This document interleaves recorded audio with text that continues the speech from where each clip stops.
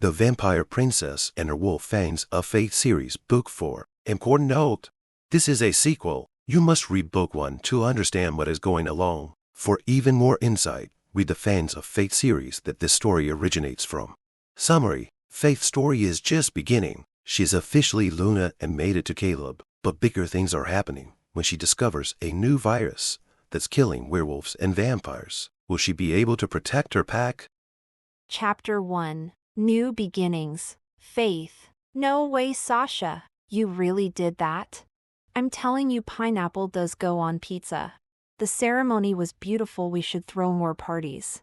Conversations like this are all I've heard for the last 2 weeks. My parents arrived for my Luna ceremony, and I thought they would leave once it was over, but instead, they've practically moved in. The infamous Zane and Sasha Wilder have become best friends with Caleb's parents, Christopher and Alice. Almost every day they are here at the pack house, making my life miserable. I love my parents, but their presence is suffocating. I feel like every time I turn a corner, one of them is there waiting to give me a speech. My mom giving me advice on how to be a great leader, or my dad asking questions about Caleb, because even though we're soulmates, he still thinks no boy is good enough for his precious daughter. The whole point of me moving out of the royal palace was to create space between us, but my parents have completely invaded my life. The short time of independence I had is gone. Everyone just sees me as the daughter of the vampire king, and I have no idea how I'm going to prove I can be a fit Luna if this continues. Sighing, I continue walking towards the kitchen where all the parents are gathered eating breakfast and reminiscing over old times. But before I can reach the kitchen, a bright smile graces my presence and I'm engulfed in a tight hug that sends sparks all over my body. Our parents are talking about their high school flings, and I think I'm going to vomit all over the floor. Caleb whispers, making a fake gagging noise. My gray eyes roll in annoyance. Would it be terrible to say I wish our parents didn't become best friends? Chuckling, Caleb presses a soft kiss to my forehead. Don't let them stress you out, Faith. Your parents just miss you. I'm sure they'll go back home tomorrow. You say that every day, and every day you're wrong. I smile back at him, adoring how handsome my soulmate is. His short wavy black hair and crystal blue eyes along with his sharp jawline made Caleb look the perfect epitome of a Greek god. I still wonder how I got so lucky to be in a relationship with someone so strikingly handsome. Well, I overheard your parents talking about a trip, so I think this time they're actually going to be gone longer than a day, he says, making me feel hopeful. Really? He nods. Really? That means we can finally get that alone time I've been craving. I miss you, he whispers, cupping my face and pressing a lingering kiss to my lips. His arms wrap around my waist, pulling me ever closer to him, making me lose all rational thoughts. I want you, I whisper along his lips. Caleb starts peppering kisses along my jaw and then down to my neck. He licks, bites, and sucks on my marking spot. The sparks I've been feeling are suddenly intensified as they shoot down to my now throbbing core. I want you to, Faith. So bad. Then take me. He lifts me and my legs wrap around his waist. Our lips collide in a deep tongue-filled kiss. My back hits the wall, making a loud noise, and I know it will only be a matter of seconds before we're interrupted. Caleb knows it too as he gently puts me down and backs away. Phew. We'll have to finish later. Our parents are waiting and you're too busy deflowering my only daughter to come and eat the wonderful breakfast your mother cooked. My dad's voice interrupts, making us both stare at him with wide eyes. Good morning, sir. Caleb clears his throat and looks at me nervously. I'm so annoyed. Shouldn't you be with Mom? Geez, you're everywhere. I complain and walk away before I snap. Dad's voice lingers behind me. What's her problem? No idea, Caleb says, sounding unsure even though he knows what my issue is. Entering the kitchen. I go straight to the kitchen island and pour myself some coffee before sitting. Caleb arrives and sits beside me and begins fixing us both a plate of food. He sits mine in front of me and then begins eating his. Good morning, son. Faith. I prepared lots of food today, so eat as much as you'd like. Alice, Caleb's mom, smiles at us. Unlike Caleb and his dad, Alice has chestnut brown hair and brown eyes. It's safe to say Caleb takes after his dad except for his mom's high cheekbones. Caleb definitely has that.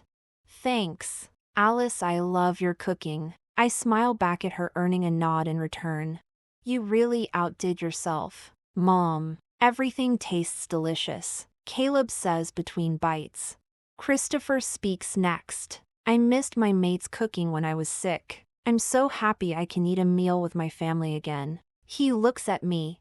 I smile back nervously when I notice everyone's eyes on me. I'm still not used to so much attention on me, even though I've had to deal with it all my life. I'm slowly adjusting to it since I've officially become Luna. Werewolves come and greet me constantly or ask for advice. I never realized people would value my opinion as much as the wolves here do. It was a nice thing you did for Caleb's family, Faith. I'm really proud of you. Mom's eyes meet mine. I'll never be able to repay you for bringing my mate back to me, but I'm so grateful. Alice wipes her eyes, trying not to cry. It wasn't a big deal. I would have helped anyone. Dad points at me. See, that's the wonderful little girl I raised. So humble. Caleb, you're a lucky wolf. I really am. Caleb winks at me, making me roll my eyes at his flirting. Dad continues. And I want you to keep up that happy spirit no matter what, Faith. I don't want to alarm you, but some big things are happening and your mom and I are leaving sooner than expected. Thank goodness. Caleb mutters under his breath and I elbow him. Not that I'm sad to see you go, but what's going on? Are things okay back at the royal palace?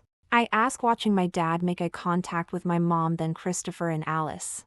My mom clears her throat. We got news of a few different clans having issues. They got terribly sick. It was so bad they ripped their hearts out. She says, shocking me and Caleb.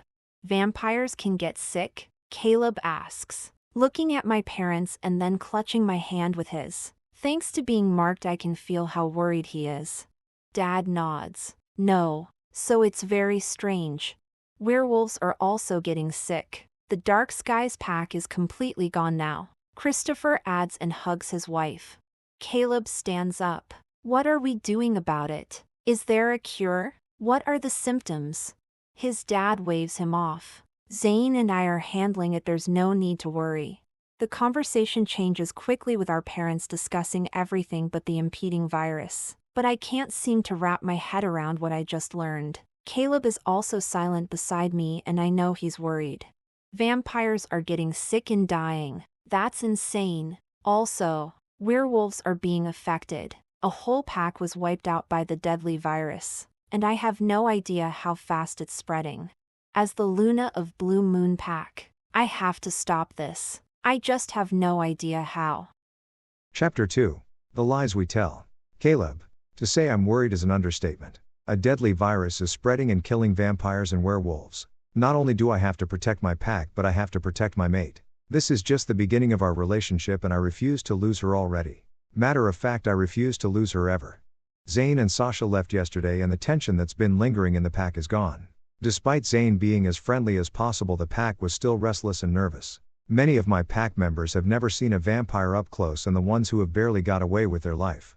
It's no secret vampires and werewolves hate each other. We've been enemies since the beginning of time. I used to think there was nothing natural about a vampire. They drink human blood, are technically dead, and are mostly loners. Werewolves may eat raw meat in wolf form, but we're way more civilized than vampires. Without seeing us shift, you would think we were human. Hell, you're practically human until you shift at the age of 13. Which is why I didn't think a deadly virus would ever affect vampires. But now they're ripping their hearts out and I have to make sure the one that beats just for me stays intact. Faith may be half fairy, but I'm still worried about her. Her situation is so complicated I can't help but worry. Faith smells like a vampire and she drinks blood, but because she's human she also needs food to survive. She has a heartbeat and gets sick like a human, yet has rapid healing like a vampire. Her eyes also turn gold when angry or aroused instead of red. My mate's existence is so unique it's kind of frightening. Moon goddess, give me strength. Trying to ignore the headache forming, I mind-linked Alice. He's been slacking on his beta duties lately since finding his mate, but I can't fault him because I've been doing the same since Faith moved in a month ago. A few moments later, Dallas enters my office smelling just like Sex and sweat. Were you with Ruby instead of helping train the pups? I roll my eyes annoyed.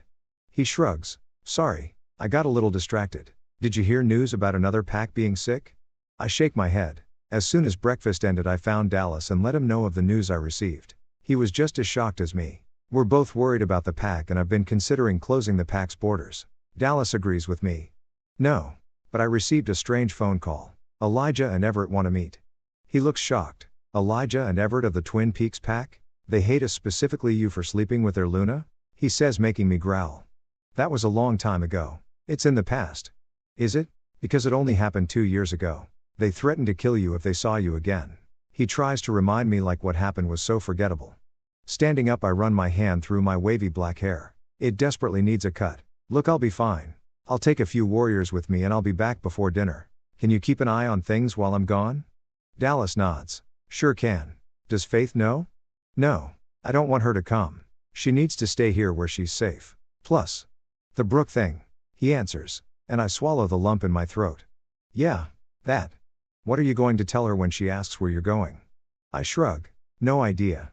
After finishing some paperwork, Dallas and I head downstairs. As soon as Faith sees me, she jumps into my arms and the terrible feeling in the pit of my stomach feels worse. I know I shouldn't lie to her, but I feel being honest in this situation won't help. The past needs to stay in the past. Caleb, I missed you so much. She squeals and presses a chaste kiss to my lips. I missed you too. I did. We haven't got any alone time with her parents being here. But since they've left, we can get back to being us. Faith and Caleb. Snuggling her closer, my nose runs along the crook of her neck. I love her scent of strawberries and roses. It's my favorite smell on my favorite person. I kiss her mark and place her gently down on her feet. I have a meeting to go to, but when I return I'm all yours. She frowns. Where are you going? I didn't see anything on your schedule when I checked this morning. Something came up. I have to meet the alphas of the Twin Peaks pack. Immediately her frown is replaced with a smile. Really? I've always wanted to go there. I heard they have the cutest ice cream shop. It looks like one of those old-fashioned diners and they only accept cash. No cards. Can I go with you? How about I just bring you back a carton of your favorite ice cream? Rocky Road, right? She chuckles. No way. It would just melt before you got back. It'll be easier if I just come with you. We can turn it into a date night. Hesitating, I rub her shoulders. Baby, this isn't a social call. It's business. You can go with me next time. I kiss her forehead and try to walk away, but she pops in front of me, blocking my way. Why don't you want me to go with you? Is it because I'm a vampire? Are you ashamed of me? Sighing, I cup her chin and look into her glossy gray eyes. She's trying to block out her emotions. But I can feel how upset she is. Mostly insecure. Don't be upset. Please. I'm not ashamed of you, Faith. Then why don't you want me to go with you? She whispers, looking down at her feet instead of at me. I can't think of any more excuses, so I just tell her the partial truth. Look, Faith, the alphas of the Twin Peaks pack don't like me very much. I have no idea how this meeting is going to go. Alex and a few other warriors are coming with me. If a fight breaks out, then I don't want you in the middle of it. I'm just thinking of your safety. Faith scoffs. Exactly why I should come with you. I can protect you, and with this new threat around I would feel comfortable knowing I could heal you if something happens. I glance around before whispering. You don't even know if you can heal the virus. She smirks. But if I can, it's better to have me with you, don't you think? You're so clever, aren't you? Fine. You can come with me. Her arms wrap around me and I place a kiss on her forehead. This is going to be fun. A little road trip, just me and you. Yup, fun. I reply. But part of me knows this trip is going to be anything but fun. I just have a very bad feeling about this meeting. Chapter 3. 2 Alphas 1 Luna. Faith. The 4-hour drive to the Twin Peaks pack seems to take forever as we continue to drive through this large forest. I love the wilderness, but this is boring. I haven't seen a gas station or any form of civilization in the last hour. It's just trees and more trees. Music is playing quietly in the car, but besides that, it's completely silent. The 3 warriors with us are asleep in the back seat of our SUV and Caleb seems deep in thought. He's been tense the whole drive and I swear he's been driving under the speed limit on purpose. Earlier we stopped at almost every gas station we saw. Even if nobody needed to use the restroom or get a snack, Caleb stopped. He filled up the gas tank when he didn't need to and wasted time talking to the gas station clerk about nonsense. I literally had to drag him out of a couple of stores. He's stalling and I want to know why. Caleb, are you purposely slowing us down because you don't want to go to this meeting? His eyes snap toward mine instantly. What? Why would you say that? Because I know you. Every time we had a date you were early. You're never late. But right now, it seems like you're stalling.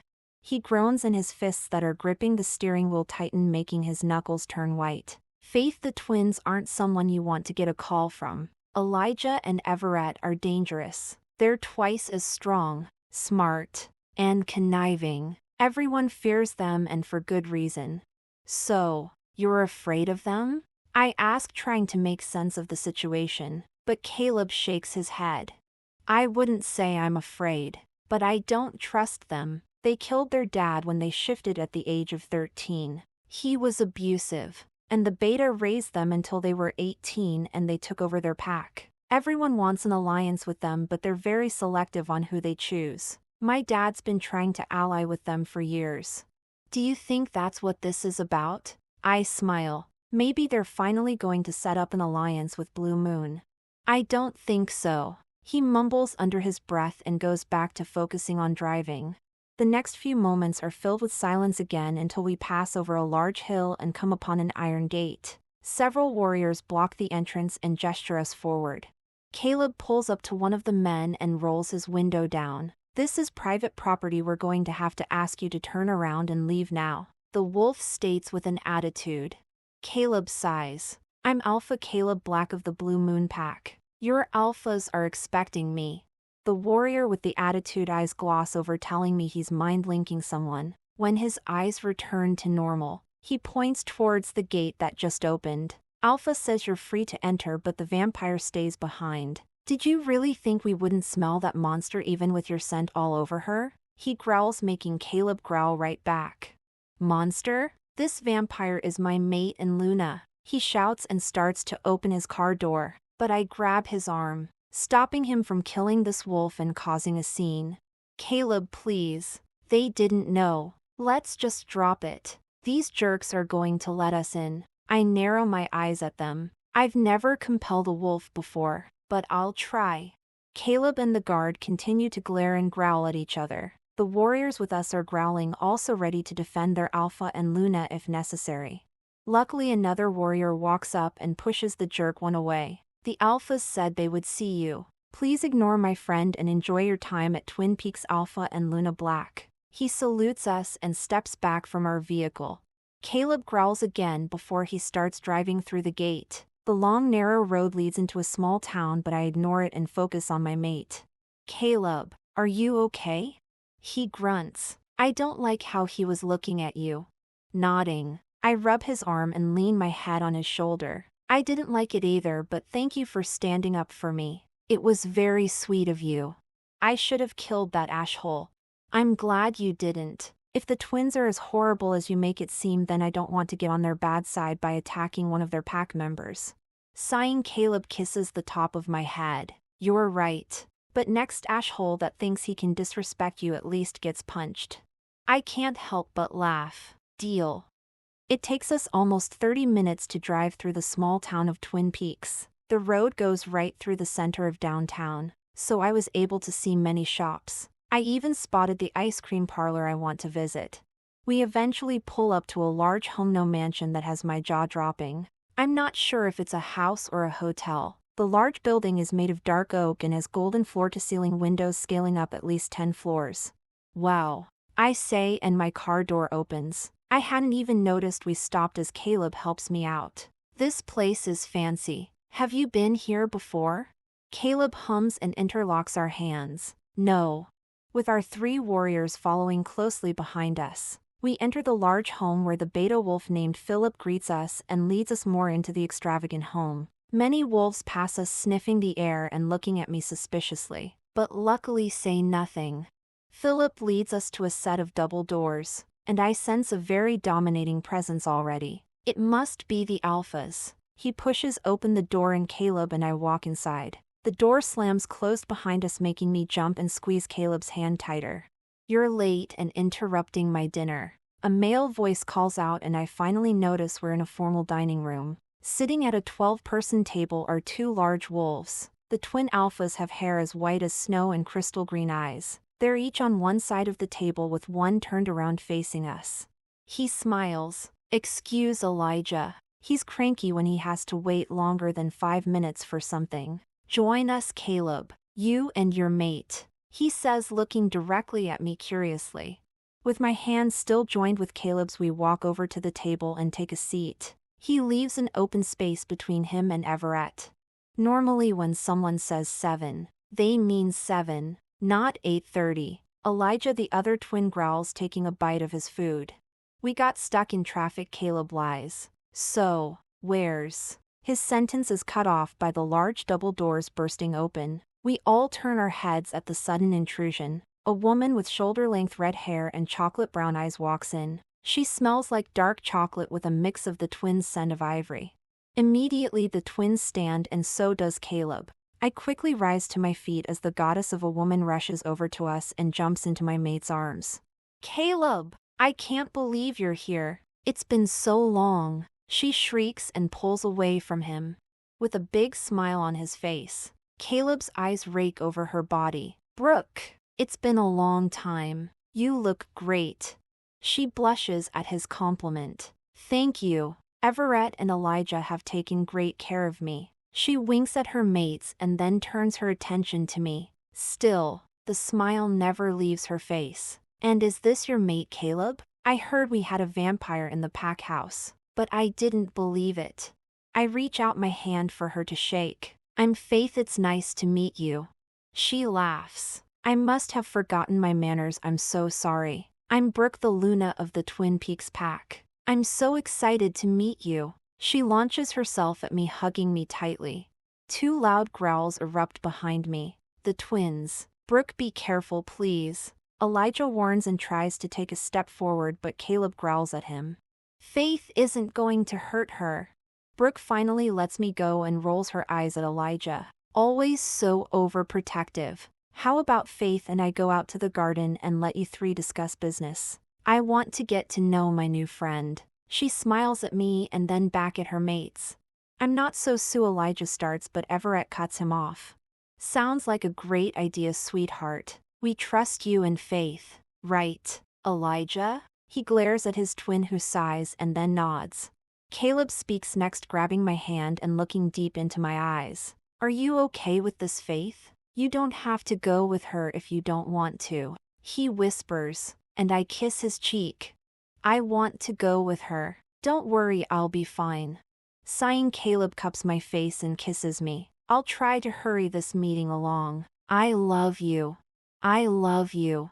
I confess and just stare into my mate's beautiful blue eyes. Every time we make eye contact, it's like he's looking deep into my soul. There's just so much love and adoration in them, and I hope he realizes I look at him the same way. Accompanied by another set of warriors, Brooke leads me outside to an outdoor patio area. There's a bar, a large pool with a waterfall, and a row of sun loungers. It's dark now, so cute fairy lights are shining around the patio deck, which I really like. Brooke picks a bright yellow sun lounger right in the middle and lays down. Immediately another she-wolf dressed in a black and white server suit runs up with a tray of drinks. "Fancy a snake tail?" She smiles at me and then grabs a drink for herself. I shrug and sit down. "Sure, why not? But I thought we were going to a garden?" The wolf with the tray of drinks rushes over to me and I grab one. Brooke dismisses her quickly, leaving us alone except for the dozen guards standing around pretending to be busy. Brooke chuckles. "Garden, please. I'd much rather drink and gossip. So, tell me about yourself. Who are you?" "Faith?" She smiles.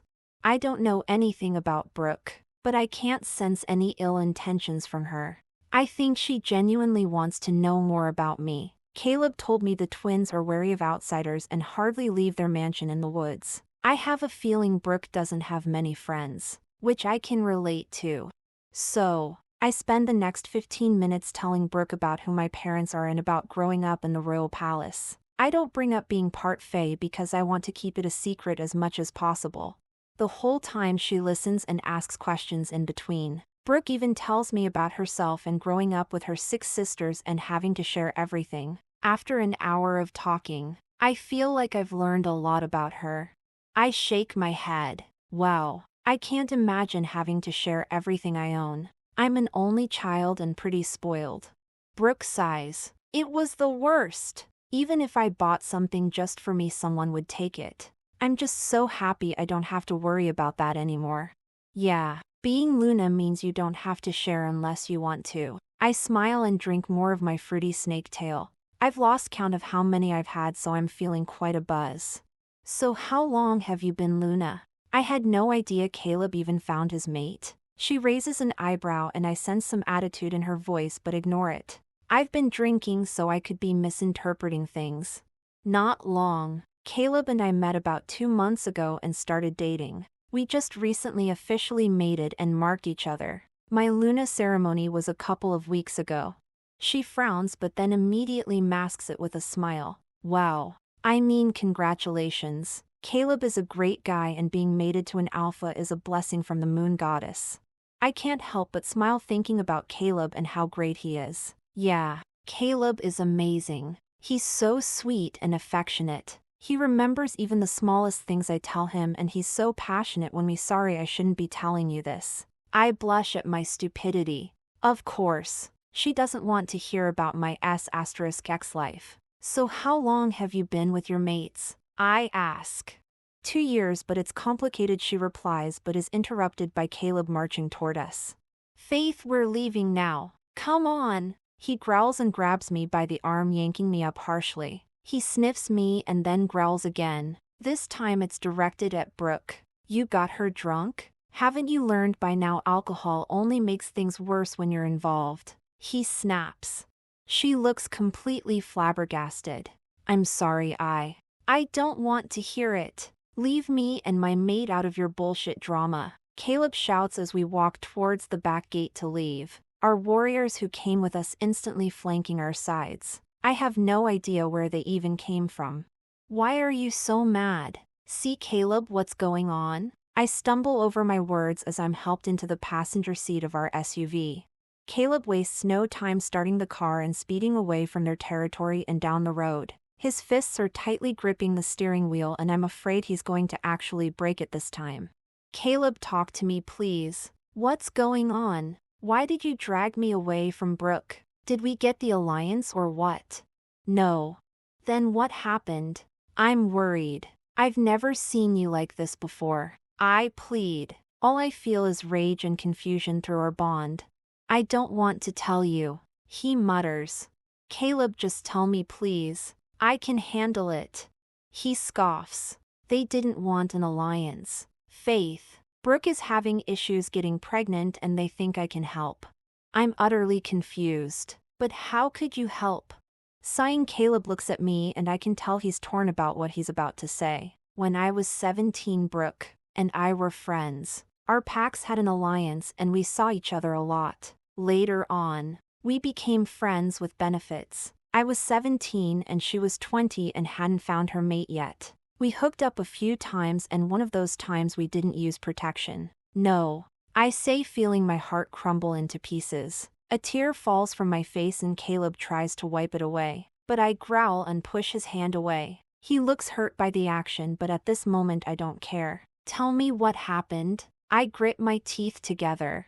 He swallows hard and I know I will hate the next thing he says. She got pregnant, but we both realized it was a mistake. I was too young and so she got rid of it? Brooke was pregnant but aborted her baby. Now she wants to have more kids and thinks only you can impregnate her again. He nods and reaches for me again, but I just back up farther towards the door away from him. Tears continue to betray me and fall down my face. Were you ever going to tell me about this? No, I wasn't. Some things just need to stay in the past. Brooke is my past. Telling you would do nothing but hurt you. A sarcastic chuckle leaves me. Because finding out this way doesn't hurt either. Your ex obviously still cares about you. She wants to have a baby with you, Caleb. I don't care what she wants. Faith, I only want you. I'm happy with you. I love you. He pleads, pushing his feelings through the mate bond. Pull over. I demand, and he shakes his head. I said pull over or I'm about to jump out of a moving vehicle.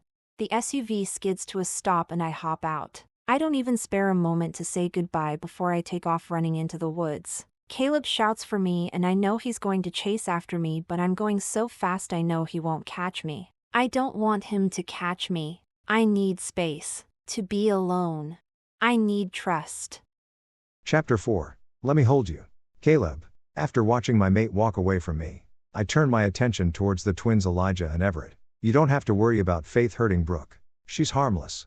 Elijah scoffs. It's not your mate we're worried about. Though I find it hilarious you're mated to a vampire when you hate their kind so much. I don't hate them anymore. I snap then glare at Everett who's chuckling. And what's so funny to you? I'm just surprised Elijah let you so close to our mate. Last time we saw you I had to keep him from ripping you in half. I'm still deciding. Elijah licks the bone from the meat he was eating. A strange intimidation tactic, but I'm not afraid of them. Honestly, I'm fed up with the twins already. I just want to drag Faith away and curl up in bed with her. I miss her. I was addicted to her beautiful soul long before I marked her, and the urge to constantly possess her continues to grow daily. I hate that I'm here with them instead. I haven't seen Elijah and Everett in years, so I've forgotten how obnoxious they are, and it seems like their ego has only grown over the years too. Look, are we here to talk an alliance or what? I didn't travel this far for nothing. I fold my arms across my chest. The twins glance at each other and I can tell their mind linking. After a minute, Everett walks over and throws one arm around me. Sure, let's talk an alliance. An hour later we've gone through the details and are about to finalize things. I have the pen in my hand ready to sign my name when it's suddenly yanked away. Everett, what the hell? I growl and look at the idiot beside me. I'm sorry Caleb, but Elijah and I have some conditions we want to add before we make this official, he says, looking at his brother and then me. I'm confused. Okay. What is it? More warriors in case of an attack or a higher percentage of our profits? Everett shakes his head. Not exactly. We actually need something from you. A favor you might call it. I look at Elijah whose fists are balled at his side angrily. A favor? It doesn't look like Elijah wants anything from me except maybe a fight. Ignore him. He's just not very comfortable with the situation, but we're desperate. Everett pleads, raising my suspicion. The twins never want anyone's help. What's going on? Desperate? Your pack is thriving. And you can ally with any pack you want. What's going on? Suddenly Elijah stands up from his seat and begins pacing the room. I can tell he's struggling not to shift as he points at me. You did this. Our lives would be perfect if you just kept your disgusting snake in your pants. Growling, I stand up. I'm disgusting? You bedded more women than me in the past. Brooke and I were best friends. And the sex between us was completely casual. Plus, she chose you even when you treated her like shit. I get in Elijah's face, poking his chest. She waited for her mate for years. It's not my fault I found her first. I had no idea you were mates until that night of the party. You mean the night we caught you fucking our mate in our house? You're lucky to still be walking. Elijah roars in my face. I was drunk, Elijah. Brooke was too. That's why she didn't recognize your sense. Still, you think I fucked your mate on purpose. I apologized to both of you and ended my friendship with Brooke. She cried when I told her I didn't want to see her again. And when she told me she was pregnant, I begged her to get rid of the baby because I knew it would cause a rift between you three. You had already threatened to reject her. She was scared. Elijah growls right back at me. We didn't care whose pup it was. She got an abortion to make you happy and now she's the one that suffers. My jaw drops. What? Everett pushes us apart and faces me. What my idiot brother is trying to say is Brooke can't get pregnant. We've been trying for years but nothing has worked. You're our last hope. Caleb. Brooke thinks you have some magic sperm. She wants you to be a donor. If you help us, then we'll agree to an alliance with your pack. Elijah says, sounding nervous for the first time since I've met him. A tear falls from my face, and I quickly wipe it away as my office door opens. I've been hiding here all week and I think my alone time is finally ending. I refuse the twins' offer, yet still I lost the most important thing to me. Dallas walks up to my desk with a frown on my face. Have you heard from her yet? He asks, and I shake my head. No. She has me blocked so I can't mind link her and she shut her phone off. I'm sure she'll reach out soon and I throw my lamp across the room, startling Dallas and breaking the third lamp for this week. My head hurts from stress and overthinking. My bones start to crack, and I can feel my wolf trying to force a shift. He wants his mate and wants her now. Caleb, Alpha, you have to calm down. You can't shift in here. Just take a deep breath. I'm here. Dallas repeats over and over. His hands are on my shoulders, keeping me still as I count to 10 and try to relax. Finally, feeling like I can control myself, I open my eyes. I'm sorry, I haven't shifted since she left. And my wolf wants his mate. I can't let him out because I know he'll go find her and drag her back. She needs space to think, not a crazed wolf trying to mount her into submission. Dallas nods. No need to explain. You're hurting. You want your mate. Any wolf, especially an alpha, would go ballistic over it. Have you thought about going to see her? I shake my head. She's back at the royal palace. If I show up, I'm sure Zane will kill me. If not, torture me until I want to kill myself. I promised him I wouldn't hurt his daughter. I'm a liar and an asshole. I don't deserve her. You made one mistake, Caleb. Kept one secret from her. It's not like you intended to hurt her. You had good intentions not telling her about Brooke. Then why isn't she back? I ask, feeling another lump in my throat. It's been 5 days 23 minutes and 18 seconds without my mate, and I've dreaded every moment of it. I'm sorry. Dallas claps my shoulder. Tonight is our pack's annual camping trip. Every year we have a large party which ends with everyone sleeping outside in wolf form. There's delicious food. A local band plays and everyone takes turns shifting and running through the woods, letting their wolves take over. It was going to be my first time enjoying the camping trip with a mate, but instead, I'm alone. The days go by slower without her. At night I can't sleep because I don't have her to cuddle up with. Faith's enticing scent of strawberries and roses no longer lingers in our bed. And I've caught myself sniffing her dirty laundry too many times, pretending she's here with me. I miss her so much. The pack thinks she's gone away for business. Every time someone asks about their Luna, I lie and say she'll be back soon. Truth is, I have no idea when or if she will ever return. She's back with her parents and probably trying to figure out some witchcraft to sever our bond and leave me for good. 8 days, 14 minutes, and 36 seconds. Mustering up all the strength I have left, I grab the pile of firewood and head towards the large bonfire. It's in the center of the campsite with many families and mated couples sitting around it.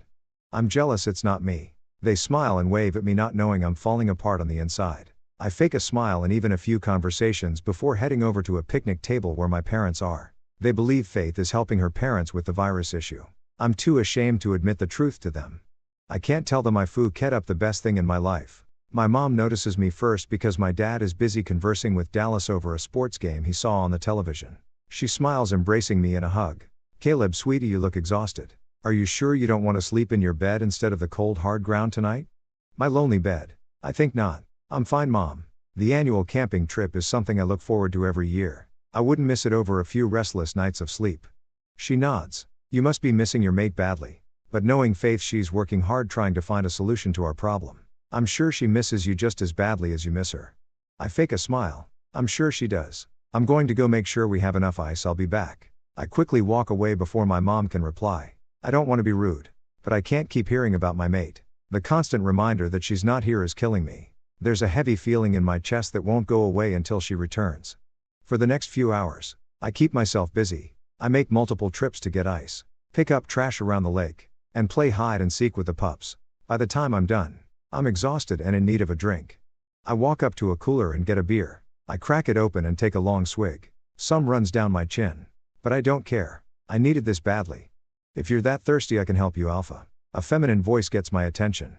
My jaw clenches as I make eye contact with a desperate she-wolf. "Amber, do you need to be reminded that I'm your alpha and also a mated wolf? The next time you address me better be with respect or I'll have you transferred to a different pack." She bares her neck in submission, apologizes, and runs away. The second she's gone, all my senses perk up. My wolf is anxious and there's only one reason why. Faith. My mate looks as beautiful as ever as she walks across the large field with a sleeping bag in her hand. Her blonde hair is tied in a messy bun and she's wearing a white sweater with black leggings. The sweater is a crop top showing off her toned stomach and pierced belly button. Her leggings are skin tight, showing off her curves that I love to run my hands all over. I don't even realize my feet are moving until I'm walking up to Faith. Her hypnotizing gray eyes meet mine and I have so many things I want to say. "I'm sorry. I love you. Please come back." Yet nothing comes out. Dallas glares at me. "Caleb, will you please tell our mates that the only ones allowed to use sleeping bags are the pups? Everyone else shifts and sleeps in wolf form." Ruby scoffs. "That sounds like an excuse for you to try and seduce me. I already told you I'm not 𝑽𝒂𝒏𝒄𝒆 you outside like I'm some type of animal." "Geez, Ruby, do you have to be so crude? There are kids around."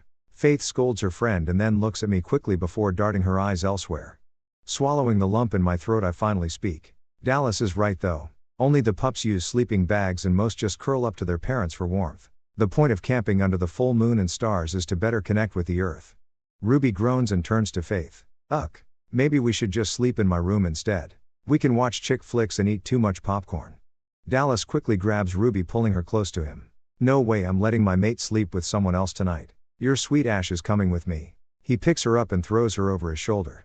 They walk away towards the woods, and I turn my attention to my own mate. "You can sleep by me tonight," and before I can finish my sentence, my mate walks away, picking a spot further away from everyone. She unrolls her sleeping bag and lays down with her back towards me. Even though I know Faith doesn't want me around, I picked a spot a few feet away from her. Dallas and Ruby never returned, and I doubt we will see them again until tomorrow. Dallas has been begging to screw her in the forest since they made it. And I think he's finally getting his wish tonight. My only wish is hoping I can fix things with my mate. This is the second time I lied to her and I'm not sure she'll forgive me this time. I thought I was protecting her by lying but I was wrong. First Malachi, now Brooke. What's wrong with me? We're supposed to be sleeping but I can't seem to close my eyes.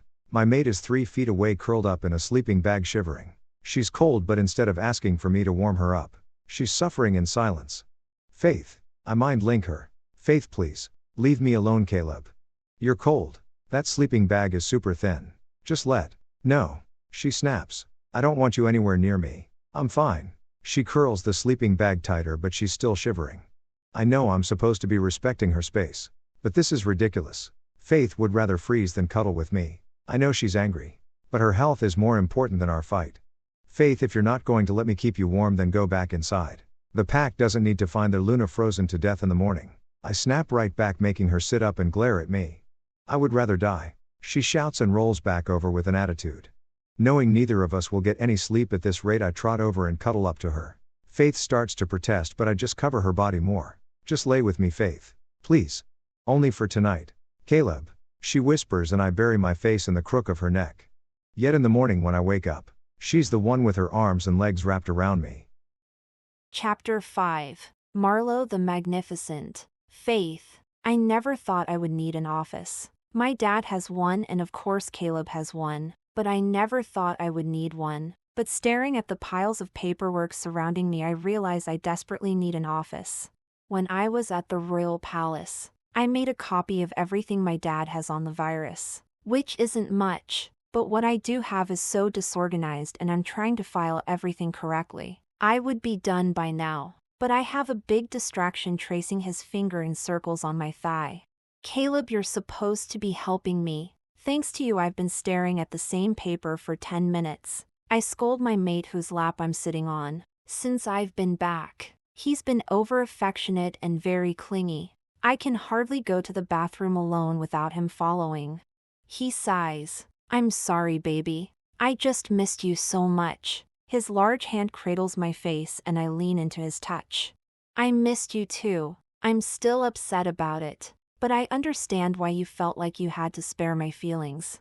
I don't like hearing about you with other women, especially someone as beautiful as Brooke.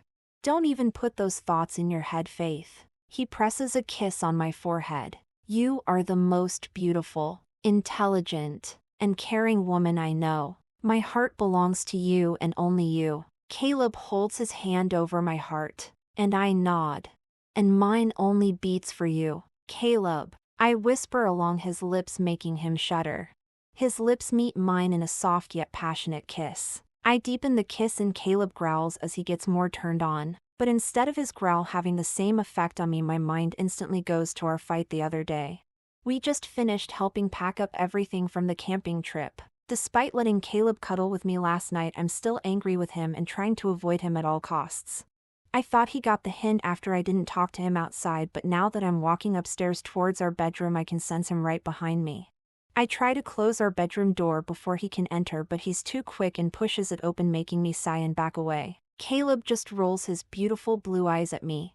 You can't keep avoiding me. We need to talk. I scoff. Then I'll just leave again. Really, Faith? You can't just keep running away every time you're upset. He growls. I fold my arms across my chest. Why can't I? I'm sure you would rather have Brooke here anyway. You can have the perfect Luna and cute little pups running around.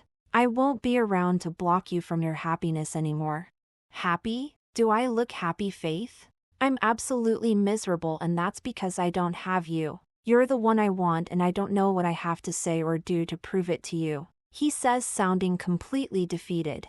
I just continue to stare into his intense blue eyes. He's got bags under them from no sleep and they're red like he's been crying recently.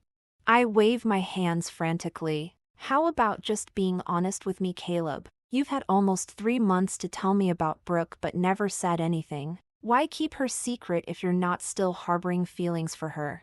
He sighs. I never had feelings for Brooke.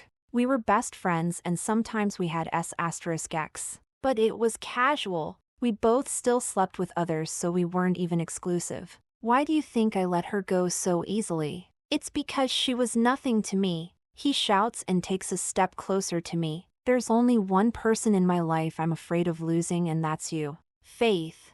A tear escapes down my face and I quickly wipe it away. Caleb takes another step closer to me and cups my chin softly. You are everything to me. My mate. My Luna. You're the one I want carrying my pups. And I will do anything to keep you here with me.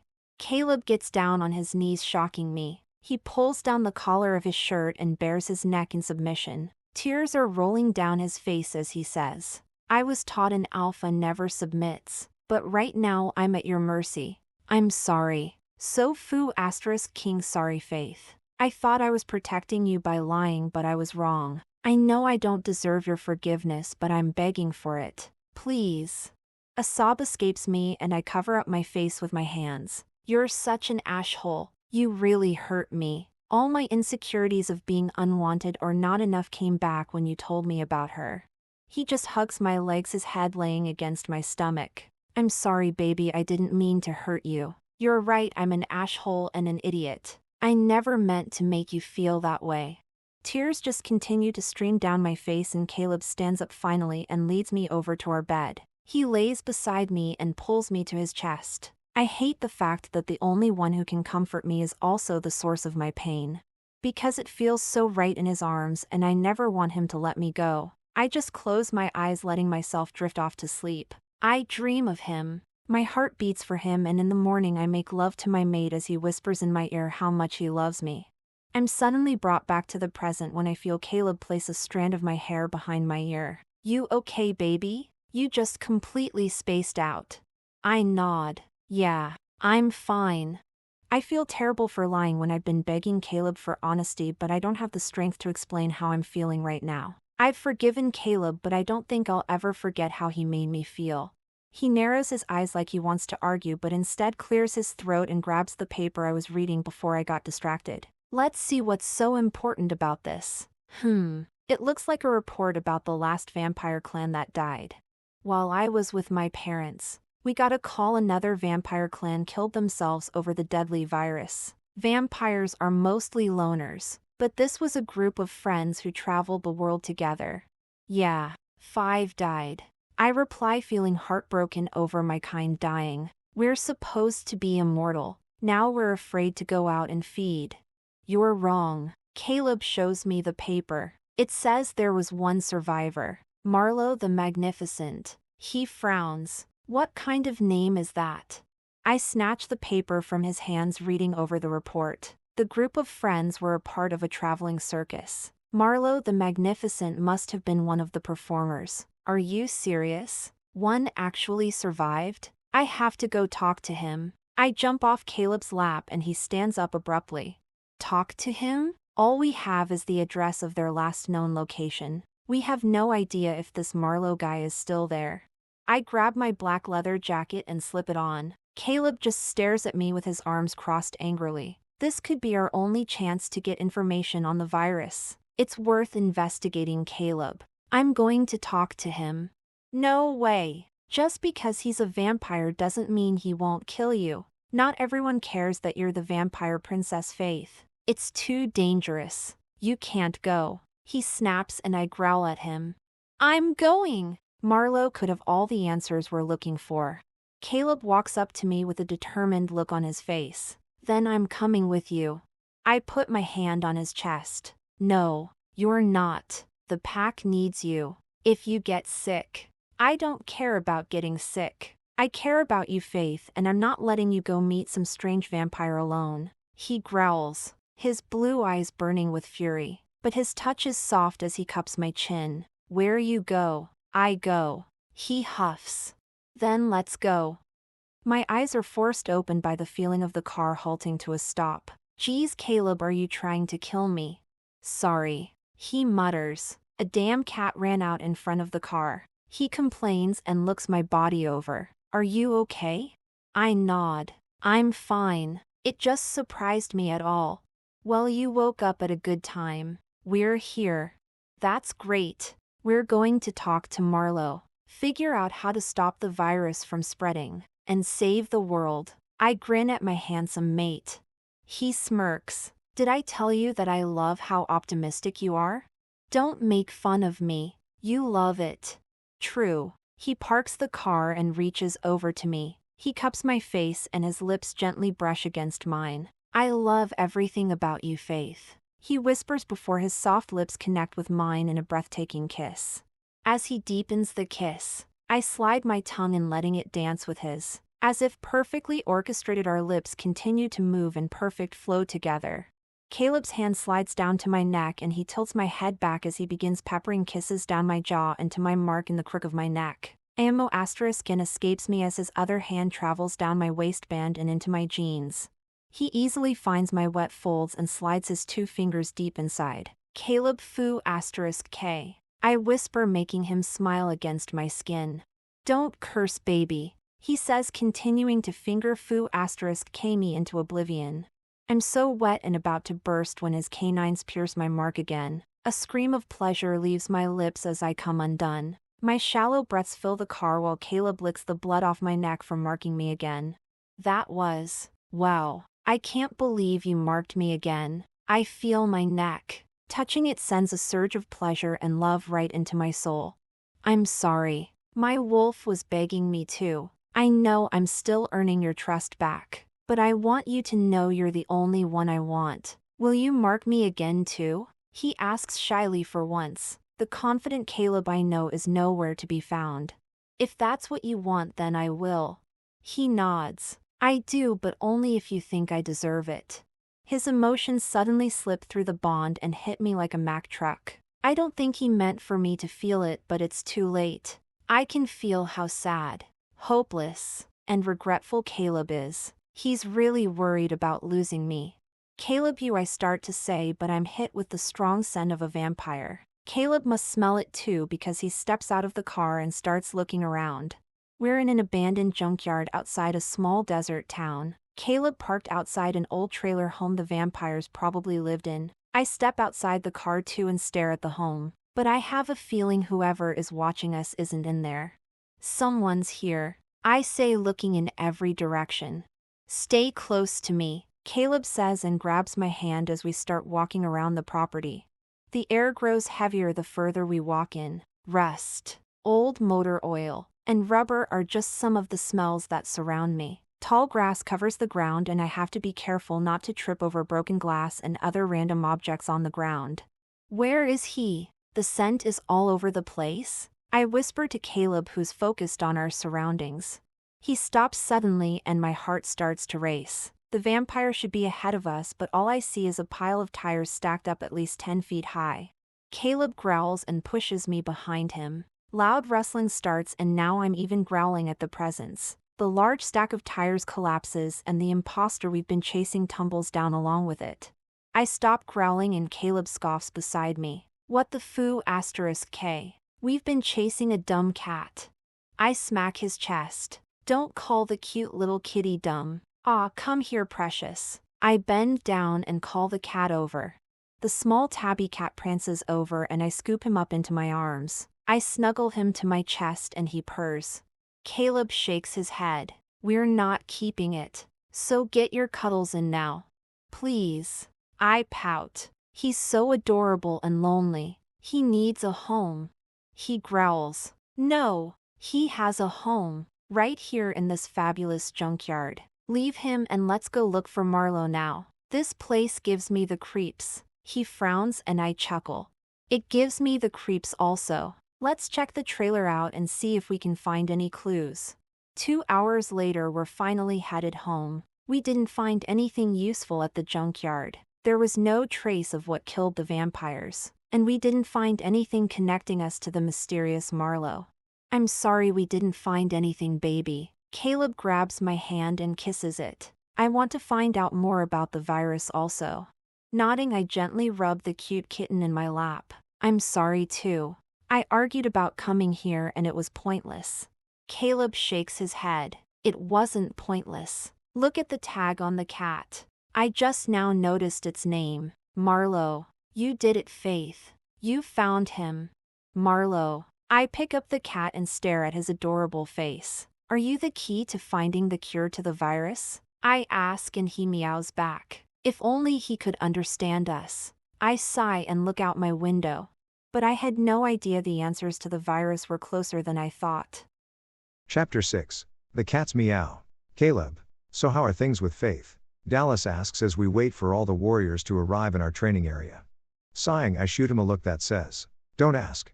Because if I think about Faith, I'm just going to get more frustrated than I am right now." We're fine.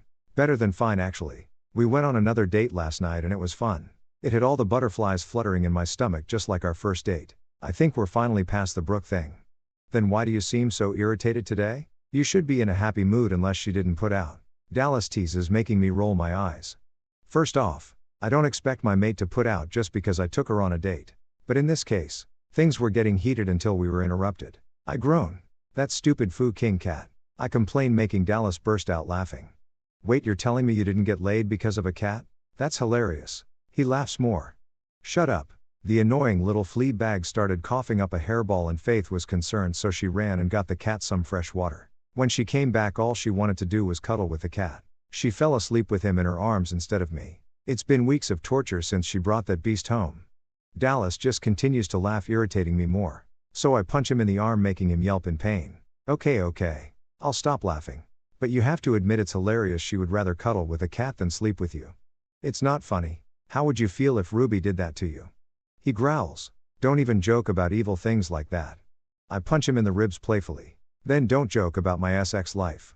Whose SX life are we joking about? A voice that haunts my dreams says behind me. A growl erupts from deep within me as I turn around and meet the muddy brown eyes of Amber.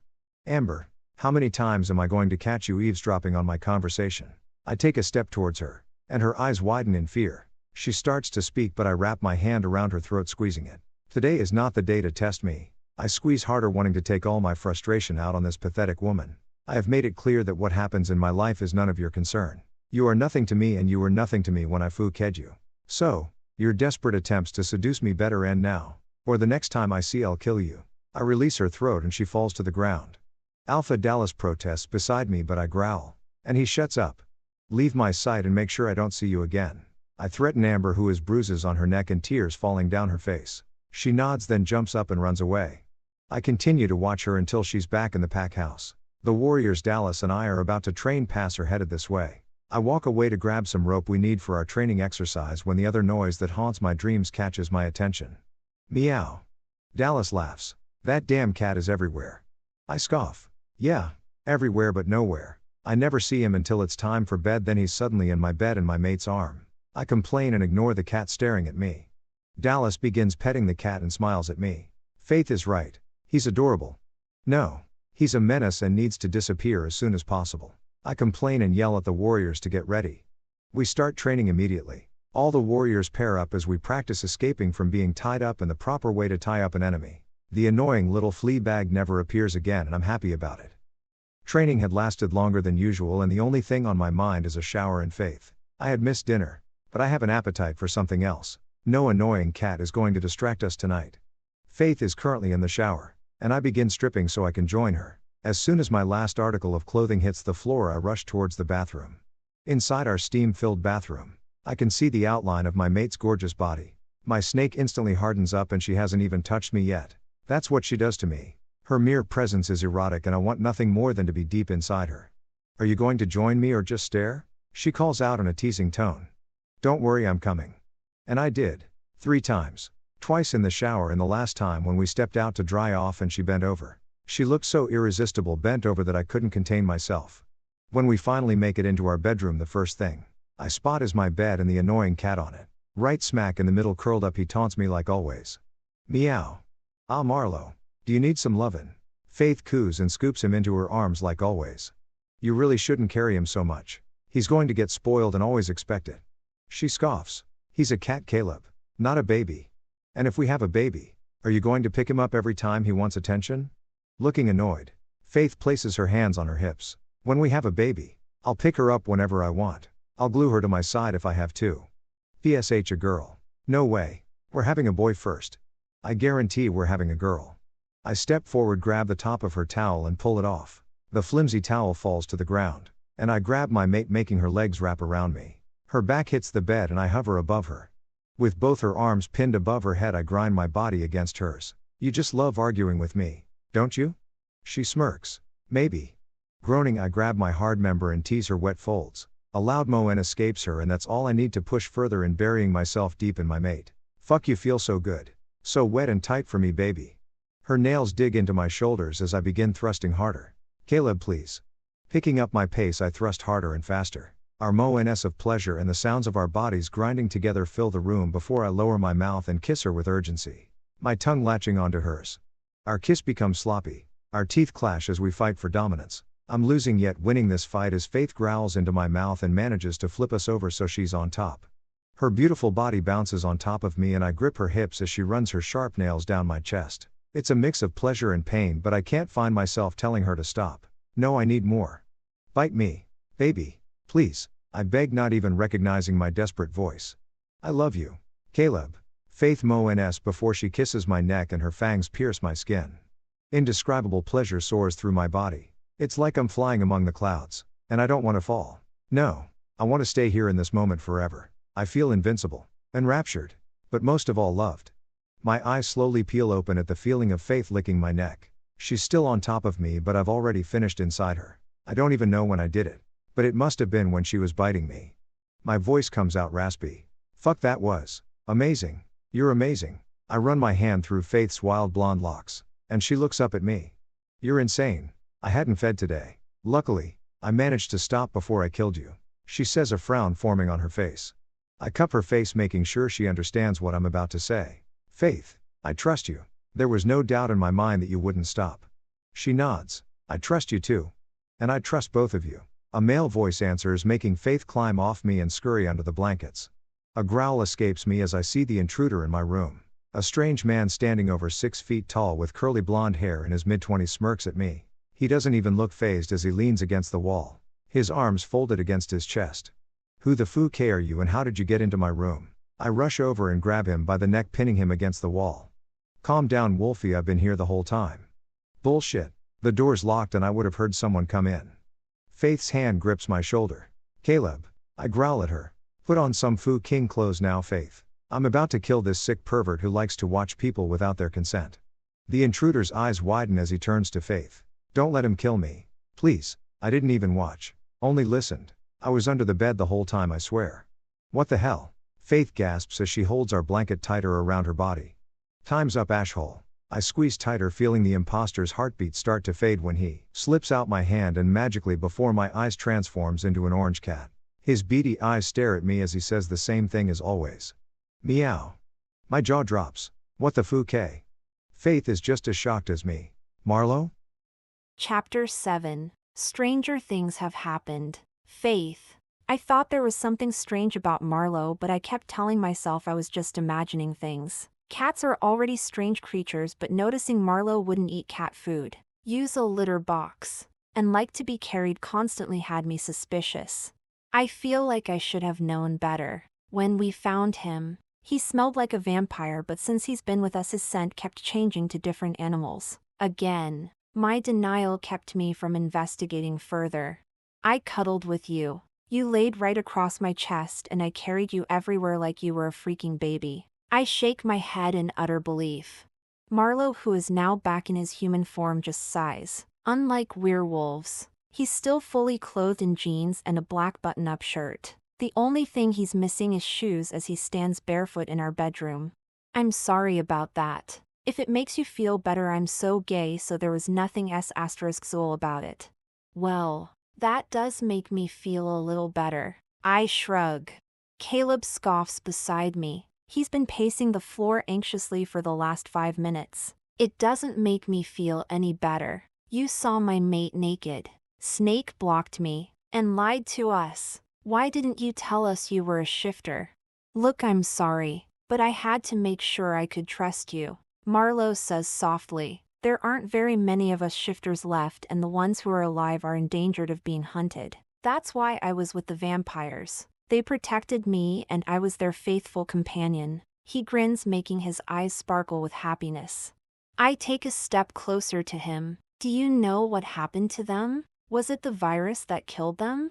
No, it was hunters, Marlo answers. Clive had noticed the same group of men at our last few shows. We thought they were just fans until we caught one of them snooping through our trailers. Angus, my master, threatened him, and we thought it was over until we found a note a week later attached to the windshield of our van.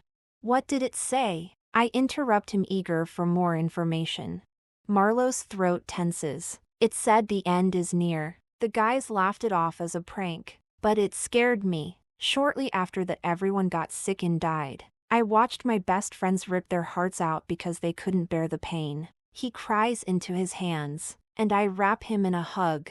More tears fall and I rub his back trying to soothe him. What are the symptoms? How long were your friends sick before they died? Caleb begins rattling off questions. Marlowe wipes his tears away. At first it was just a cough and fever. We thought it was the common cold. But then the blisters started, and after that, they had a seizure and were gone. They didn't stand a chance, he says softly. Caleb growls loudly. How long, Marlowe? How long until your friends died?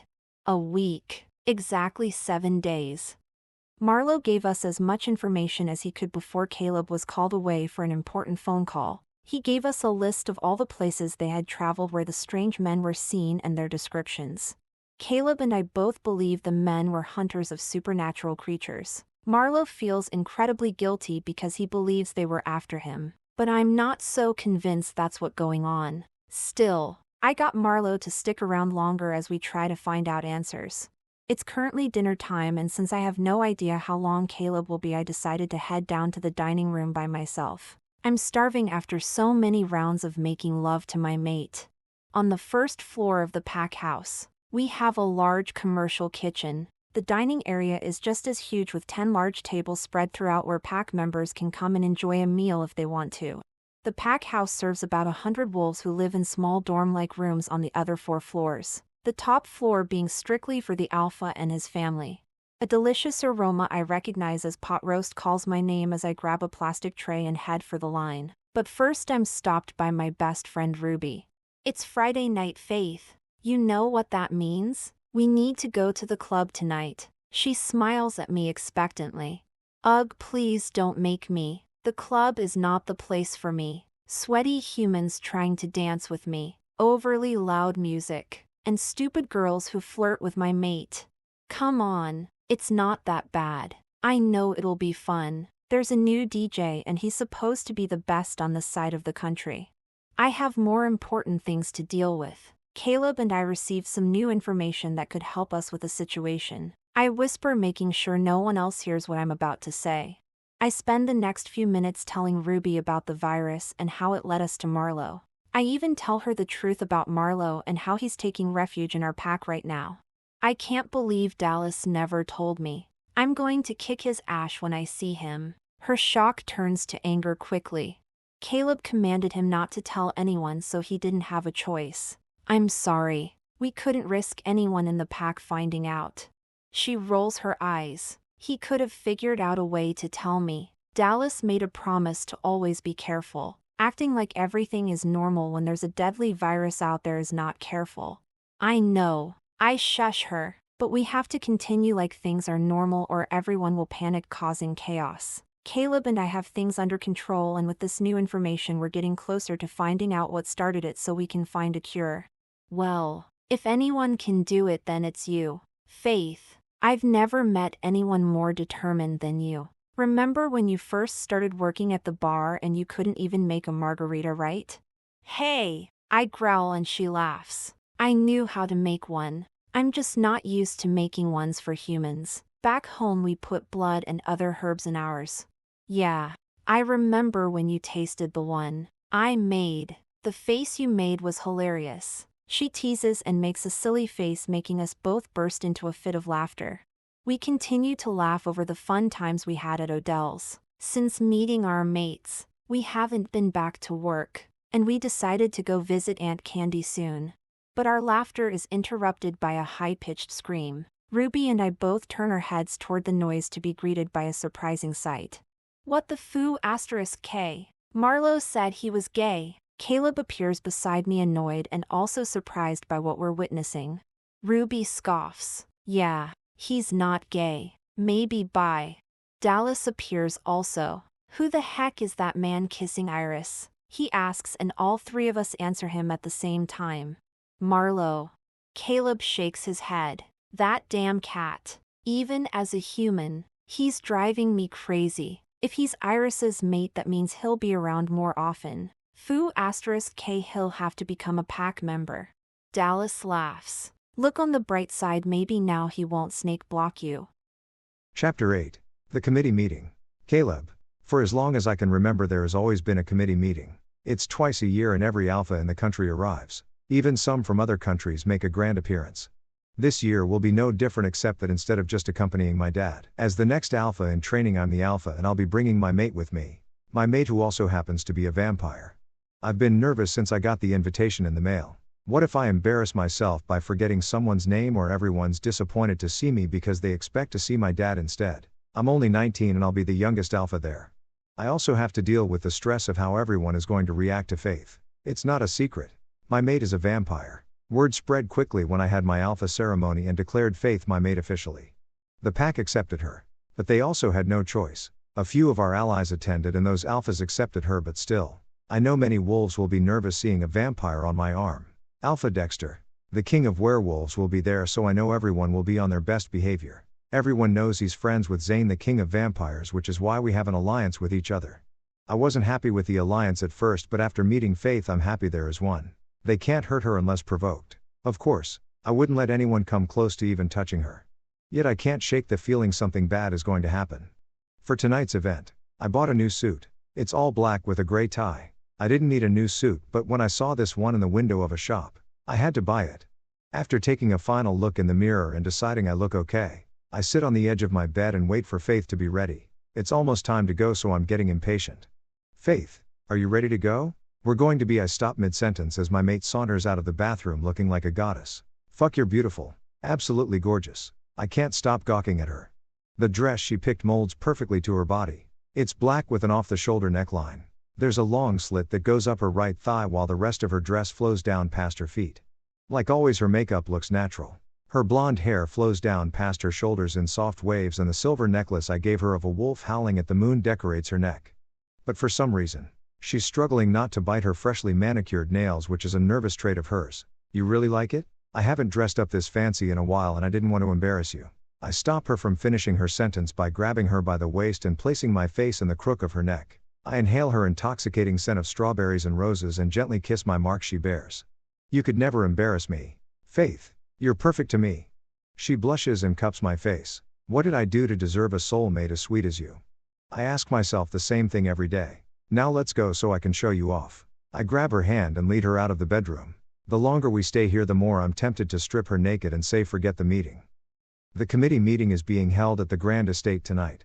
The Grand Estate is where Alpha Dexter lives. It holds many conference rooms and a grand ballroom, which is where we'll be tonight. When I pull up, a valet takes my keys and I walk over and open Faith's door to help her out. She then grabs my arm and I escort her up the stairs and inside. As we enter the ballroom, Faith scrunches her face up. Wow. There are a lot of wolves here. The smell is kind of overwhelming. I nod. There are at least 300 packs here. All alphas and their mates. A few wolves pass us, staring at Faith strangely. But luckily my mate is too distracted to notice. She's still looking around curiously. Is it always like this? She asks. Always. I've been coming with my dad since I was 13 and it's the same every year. The only difference is this time I'm the alpha and I have my gorgeous mate with me. Caleb. She blushes. If you don't stop complimenting me, I'm going to be as red as a cherry all night. I grip her waist, pulling her snugly against me while my other hand cups her face. No can do, baby. As your mate, it's my job to make sure you know how beautiful and loved you are. Always. Well, you're doing an excellent job at it. She says, her tongue darting out to lick her bottom lip. Teasing me. Fuck, Faith. The things I want to do to you right now. I growl and lean in for a kiss when I hear my name being called. Caleb, is that you? I heard you took over for your dad. But I didn't believe it. Alpha Raymond of the River's Bend pack greets me. His pack is one of our allies and he's a longtime friend of my dad. He stands beside me, and I pull away from Faith and shake his hand. It's good to see you, Alpha Raymond. But yes, I took over for my dad recently. He's happy to spend more time with my mom. This is my mate, Faith. I wrap my arm around her waist. Alpha Raymond smiles at her. It's a pleasure to meet you, Faith. I'd introduce my mate, but she's at home tending to our pups. We just had a boy after 3 girls, so she's exhausted. My mate's face lights up with excitement. Wow, 3 girls and a baby boy, that's so exciting. Babies are just the cutest. Here, I'll show you a picture. Alpha Raymond grabs his phone and goes to his photos, showing several photos of him, his wife, and his kids. They look just like your wife. Beautiful, Faith says as Alpha Raymond puts his phone away. And thank the moon goddess for that.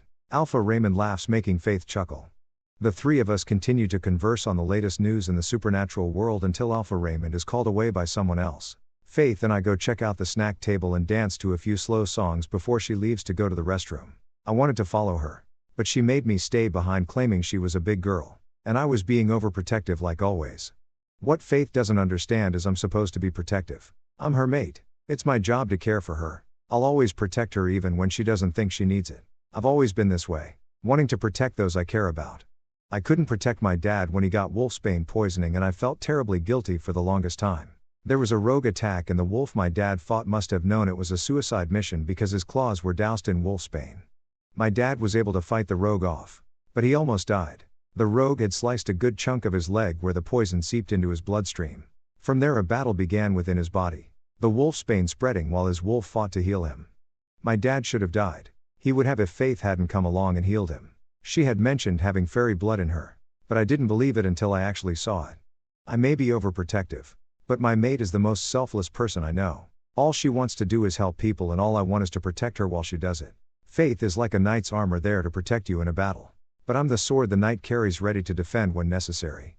That's why I'm going to approach a certain wolf who has been watching my mate the whole time we've been here. I thought I could ignore it at first, but I can't. Every time we walk past him, he glares, and I keep finding him watching us from a distance no matter where we go. He's drinking from a wine glass when I approach, and I stop myself from knocking it out of his hand. Took you long enough, Caleb. I thought I recognized your date. She was the vampire fighting your pack members in your club. I'm surprised you let her live. Of course. The rumor is she's your mate, Alpha Hayden says, smirking, and I desperately want to wipe the look off his face. My fists stay clenched at my side. Why the fuck are you so interested in my life, Hayden? I'm not. He takes another sip of his red wine. Though I find your mate interesting, there's just something enchanting about her I can't put my finger on. Of course, Fu King a vampire is always a fun time. I bet your mate's pretty amazing in bed, huh? She looks like a screamer.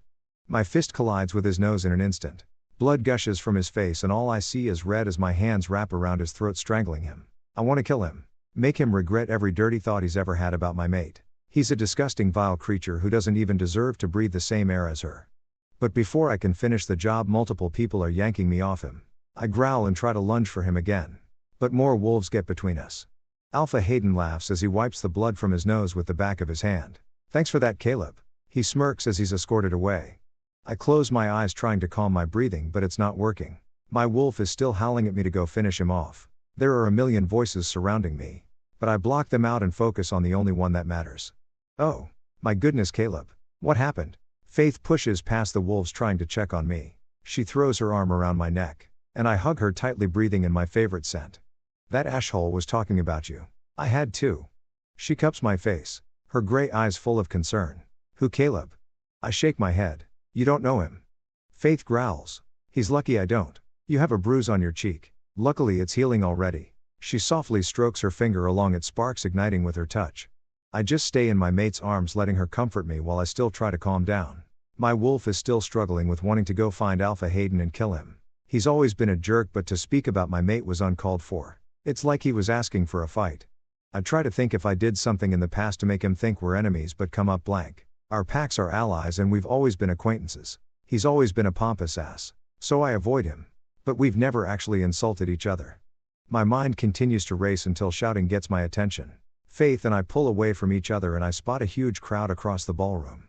Grabbing Faith by the hand, we race across the room to see what's going on. We push through the crowd until we make it to the front. The sight in front of me has me frozen stiff. Lying on the ground and having a seizure is none other than Alpha Raymond. Someone get a pack doctor. A woman screams at the crowd. He's not going to make it. Why isn't his wolf healing him?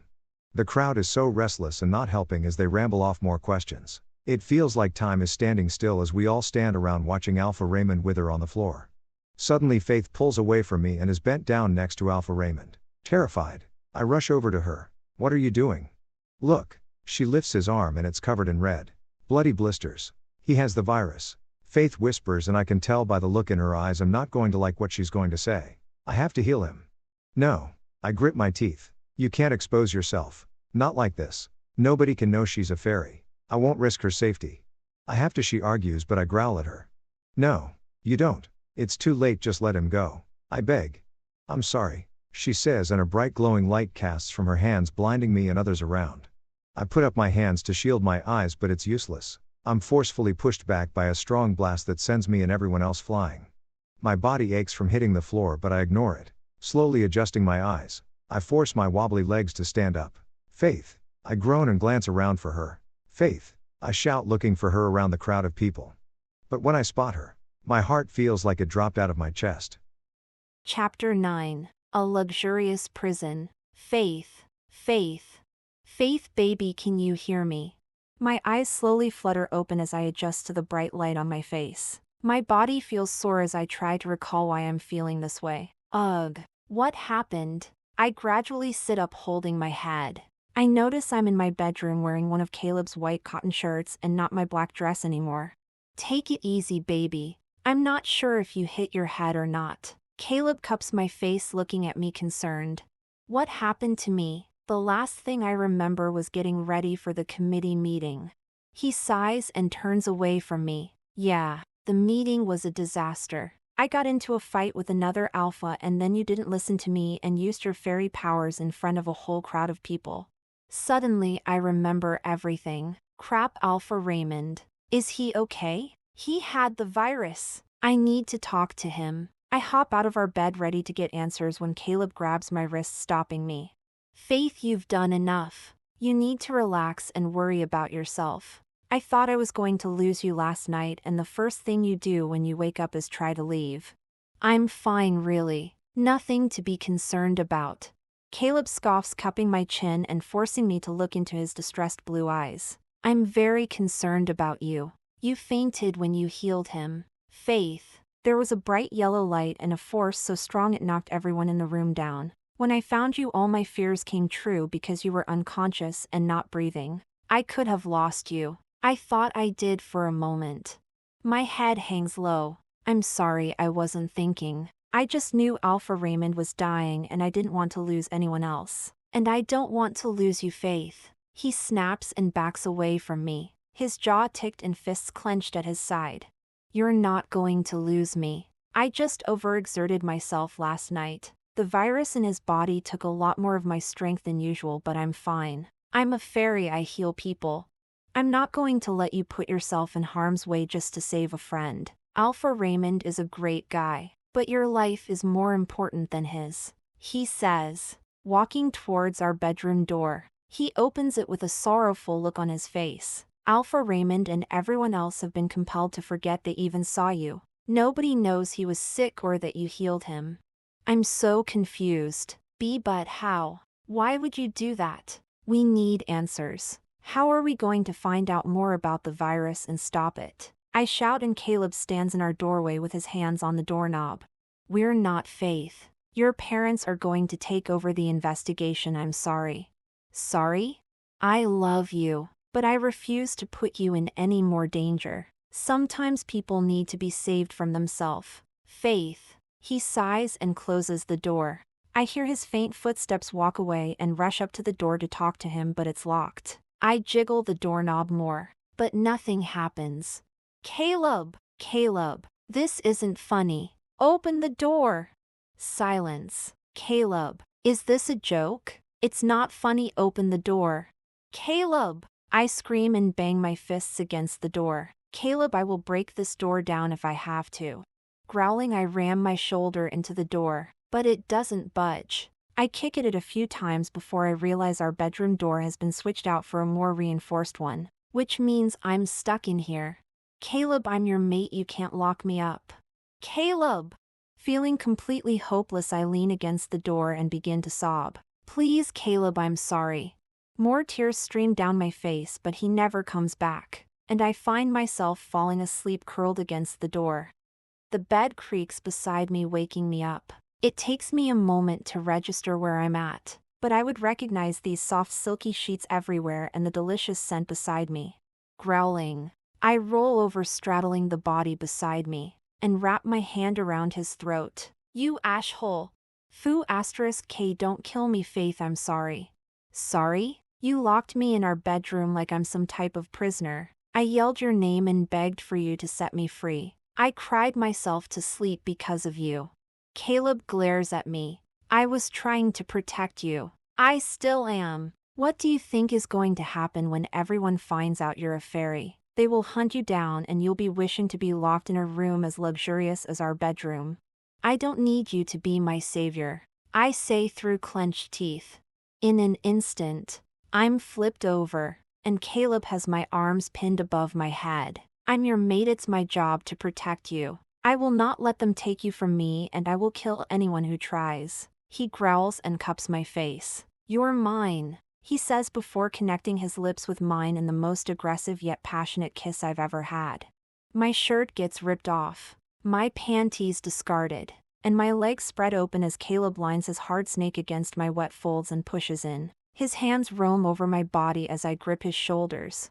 Oh, Caleb, I gasp as his mouth trails down my neck, and he begins to circle my clit.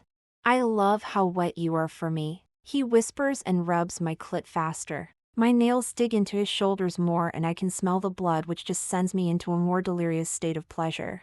He begins to thrust harder and faster, then brings his fingers up to his lips, tasting my wet juices. He 𝐴𝒚𝒂𝒏𝒄𝒆 in pleasure, and I'm so turned on by the sight of him. My 𝑠*xy king mate. 𝑭*K, I love you, I blurt out, and he cups my face. Language, baby. Foul language shouldn't come out a mouth as pretty of yours. He grunts and kisses me before flipping me onto my stomach and entering me again. Aw, Caleb! I scream into the pillow, gripping onto it. He's so deep inside me and thrusting so hard, unsure he's going to break me. I'm about to release Faith. Release with me, he 𝐴𝒚𝒂𝒏𝒄𝒆 breathlessly. Caleb, yes. I whimper. You're so 𝑭*king tight, baby, he growls, and I feel him empty himself inside me. My legs tremble as I come down from my own euphoric high. I'm so wet it's dripping down my thighs. Caleb doesn't seem to mind though, as he begins licking up my mess and plunging his tongue deep inside me. When he's finished with his meal, I'm flipped onto my back and he's burying himself deep inside me. Again. Chapter 10. Gone Girl. Caleb. My gorgeous mate is asleep beside me and all I want to do is bury myself deep inside her again. She's still naked with bite marks and hickeys covering her neck and shoulders. Things may have gotten rough last night. I've had sex with many women, but nothing compares to making love to Faith. Her perfect body, sinful mo&s, and how she matches my aggressiveness with hers. If I want hard, she wants harder. When I go faster, she's moving her hips perfectly to match mine. Our minds and bodies connect in such a spiritual way that I'm angry with myself for not finding her sooner. She should have been my first, but at least she's my last. Pressing a soft kiss to her forehead, I climb out of our bed. We were up all night and I'm exhausted. I'm sure Faith is too, but I'll be a nice mate and let her sleep in longer before we have a long conversation. I take a quick shower, brush my teeth, and fix my shaggy black hair. Putting on a black cotton shirt with my red and white plaid sweatshirt over it, I lace up my favorite shoes and head downstairs for some breakfast. The dining hall is pretty full when I enter. A few pack members greet me, but the rest are busy eating, which I don't blame them because I'm starving. I grab my own plate full of pancakes, scrambled eggs, and toast before sitting in my seat. Dallas and a few warriors are at the table. Marlowe is also at the table conversing with everyone. Despite not being a wolf, he's been getting along perfectly with everyone. He's always making others laugh and he makes Iris happy, which makes me feel better about letting him become a member of my pack. I was worried the pack wouldn't accept him when I announced a member of our pack found their mate and he was a shifter. There are many different shifters out there, bears, dragons, and even panthers. But Marlowe is the ultimate shifter because he can become any animal he wants to. The fact that he can change into so many things makes me nervous. I've always feared the unknown, and shifters like Marlowe were unknown to me. I thought his kind was a myth just like fairies, but again I was wrong, and now I have another rare creature in my pack I'm sworn to protect. But I can't worry about Marlowe right now. He's safe. The one I'm worried about is my stubborn mate. I told her not to heal Alpha Raymond and she still did. She exposed her fairy side to hundreds of wolves and almost killed herself. I feel terrible for locking her up, but I had no choice. I know Faith well enough to know she was going to want answers as soon as she woke up. She's so determined to find a cure for the virus that she's willing to put herself in harm's way, and I refuse to let that happen. After she fainted and I began driving her home, I called her parents and told them what happened. Sasha was terrified of Faith's fairy side being exposed and Zane was furious. They sent a team of vampires to compel everyone and made a deal with Alpha Dexter to cover everything up. As far as the guests know, they all had a wonderful time and nothing strange happened. They danced, mingled, and the night was as boring as every year. Alpha Raymond doesn't remember being sick or even meeting Faith. Zane assures me nobody will remember Faith or what she did, but I'm still nervous. That's why I locked her in our room. I needed time to think while she cooled off. I sat in my office the rest of the day and drank way too much alcohol to try to numb how guilty I felt. Hearing my mate scream and cry for me felt like multiple stabs to my heart. Her feelings of being hurt and confused pushed through our bond and almost destroyed me. I had to block her out just to keep myself from ripping the door down and begging for her forgiveness. After locking Faith up, I didn't expect our next conversation to turn into sex. I had sauntered into bed ready to sleep. I was drunk and all I wanted was to cuddle next to my mate. Faith must have had other plans because she straddled me with her hand wrapped around my throat. I woke up gasping for air, but instead of being afraid, I was instantly turned on seeing my angry beautiful mate on top of me. Her blonde hair was messy. Her gray eyes had turned golden with rage and her wet cat was pushing against my snake, making me hard. If she wanted to murder me, I would have happily let her. She's everything to me. That's why when she wakes up, we have to have a real conversation. I need to apologize and explain my actions. We also need to discuss her using her fairy powers. I don't care how sick or injured someone is. I will not allow her to expose herself like that again. We got lucky it was a small crowd this time and Alpha Dexter was willing to let us compel so many wolves at once. Because I doubt we will get lucky twice. I'm stressed and I hate it. But I have a great group of friends with me, and I know they're all willing to help. Specifically my gamma Marcus, whose job is to protect Faith. Hey, Marcus. I call his name, pulling him from a conversation with one of my warriors. He smiles. Alpha, I'm glad to see you finally graced us with your presence. Where's our lovely Luna? She's asleep. Long night. I wink, earning a few chuckles and smirks from the warriors at the table. Iris squeals though and stands up. I'll go get her some breakfast. Be right back, she says cheerfully, as always kissing her mate before she leaves. Geez, Caleb, she's still asleep? I know she's still adjusting to being awake during the day, but she normally has breakfast with us. Ruby speaks up next. Humming, a big smile appears on my face. Let's just say I tired her out. Ruby's face turns from concern to disgusted pretty quickly. I'll just go wake her up with Iris. She walks away, leaving only us guys at the table. Now that they're gone, what did you want to talk about? Marcus asks, stirring the conversation back to where it's supposed to be. I sigh. I need you to keep an eye on Faith. The committee meeting didn't go as planned the other day and I'm worried about her. Marcus nods. What happened? Is Faith okay? She's okay, but when she wakes up, she'll probably be angry. Don't let her out of your sight no matter what. If she's not with me, then I want you right next to her side. He smiles proudly. Will do, Alpha. I've been wanting to start my official gamma duties since her ceremony. I know. I groan. But we've been busy. Clearly, he says, pointing at the hickeys on my neck. Regardless, it's time for you to step up. Don't let me down, Marcus. Immediately he stands up and gets down on his knees with his hand over his heart. Alpha, I promise to protect our Luna no matter what. Her life is my life and I'll protect her until the last breath leaves my body. Where so goes I go. The movies, bar, or the shower, I'm there. If she wants to go skinny dipping in the lake, I growl and everyone at the table laughs at Marcus' silly antics. He quickly gets to his feet and sits back down and I smack him in the back of my head. You just had to ruin it, huh? He laughs. Sorry, I couldn't resist, but seriously, I'll do whatever you want. I take my role of protecting our Luna. Caleb, Faith is gone. Ruby rushes over to me and I stand up immediately. What do you mean she's gone? Are you sure? I look at Faith's two best friends. Iris nods nervously. She's gone, Alpha. I followed her scent out the back door and towards the woods. The trail stops right at the edge of our territory. A roar comes out from deep within my chest and I march away from everyone and grab my car keys. Dallas runs up next to me. Caleb, where are you going? We need to make a plan. Figure out who would take her, and have our tech team look over our cameras. I shove him out of the way and head to my garage. I jump in my black Audi R8, start it, and put it in reverse. Dallas just stands next to my car confused. So, I roll down the window beside him. She wasn't taken, Dallas. She left and I know exactly where she went. Chapter 11. The Rivers Bend Pack. Faith. As I run mile after mile, I realize I should have thought my plan out more. My legs are sore. I'm drenched in sweat and I'm positive the soles of my shoes are completely gone now. I knew I had to talk to Alpha Raymond when I woke up this morning. I needed information on how he contracted the virus. If he could remember the exact place he was at last before he got sick, then we could figure out how to cure this virus before it claims any more lives. The only issue is Caleb. He's going to be angry when he realizes I'm gone. I know I should have left a note, but if I did that, he would find out where I'm going and stop me. I love him, but I can't let him stop me. I may have overexerted myself the other night at the committee meeting, but I know better now. I'll ensure I'm fed and well rested before healing someone again. I'm a fairy, it's in my nature to heal others, and I won't stop because of one bad experience. By the time I reach River's Bend Pack, I'm exhausted. I've never run that far before, but it was worth it because I'm here and I'm going to get answers. The last half a mile I decide to walk. Werewolves are territorial, and the fact that I'm a vampire makes me an even bigger target. They won't hesitate to tear me apart, so I have to tread lightly. As I get closer down the road, wolves appear from the treeline and walk beside me and behind me. They growl and snarl at me, but I continue to walk towards the front gate, not letting them intimidate me even though I am slightly frightened.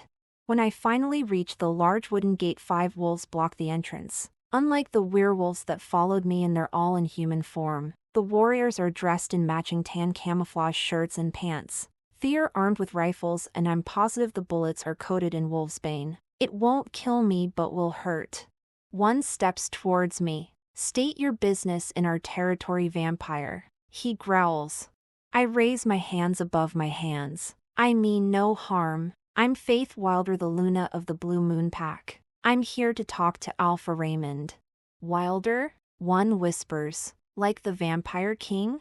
Blue Moon Pack? Caleb's mated to a vampire?" Another asks. And the rest continue to ask each other questions like I'm not here.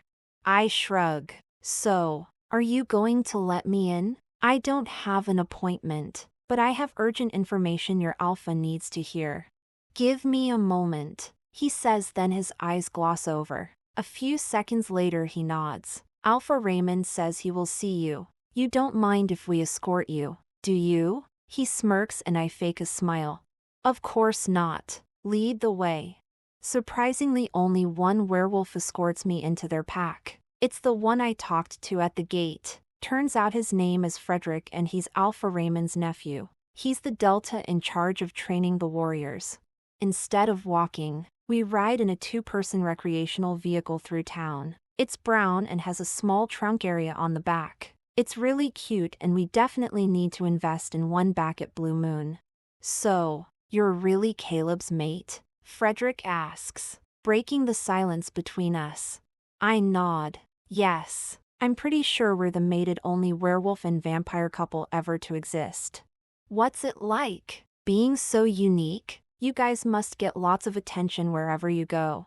"Oh yeah," I sigh. "It's easier when we go out into the human world because they don't know what we are. But out here among the wolves I feel like I have a microscope dangling above my head. Everyone's watching what I'm doing and wondering what I'll do next." Sounds exhausting. Frederick frowns, but I smile at him. It is, but Caleb's worth it. Though I'm sure he's wondering if I'm worth the trouble now. I kind of came here without telling him. I grimace and Frederick shakes his head. "Great, I have a crazed Luna riding with me," Frederick says, making me laugh. "Hey, I'm not that bad. Plus, it will be worth it, trust me." "I hope so, because we're here." The vehicle stops and I finally notice the large house in front of me. It's beautiful. The house is made of white stone, and it has brown accents around it. The house is only 3 floors, so I'm sure it's Alpha Raymond's personal home and not a pack house. "Wow, this is beautiful," I whisper as we walk up the steps to the large wraparound porch. "My uncle built this house himself. When he became Alpha, he wanted more privacy and built his mate her dream home." "That's so romantic," I gush. Frederick then opens the door, allowing us into the Alpha's home. The first scent that hits me is honeydew and pine before a lot more irritates my nose, and screaming has my ears ringing. "Amelia, you idiot. That's mine." A young girl around the age of 10 runs through the house chasing an even smaller girl. "No, mine. Mommy. Mommy, help me." The little girl yells and runs right into an annoyed Alpha Raymond. Looking stressed and annoyed, Alpha Raymond rubs his hands down his face. How many times do I have to tell you two to stop fighting? Angel and Aros are sleeping. Your mother is too. The little girls bow their heads. Sorry, Dad, they say, then hug him and run away down the hallway, and I hear a bedroom door close. Alpha Raymond then walks over and plops down on the large brown couch. Whoever said having pups was easy lied. He glances at Frederick and I, but I'm relieved for the short break. I'm Alpha Raymond, you must be Faith Caleb's mate? I nod. Yes, we met before, but you wouldn't remember. Alpha Raymond frowns. Are you sure? I usually never forget a face, and not to be rude, but I doubt I would forget meeting a young vampire such as yourself. I quickly take a seat in a large tan chair facing the great Alpha. Unfortunately, the reason why you forgot is why I'm here. Something happened at the committee meeting and you were compelled. Several wolves were, from my understanding. Frederick gasps as he stands beside me. I knew it. Aunt Sarah and I knew you were acting strange. You couldn't remember much about the meeting and we assumed it was because of the cold you had. But when you returned, you didn't even have a cough. You were healthy, like nothing happened. Alpha Raymond looks confused as he scratches at his graying beard. I was sick. I don't remember this, he says, then locks eyes with me. You said I was compelled? Did you do it? Why was I compelled? It wasn't me, but I know who it was. That doesn't matter though. What matters is that you didn't just have a cold. I believe you were purposely infected with this new deadly virus my family is investigating. It's taken down several vampire clans and a few wolf packs already. Suddenly, Alpha Raymond stands up, covering his mouth in disbelief. What is this virus and how did I contract it? I shake my head. All I know are the symptoms: cough, fever, blisters will appear, and then you have a seizure and you're gone. At the committee meeting, you had a seizure. I saw the blisters on your skin and knew what was happening. You were dying and I healed you. Now Alpha Raymond and Frederick are staring at me, but it's Frederick who speaks. Heal him? How? You're just a vampire? Did you try to turn my uncle? I quietly chuckle to myself. No, I didn't try to turn him. I can't tell you how I healed him, just know I only wanted to help. And I still do. Well, I'm grateful, but like you said, I've been compelled. How am I supposed to help you when I don't even remember being sick? Alpha Raymond sighs and sits back down. I smile. I was thinking you could tell me what you do remember, like your schedule for the last few weeks and list of people you interact with daily. I would need to interview them discreetly, so. A loud howl interrupts me, making my whole body freeze up. Sirens go off and I can hear wolves running around outside. Alpha Raymond's eyes glaze over and Frederick's growls at the door, ready to shift and fight off the intruder if necessary. The sound of feet stomping on the porch has me taking a sharp inhale to steady my breathing for what's about to happen next. Frederick moves in front of me, blocking me from the door. I wouldn't do that if I was you. I smirk even though he can't see it. He growls. Why? I can protect you just fine. Not from this, I say, and the front door flies open. Frederick, not paying attention to who it is, takes a step closer to the intruder, only to get shoved out of the way and into the wall. There's a small scream behind me, but I ignore it and focus on the angry wolf in front of me. His piercing brown eyes are full of rage as his shoulders heave up and down, trying to control his breathing and keep himself from shifting. Caleb. Chapter 12. The River's Bend Pack Part 2. Caleb. Faith smiles at me, and even though I'm angry, I'm also relieved to see she's safe. She cups my face and I melt into her touch before she wraps her arms around me, pulling me into a hug. I know I worried you. I'm sorry. Sorry? I got knocked into the Fu King wall. Frederick complains behind me and I watch as he pops his shoulder back into place. I pull away from Faith and glare at him. Next time, don't block an alpha from his mate. You're lucky to be alive. He waves me off. Whatever. How did you even get past the warriors at the gate? I shrug. Drove my car through it. You need a new gate, by the way. I turn to Alpha Raymond, who's got his second oldest daughter in his arms. The gate can be replaced, but next time could you at least be courteous and wait for them to open it? The warriors didn't recognize your car and they set the sirens off. You scared the children. Frowning, I walk over and tug on Ariana's braid. The little princess is clutching onto her dad's shoulder. I'm sorry, little one. I didn't mean to scare you. But I was worried. Do you know what a mate is? Ariana nods and I continue. So, you know mates are very important? I point at Faith. That beautiful lady right there is my mate. And I was worried about her. See, Faith ran away from home and that's a very bad thing. Do you think I should punish her? Ariana nods again. My dad always makes me clean my room when I'm in trouble. I grin at her. That's a great idea, Ariana, thank you. She smiles at me and Alpha Raymond puts her down and she runs off down the hallway to her room. I turn my attention back to my mate who's glaring at me with her arms crossed now. You can't punish me for trying to help. Alpha Raymond is our only clue, so I hush her by placing one finger on her lip. You talk too much. Later when we're alone you will find out what happens when you disobey my orders. But I cut her off again, pressing my lips to hers then biting her bottom lip when I pull away. Her gray eyes turn golden with lust and I ignore the bulge forming in my pants, reminding myself I'm not in a place where I can do anything about it. I cup her face and kiss her forehead. Later, baby, business first before pleasure. She nods and her eyes rake over my body. Her eyes twinkle with mischief and I groan and turn away from her before I try to 𝑑𝒍𝒂𝒚 my mate in Alpha Raymond's bathroom. My focus lands on Frederick, who's trying to look at everything but us. The smell of our arousal is evident in the air, but I ignore it. I came here for 2 reasons and neither one of those was to 𝑑𝒍𝒂𝒚 my mate despite how horny she's making me. How much did Faith tell you before I arrived? I ask and Frederick stands up straighter. She told us there was a virus and the symptoms. I think my uncle was going to give her permission to investigate the pack. Though I doubt you find anything. We all look to Alpha Raymond, who's standing by the hallway still. He nods. Correct. I wish I could help more, but I really can't remember anything.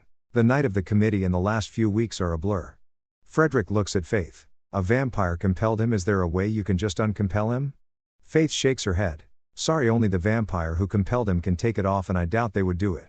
Why? Frederick asks, but I answer for my mate. Because the vampire king did it and he won't risk his daughter's life for anything. Not even if it means curing a deadly virus. That's why this investigation has to stay low-key. Nobody outside this room needs to know. You can tell your mates, but that's it. Alpha Raymond sighs. I'm going to let my beta know you will be hanging around the pack and get all the paperwork you two will need. He walks away after that, leaving the 3 of us alone. I glare at Frederick. I'm serious about nobody finding out why we're here. It's not just our packs who will suffer when everyone panics about the virus, but my mate's life will also be in danger. If anything happens too. I know. Frederick cuts me off. I have a mate too. I wouldn't want her life in danger either. I won't tell anyone, I promise. I'll even help cover and say I invited you guys over to hang out. Faith smiles and grabs his hand. Thank you. Really? He rolls his eyes. No problem. I have no problem lying if it means helping my pack. I nod. Good, because if Alpha Raymond already had the virus, we need to make sure nobody else has been infected. Several packs have already been wiped out. I don't want you guys to be next. It turns out there were a lot more infected wolves here in Rivers Bend pack than we thought. And even though I was completely against the idea at first, Faith healed as many wolves as she could. After they were compelled to forget they were ever sick. Unfortunately, there were too many sick and Faith only had so much energy. Almost 100 wolves were infected and only around 30 were saved. Their ages ranged from only 10 years old to a lady around my grandmother's age. Seeing the sick kids hurt the most. As I watch another wolf take their final breath, I turn to Alpha Raymond, who is beside me also watching. There's a thick glass between us and the infected and I'm hoping it's enough to keep us safe and healthy. We need more information.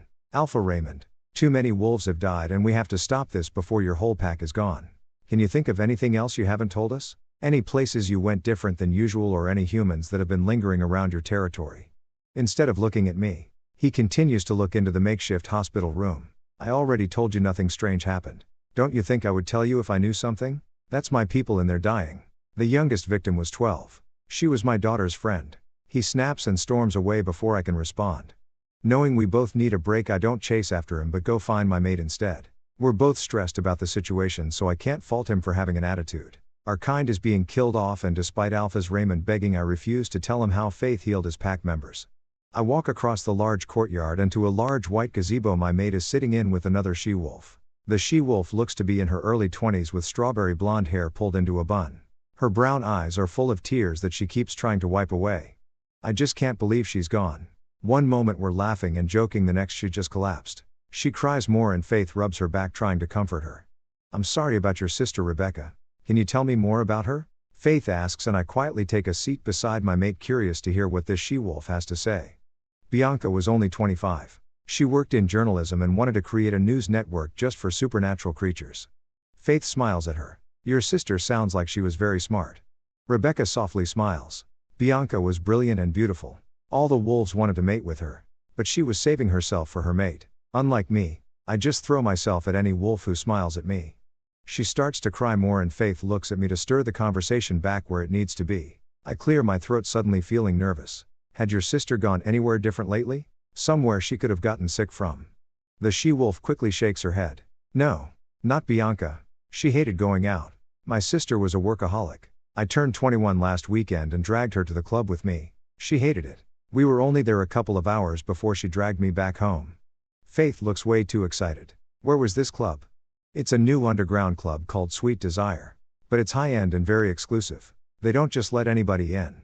I immediately mind-link Faith. I guess it's time to dust off your mini skirt and high heels, babe. We're going dancing.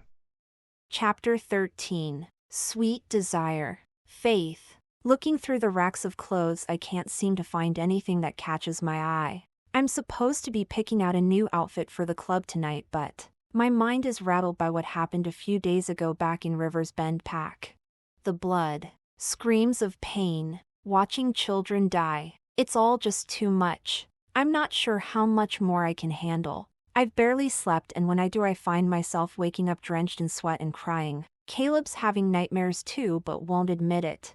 I sigh and look over my shoulder. Can you remind me why I'm going to this stupid club again? Ruby rolls her eyes. Because going to this club may be the only way to find answers about this mysterious virus.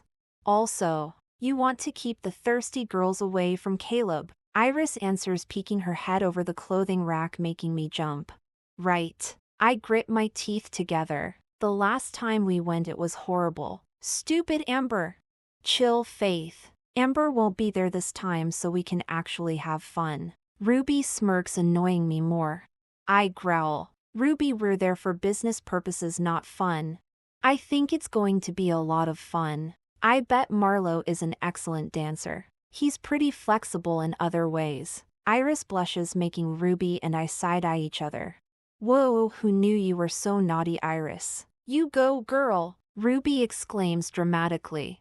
Now I'm blushing. Geez, Iris. I can't believe you would say something like that. It's been almost 4 months since we left the royal palace and Iris has completely come out of her shell. She used to be so shy and hardly talked about boys. I was always the one having a different crush every week until I met Caleb. I think baking desserts for the pack kitchen has been a bad influence on her, or maybe it's someone else. So, tell us more about Marlo? We want all the dirty details. Ruby asks Iris with a huge grin on her face. Well, he's 24. His favorite color is orange and sometimes dash, Iris replies, but Ruby rudely cuts her off. Boring. I said dirty details. I growl at her. Don't be a bitch, Ruby. She doesn't have to share anything about her private life if she doesn't want to. We're supposed to be picking out dresses for tonight, not discussing our **X lives. I snap and Ruby glares at me. Fine. I'll just get Iris drunk and she'll tell me then. Ruby! Iris and I yell at the same time at our crazy outspoken friend. She knows Iris has a blabber mouth when drunk. Fruity snake tails are her weakness. The 6 of us are sitting in one of the pack's large SUVs. We didn't bring any warriors with us for backup tonight. We plan to blend in as much as possible. We want to look like regular clubgoers, not wolves. 2 vampires, and a human here to spy. I have no idea what we're looking for, but everything has to go perfect. Caleb pulls into a parking spot and shuts off the car. He turns around so everyone can see his face. All right, everyone. We're here to drink, dance, and see if we can spot anything suspicious. If you get the chance to talk to any workers, be discreet. Iris nods. Got it. What's the safe word again? Marlo smiles and places his hand on her thigh. Bananas. But don't worry, sweetness, nobody will bother you with me around. I want to argue that since I'm her Luna and best friend, I'll be the one protecting her. But I also know that as her mate, Marlo can probably do a better job at keeping her safe. Especially since he's double my height at 6 feet 5 inches. Bananas. Ruby says in a fake seductive tone, making everyone laugh but me and Caleb. Growling my mate makes everyone shut up and focus on him. Enough. Yes. The safe word is bananas, but we're here to do something important, not just have fun. I expect all of you to make smart decisions and mind link if you're in trouble. Caleb says, then gets out of the SUV and slams his door shut. The rest of us get out also and follow after an annoyed Caleb. I skip towards him and link my arm with his. Did I mention you look really handsome tonight? And he does. My mate's wavy black hair is perfectly styled atop his head, and he's dressed in dark jeans and a dark gray button-up shirt. Thank you, but I'm more concerned with how you look. Faith. I was just kidding about the mini skirt. He growls and his lustful eyes rake up and down my body. Ruby helped me pick a hot pink crop top and mini skirt. It's made of spandex, and I can hardly breathe or move in it. But at least I look pretty. My 3-inch heels are pink also, and so are my panties. But Caleb doesn't know that.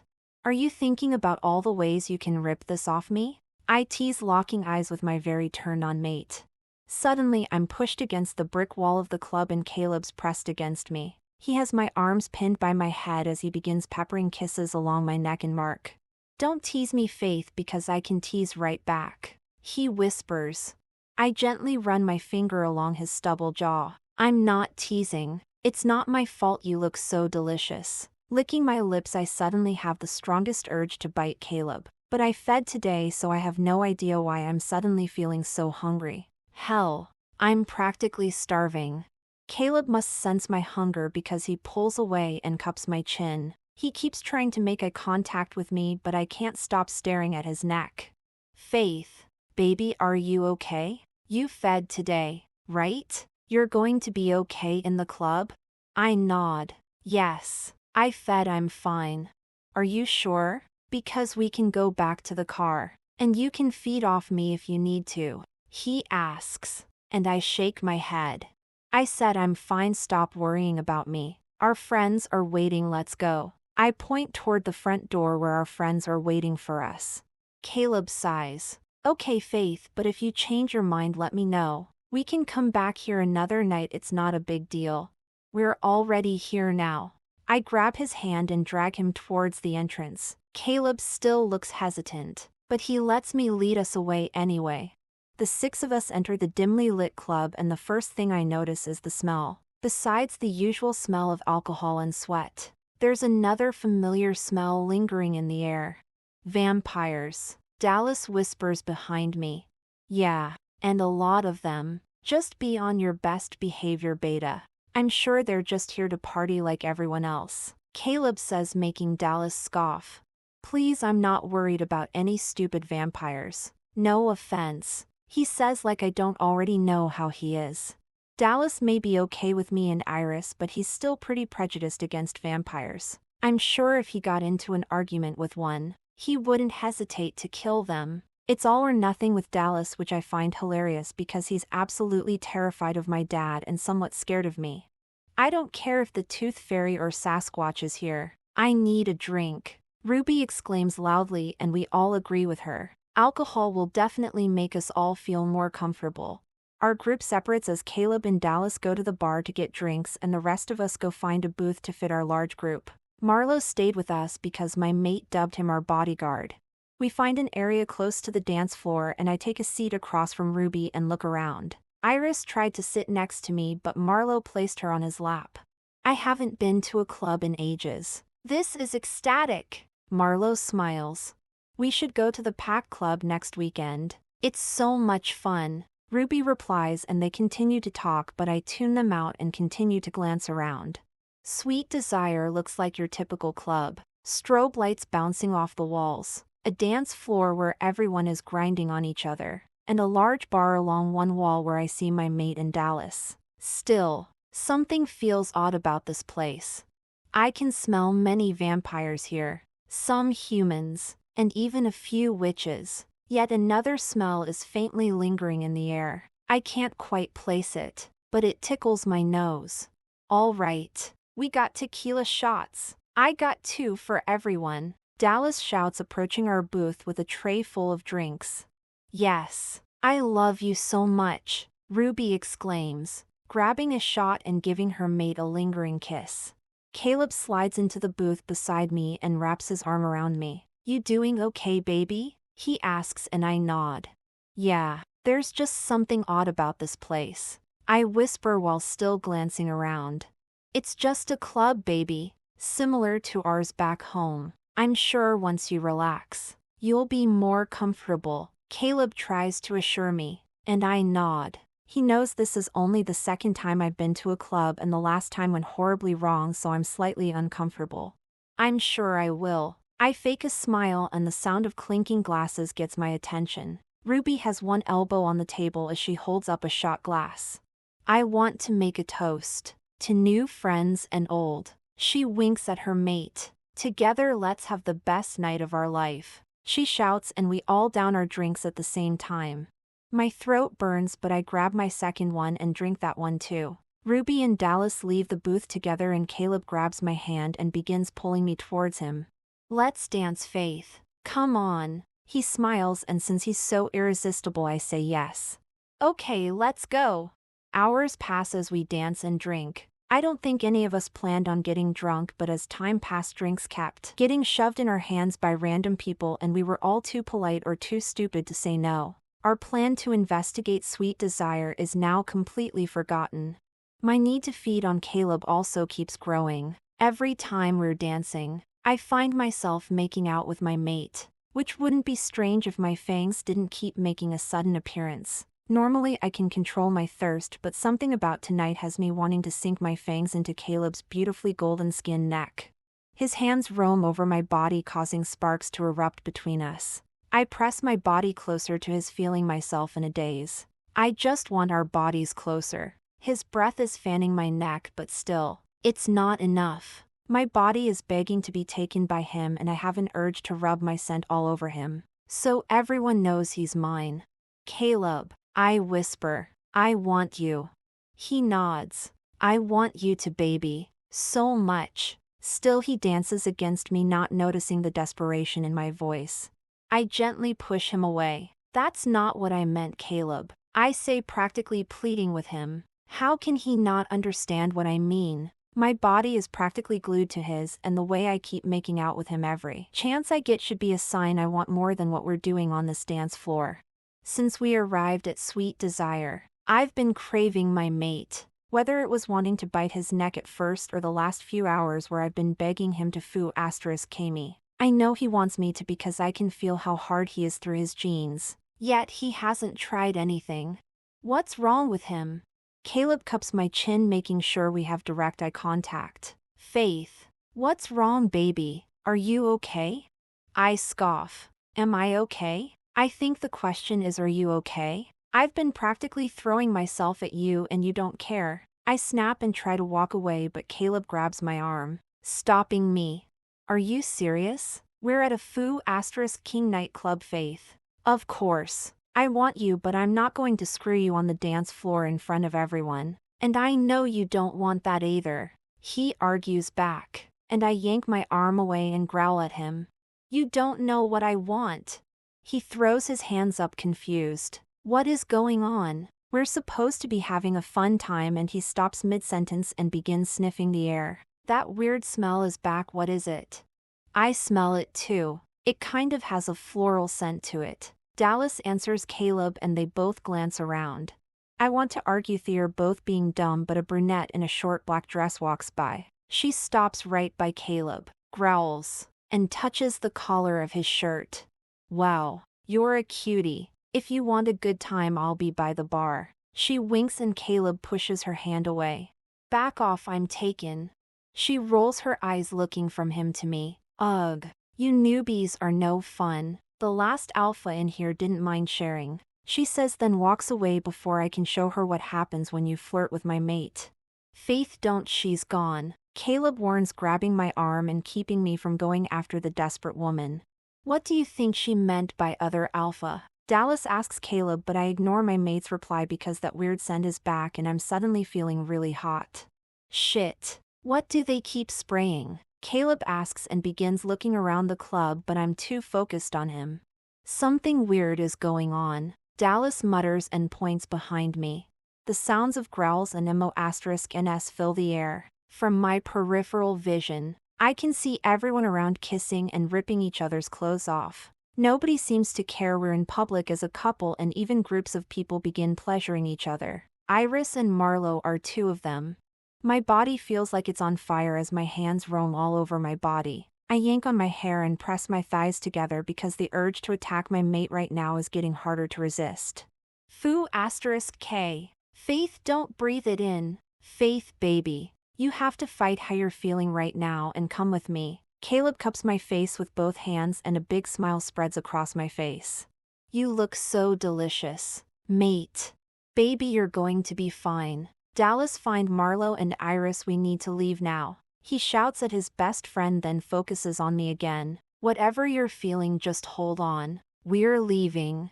But I don't want to leave. I laugh and stalk towards my prey. Caleb slowly backs away, which just makes this more fun. My fangs pop out and I'm sure my eyes are gold as I trap him in a corner. Baby, don't do this. You're not yourself right now. This isn't you. It's your hunger talking. They must have sprayed something in the air. It's not you feeling this way. But I don't let him finish. I lunge toward him and sink my teeth into his neck. Aw, Faith. He shouts, but I ignore his cry of pain and continue drinking his blood. He tries to push me off, but eventually, his body slinks against mine. 𝑭𝒂𝒏𝒄𝒆, you're going to drink too much. He whispers, yet I keep going. I want to stop but can't. The euphoric feeling that's clouded my brain is too much. Every instinct in my body is telling me to taste Caleb, but not just his blood. No, I want our bodies tangled together in the filthiest way. I start licking Caleb's neck and my hand reaches into his pants. He growls against me and flips our bodies, so now I'm pressed against the wall. Sorry baby, but I'm calling bananas. He whispers, and it's the last thing I hear before my eyelids feel heavy, and I fall unconscious. Chapter 14. A Maybe Date. Caleb, are you incompetent? Zane asks me over the phone and I take a moment to think before I answer rudely. He's my mate's dad, so I have to be respectful. No, Zane, and like I already explained, I have everything under control. He scoffs. Really? Because you just told me that you have a shapeshifter in your pack, and last night you took my daughter to a sex club. Marlowe is Iris's mate, and I didn't know it was that kind of club. I shout into the phone and pinch the bridge of my nose, squeezing my eyes shut. Last night was stressful, and so is this phone call. Still, you're a pup and shouldn't be alpha yet. If you asked around, then you would know Sweet Desire is a vampire club. They pump a pheromone through the vents that even the strongest vampires have trouble resisting. The club turns into a full-blown orgy, and Faith shouldn't have been allowed 100 feet of that place. He sighs. My little girl probably witnessed the most horrid things. I want to argue his little girl isn't so innocent. But I keep my mouth shut. Faith feels guilty enough, and I don't want to inform her dad of her behavior when she couldn't control it. Whatever they sprayed must have affected her as soon as we arrived, because, from that moment on, she couldn't keep her hands or mouth off me. Normally I wouldn't complain about my mate wanting me. Hell, I crave her constantly. When she was in heat, and we spent days trapped in bed together, it was the best. But last night she kept taking things too far. I had to keep stopping Faith from shoving her hands in my pants when we danced, and sadly, I don't think she even realized she was doing it. The worst of it was when we tried to leave, and she bit me. I tried to push her off, but she just bit me harder. Her fangs sank into my neck, and I was torn between pushing her off or letting her continue to drink my blood until there was none left. Every time she bites me I feel waves and waves of pleasure, so I was torn on what to do. It wasn't until her hand slid into my pants and she grabbed my hard snake that I came to my senses. I managed to get the upper hand and flip us around, but I knew Faith wasn't going to stop, so I had to drug her. The syringe I had in my pocket wasn't meant for my mate, but it came in handy. Faith's golden eyes faded back to gray, and she slumped into my arms unconscious. Dallas drove us all home, and Faith ended up sleeping the rest of the night, and when she woke up this afternoon, I explained what happened to her. She didn't want to believe it at first, but when I showed her my bruised neck and the scratches on her arms from me fighting her off, she started crying. I assured her I wasn't mad and that if we had been at home, it would have been different, but she still felt so guilty. Faith continued to cry and beg for my forgiveness. She called herself a monster and assured me she would never feed from me again. I told her it was uncalled for because I didn't mind. Honestly, I would rather she bite me than some stranger. But she was so persistent that I agreed she could stick to blood bags and killing animals from now on. After our talk, she got dressed immediately and left. She claimed she needed space. but I know she's just letting the guilt eat away at her. Faith is all about consent and always asks before she bites me or waits until I say she can. So, her biting me last night has made her stressed and confused. I may be stressed but not confused. Faith loves me and I love her. She would never hurt me on purpose, and last night was out of her control. The blame for last night isn't on her but on Sweet Desire. If not on them, it's on me. I should have taken better care of my maid and left when I first realized something was wrong. Instead, I stayed and now my maid is suffering. Caleb, are you listening to me at all? Zane shouts through the phone, getting my attention. I had completely forgotten about my monster-in-law. Yeah, I'm listening. What's up? He growls. I asked how Faith is. Sasha said she was still upset about the other night. Have you talked to her? Yeah, I talked to her earlier around lunch. But she's been gone all day. I'm not sure where her head is at. I answer honestly. Faith is blocking me out, thinking it's what's best. But it just makes me worry more when I can't feel her emotions. Zane sighs. Just do me a favor, Caleb. Don't let her push you away. When a woman says she wants space, that's when she needs you the most. Trust me. I nod even though he can't see it. I understand. I'll talk to her and let you know what we find out about Sweet Desire. Our tech team hacked their security footage so we can find out what alpha has been hanging out there. Zane hangs up and I lean back in my chair and run my hand down my face. Things are stressful enough with officially becoming alpha, a deadly virus spreading, and my college classes starting again soon. I have so many things I need to worry about, yet there's only one thing on my mind. Faith. I can't believe I let you drag me outside. I'm supposed to be at home sulking. Faith pouts beside me, and if she weren't so sad I would find her bottom lip poked out adorable. Baby, how many times do I have to tell you what happened wasn't your fault? It was Sweet. Yeah. She cuts me off. You say it was Sweet Desire's fault, but what if it wasn't? What if I'm the issue?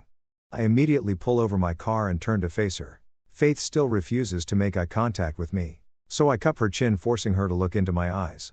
Faith, there is nothing wrong with you. You are perfect to me. I love you and I couldn't ask for a better soulmate. Her lip quivers. But I hurt you? I attacked you. Practically forced myself on you. You wanted me to stop but I didn't. How can you defend my actions when I assaulted you? I'm your mate, I'm not supposed to hurt you. Tears start to slide down her rosy cheeks and I quickly wipe them away. My heart aches to see her like this. I gently stroke her face, hoping she focuses on the sparks and not the pain she feels. Faith, baby, you did not assault me. I know you feel that way, but that's not what happened. I liked what happened between us. You have my consent to touch me whenever you want. I only pushed you away because of where we were. Not because of what you were doing to me. I say, and she nods, so I continue. If I wanted you to stop, I would have pushed you off. I'm an alpha, I'm way stronger than some vampire princess. I smirk and a small smile graces her lips. Really? You think you're stronger than me? She whispers, and I roll the sleeve of my shirt up and flex my muscles. Come on, baby. Look at these muscles. I work out daily while you spend your time eating junk food with Ruby.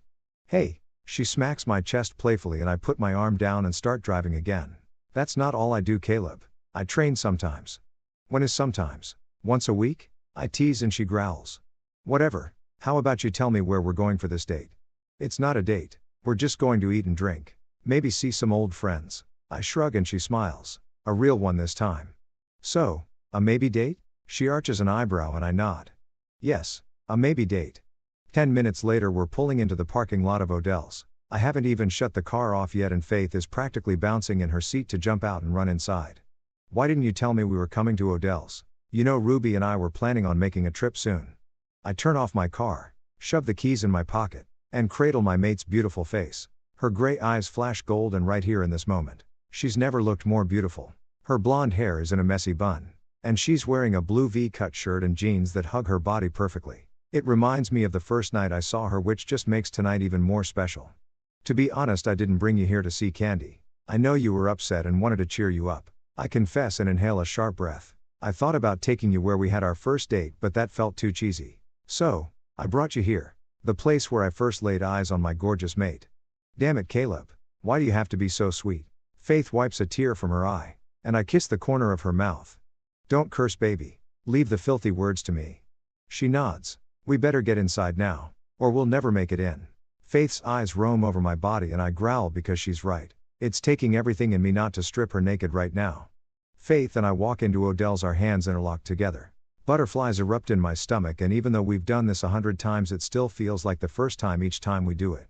We walk over to our booth, and I slide into my side and pull Faith right onto my lap. There's no way I'm letting her sit across from me. I'm craving her touch, and I don't care how clingy I look. Caleb. She squeals as she adjusts herself so she's beside me. Her legs are draped across my lap so she's not entirely on my lap, but I'll take it. Faith. I mimic her voice, making her eyes roll. Don't make fun of me. You know exactly what you're doing. We're here to eat and maybe have a few drinks. None of the naughty things swirling around in your crazy brain. You have no idea what insane thoughts I have, baby. But right now, I'm on my best behavior, so I have no idea what you're talking about, I say, licking my lips and smirking. Faith blushes. What am I going to do with you? Caleb Black? Love me, I shrug. The next few hours are spent in pure joy and happiness. Faith and I share a meal like we always did when she was on her lunch break. Candy talks with us for a bit, and we drink a few beers and play pool. And to make the night even better, we end the night as we always did before, making out behind the bar. I have Faith pinned against the brick wall and her legs are wrapped around my waist. My shirt's been ripped open, and her hands are roaming over my chest. Fuck baby, I miss this, I whisper along her skin as she trails kisses along my jaw and down my neck. Me too. Just me and you. Just Faith and Caleb, I finish for her. Our eyes lock, an intense gaze passing between us. But it only lasts a moment before our lips connect in a heated kiss. We're in a frenzy, tongues dancing together, our teeth clashing and our hands roaming all over as we try to get the other undressed.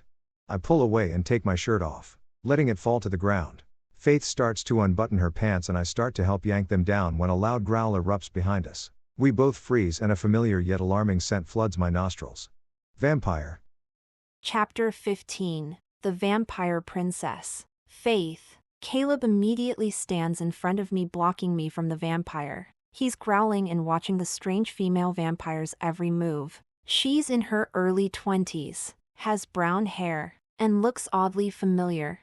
I quickly button my pants and growl right back at her. Do you know who you're threatening? I'm Faith Wilder, the Vampire King's daughter. The brunette smirks. I know exactly who you are. Then you know threatening me is a crime. I suggest you leave now while I'm being kind. She slowly takes a step closer and Caleb growls again at her. He hasn't said anything, and I know it's because he's trying to control his wolf. The brunette holds up her hands in mock surrender yet still smirks. Her voice is arrogant as she says, I was told to give you a warning. You need to stop investigating. What's going on is bigger than you and your little wolf pack. I promised my alpha I wouldn't kill you, but I've never been a good listener.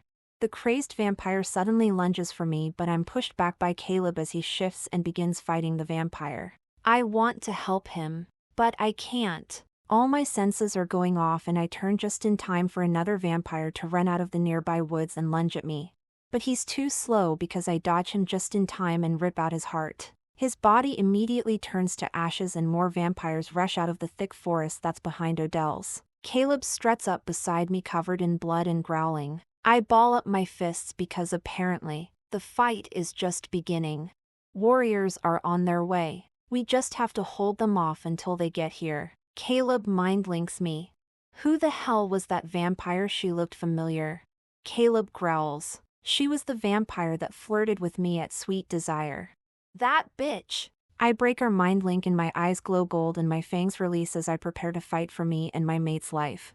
The vampires arrive quickly, and Caleb and I split up and start tearing them apart. Even though I'm angry someone is attacking us, I'm also sad about it. Many of the vampires I'm killing have no fighting skills whatsoever. They're amateurs and someone sent them to be slaughtered.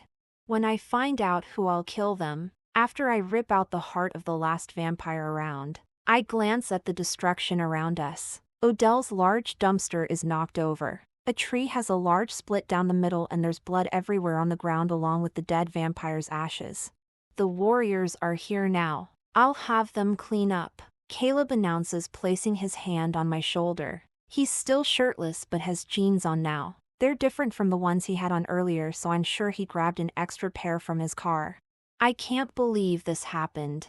I sob. They were literally sent to their death because someone wanted to send a message to us. Caleb wraps his strong arms around me, and I cry into his chest. Even though I've been trained to defend myself all my life, I have never liked the thought of taking a life. I always take very little blood from the humans I feed from. The first time I killed someone was the attack back at the royal palace. I acted okay in front of everyone, but once I was back home in Caleb's arms I cried. Just like I am now. It's okay, baby. He soothes me by rubbing my back. You had no choice. I just hate killing, especially my own kind. We're just trying to help them. Who would send them to do this? I ask, looking up at Caleb. His jaw ticks. No idea, but we're going to find out. I promise you we're going to end this soon. I hope so. When we get back to the pack house, Caleb and I are immediately surrounded by pack members. They're all worried and asking a million questions. Caleb just pulls me closer to him as we walk through the mass of people. Alpha, Luna, thank the moon goddess you're okay. Who attacked you? Was it rogues? Are we in trouble? You smell like vampires? Where are they now? The questions just keep rambling off, but we just continue to ignore them. Hand in hand, we walk upstairs and into Caleb's office. He sits at his desk and pulls me onto his lap. He sighs and leans back in his chair. Sometimes it sucks being alpha. I nod. So, what are you going to do? Caleb sits up. He looks frustrated, and when we lock eyes, I can tell I won't like what he has to say. Well, I have to prepare a statement to tell the pack, so they don't worry. Second, I have to call Alpha Dexter. Vampires attacking us on neutral territory breaks our agreement. It's a sign of war. Are you serious? I stand up and glare at my mate. You want to go to war with vampires because a few attacked us? Are you crazy? Crazy? He narrows his eyes at me. No, I'm not, but I have a pack I have to keep safe. If the vampires will attack us on neutral territory, then what's stopping them from coming here and slaughtering our pack members? Those vampires were sent by somebody. That bitch said she was delivering a message. We need to find out who it was, not attack innocent vampires. Caleb also stands up. What we need is to send a message that our pack is not to be messed with. I will not let some filthy bloodsuckers attack me and my mate and think it's okay. The next vampire I see, I won't hesitate to rip its heart out. He growls, and I'm in disbelief at the words coming out of his mouth. Is this the Caleb you were before you met me? Ready to wage war on an entire species because of a few bad ones? I shake my head. I don't think I like this version of you. The scowl on his face disappears at my words, and he reaches for me. But I back up. Faith, I didn't mean. Don't try to change your words now, Caleb. You meant what you said. I turn away from him, hugging myself. You should go to bed, it's late. This filthy bloodsucker needs to go feed, so don't wait up for me.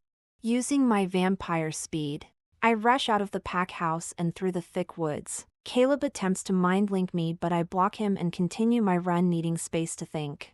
The wind whips through my hair as I trek deeper into the woods past our territory. I jump on a nearby tree and climb up to a high branch. My heart's racing, and I'm not sure if it's from adrenaline or if I'm still upset over my mate's words. Probably both. Leaning against the tree trunk, I squeeze my eyes shut and try not to cry. My feelings are so hurt. I thought Caleb was past his prejudice for vampires, but I was wrong. His hate for my kind will never fully disappear, and I'll constantly feel torn. How can I choose between the two? Caleb loves me. I know he does. But every time he mentions how disgusting and horrible vampires are, I wonder if he thinks of me that way. Would he love me even if I wasn't his mate? My heart says yes, but the logical part of me says no. Never. I'm a filthy bloodsucker. I feel terrible for questioning his intentions. Caleb has been a near-perfect mate. He's kind, protective, and very caring. His patience is my favorite thing about him, though. Caleb never pressured me to have **X before I was ready, and he courted me like humans do instead of just mating and marking me quickly. We took our time falling in love, and every day I learn new little things about him. The way he can't stand still when anxious, how he hates it when his food touches, and the cute purring sound he makes when he's asleep after a stressful night. It's the little things that make me love him even more.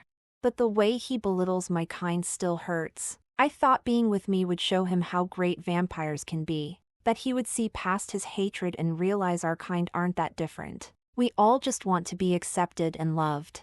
When I get back, I'm going to talk to him. I can't keep running away every time I get upset. It's very immature of me. I've just always had issues with confrontation. It's the main reason why I waited 2 months after my 18th birthday to tell my parents I was moving out. Caleb is my mate though, and I know he's worried about me. I've got him blocked so he can't mind link me, and I'm sure he's sending several warriors to look for me and probably himself. I'm way past our pack territory, so it will take them a while to find me. I climb down the tree and get ready to run when a strange scent catches my attention. It's not really a strange scent because it's familiar, but it's strange to smell the two things together. It smells like a werewolf but also a vampire. Are they working together now? Before I have the chance to decide if I want to run or fight, I hear shouting. No more like someone begging for help. I take off, running further into the woods towards the sound. The shouts get louder, and the smell of fresh blood also floods the air. I run even faster, not caring if I'm running right into a fight. Someone needs help, and I wouldn't be able to live with myself if I ignored their plea. I run through the thick trees until I come upon a clearing. My jaw drops at the sight of me. It's a woman limping as she carries a baby in one arm and her other hand is clasped around the tiny hand of a toddler. Oh, my goodness! I rush over to the lady, who looks startled once she finally sees me. She screams and holds her pups closer to her. I stop a few feet before her and hold my hands up. Please stop screaming, I'm not going to hurt you. Please don't hurt us. If you want blood, kill me. Spare my kids. She cries and I shake my head. I'm not going to hurt you or your pups. What happened to you? I ask. The woman's clothes are torn, and she has several spots of blood all over her. The woman doesn't answer though, so I try again. Please ma'am, I just want to help. I'm Faith Wilder Luna of the Blue Moon Pack. What's your name? I'm Rachel, she whispers. I nod. It's good to meet you, Rachel. Can you tell me what happened? Are you hurt? You're covered in blood? She starts to cry, and I would comfort her, but I don't think she would be comfortable with that. We were attacked. Our pack is gone. Shadow Pack is no longer. I'm shocked. The Shadow Pack are our neighbors to the east. They're all about peace and farming. Who would attack them? Gone? Everyone? Rachel nods. I'm not sure. I barely got away with my pups. A growl escapes me, and Rachel backs up. I'm sorry, it just upsets me hearing about wolves being attacked. I shake my head. I'm going to have warriors sent this way to get you and your family back to our pack. You will be safe there. Thank you, but aren't you coming with me? I grit my teeth together. No, I'm going to your pack to check for survivors. Keep going straight. The warriors will meet with you soon. Without waiting for a response, I run towards the Shadow Pack. I open up my mind link and ask our head warrior Alex to send warriors to pick up an injured woman and pup. They try to ask more questions, but I cut off my mind link and keep running. I didn't need to ask Rachel who attacked her. I could smell their scent all over her. It was vampires, and lots of them. Chapter 16. The Shadow Pack. Caleb. Like always, I can't sleep without my mate beside me. Faith is upset, and like always it's my fault. She ran off and cut off her mind link, so I can't speak to her. I want to be mad about it, but I can't be. I would need space also if my idiot mate kept belittling the people he's supposed to be helping to protect. I'm such an idiot. I wasn't thinking when I spoke. The words just fumbled out of my mouth like vomit. I was furious about the situation, and I still am. I just want to protect Faith and my pack. But I'm torn because hurting those who hurt my pack deeply affects my mate. It's not that I still hate vampires, because I don't. But I hate that they don't respect Faith. Her dad is the vampire king. She's supposed to be royalty in their eyes, and instead of bowing down to my wonderful mate, they attack her. And they did it when we were having a great time. Our maybe date ruined. That's why I want to kill whoever attacked us. I want anyone who's ever thought about threatening or hurting my mate to regret it. Faith is pure joy and radiance. She deserves the world, and I'll give it to her even if I have to destroy everyone in it first. Sighing, I roll over and clutch my pillow tighter. It smells heavenly like Faith, and since she probably won't be joining me tonight, I'll pretend it's her so I can try and fall asleep. I close my eyes, imagining Faith's beautiful gray eyes, her cute button nose, and plump pink lips. Her body feels so tiny compared to mine, which works perfectly when we cuddle. She's the missing puzzle piece to me. Without warning, I'm jolted from my sleep. My bedroom door flies open, and I expect to see an angry Faith, but instead, It's a concerned Marcus. Alpha, we need you downstairs. A woman and her pups arrived seeking help. Fine. I'm awake. Is she a rogue or from a pack? I ask, slightly irritated. Normally I'm not woken up from my sleep for minuscule things like someone seeking refuge in our pack. Dallas or our head warrior Alex handles it. They interrogate them, and if all goes well, they join the pack. If not, we send them packing. Marcus frowns, which makes me suspicious. Her name is Rachel and she's from the Shadow Pack. She claims they were attacked by vampires.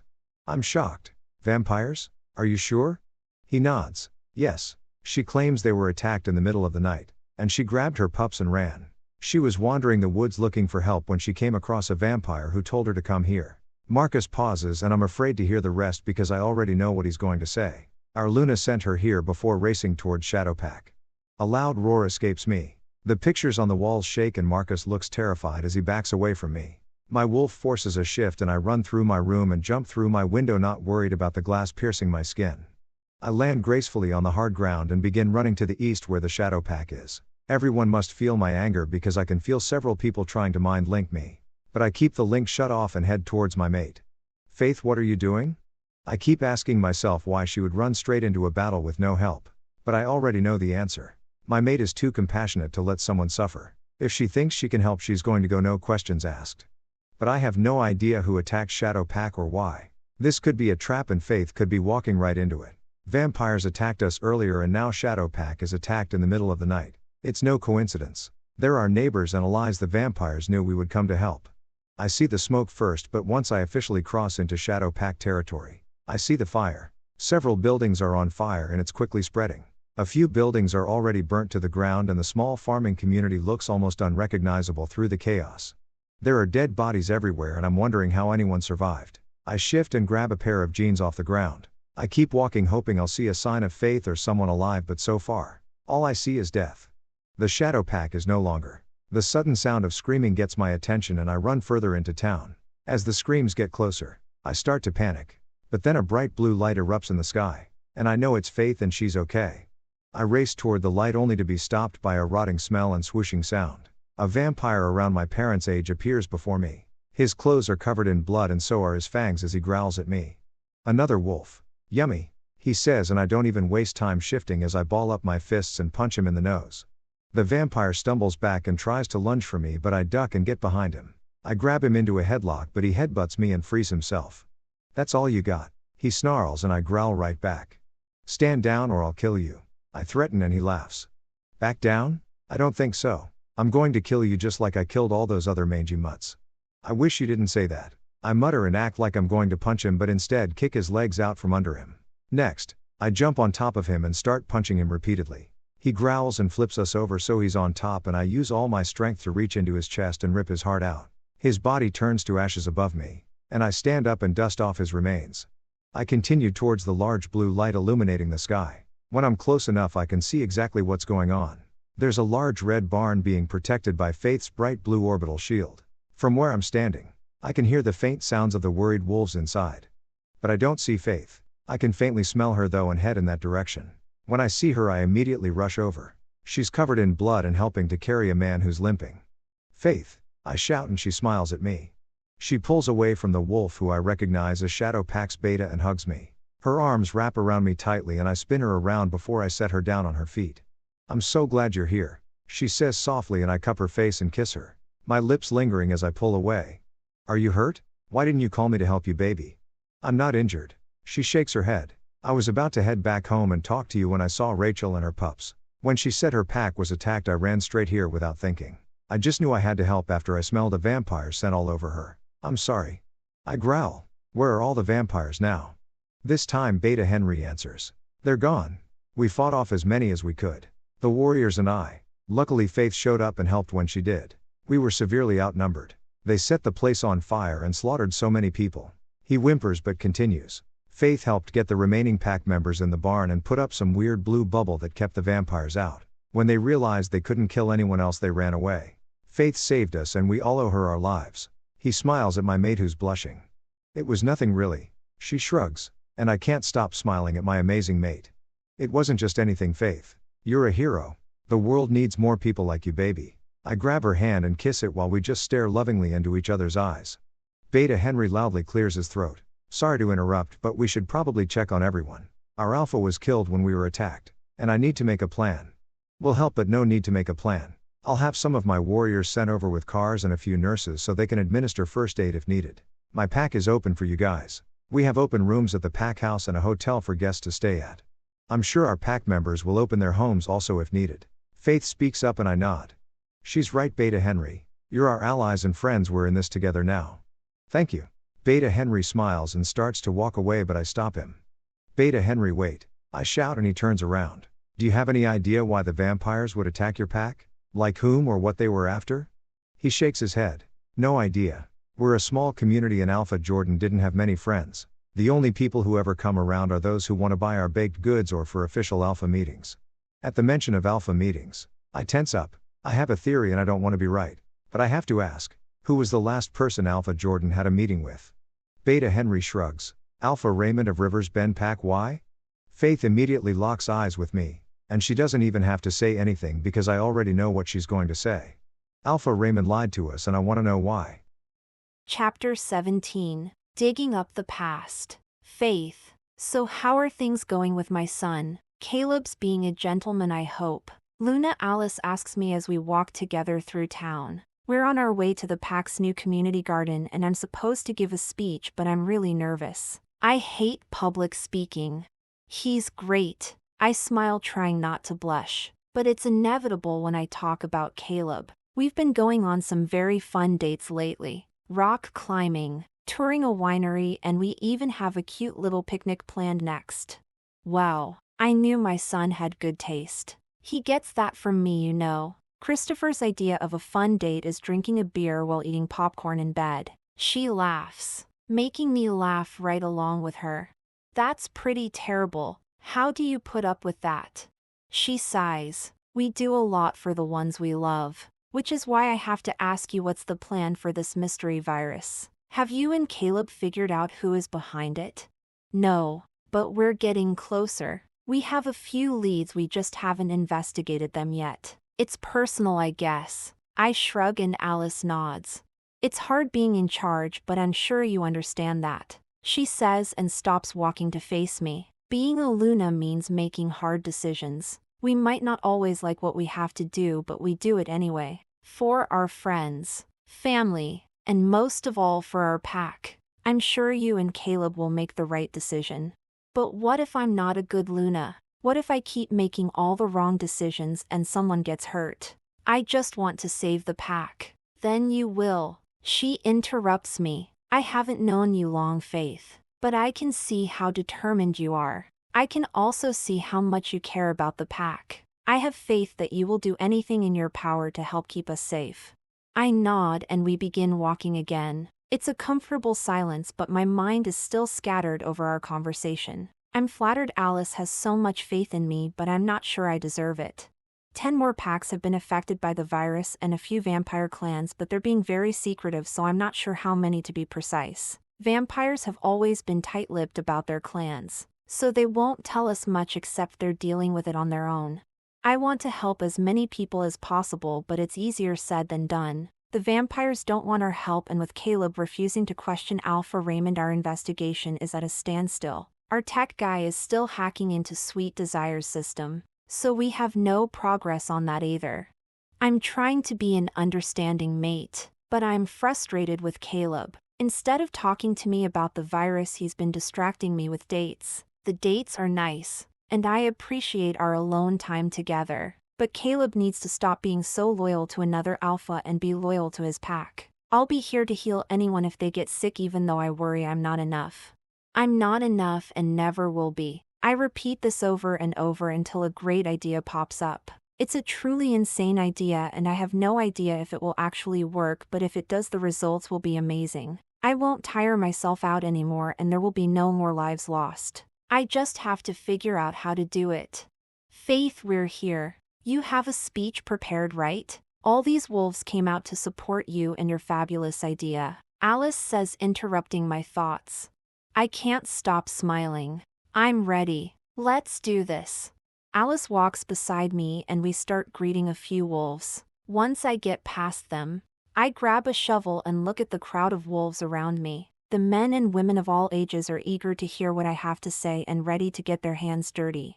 Thank you all for coming. For those I haven't met personally, I'm Faith Wilder, your Luna. I know we're all here because we want to help our community. This garden will help produce fresh food for our school system, and if it's successful, we'll create more to help feed our whole pack. That's the goal anyway. But before we get started digging, I want to tell you more about who taught me how to garden so well. An elf I call family. He's my Uncle Theo, and maybe one day you'll get to meet him. I'm completely covered in dirt as I make my way upstairs towards my bedroom. Warrior training just finished, so I'm not the only one trudging dirt and sweat inside. The whole bottom floor of the pack house is disgusting, and I feel terrible for who has to clean it. As soon as I walk into my room, I can hear the shower running. Gardening ended earlier than it was supposed to, so Caleb isn't expecting me. Which means he's naked and vulnerable. So vulnerable I may have to attack him.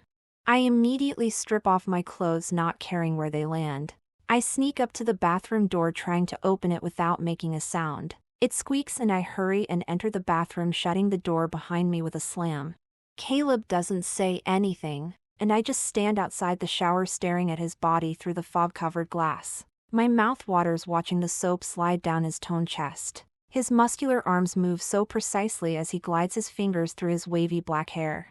Are you going to keep watching or join me? He chuckles, and even his deep laugh has me turned on. Maybe I'll just stay out here and watch. I tease him back. He growls and the shower door slides open. You stink. Get in here so I can get you dirty the proper way. I roll my eyes playfully. Well, if you insist, how can I say no?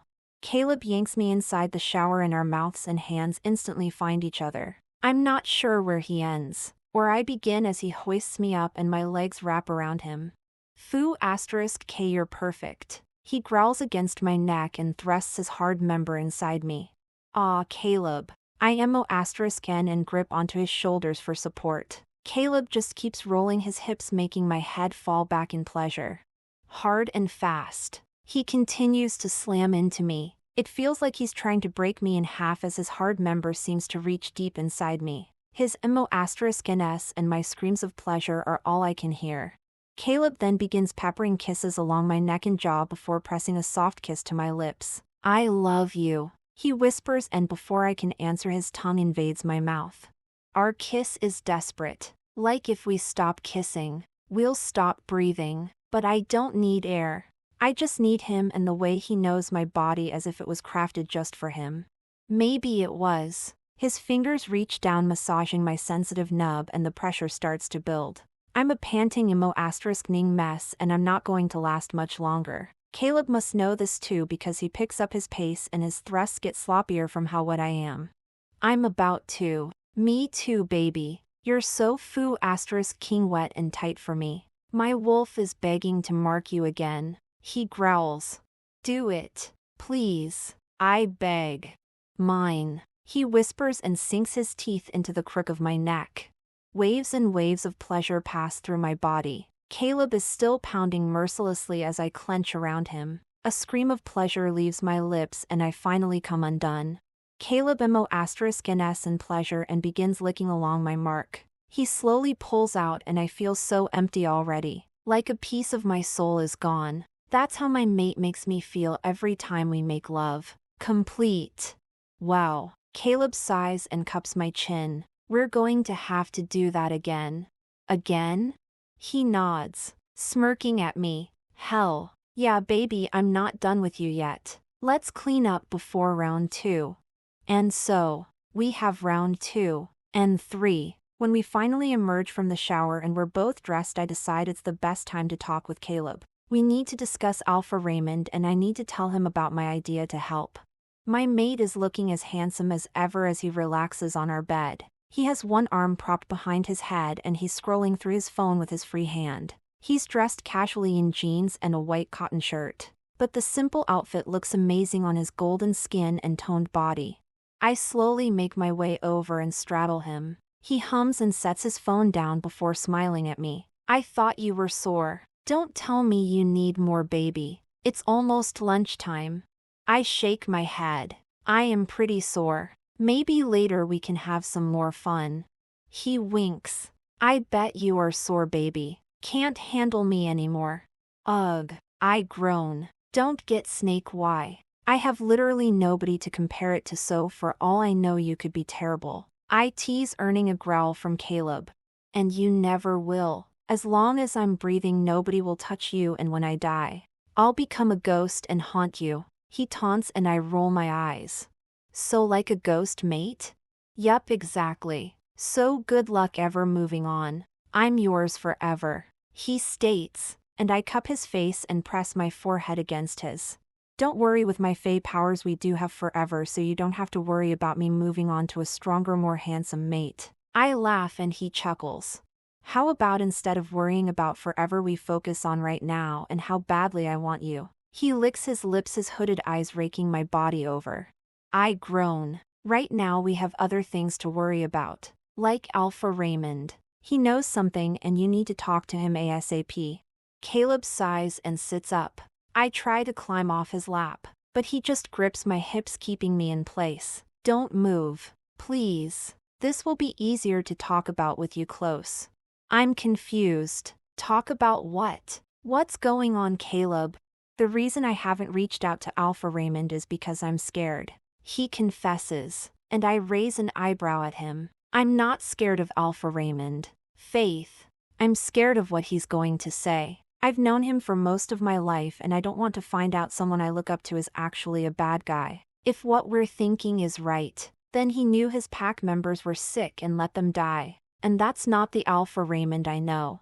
I nod, understanding what he's saying. Then tell me about the Alpha Raymond you know, and that will help me eliminate him from my list of suspects. He sighs. I've known Alpha Raymond since I shifted. When I started shadowing my dad to become an alpha, he was one of the few alphas who was nice to me. He didn't treat me as a dumb kid and has given me lots of good advice over the years. He's more like an uncle. He sounds like a good guy. I know he was really kind when I talked to him.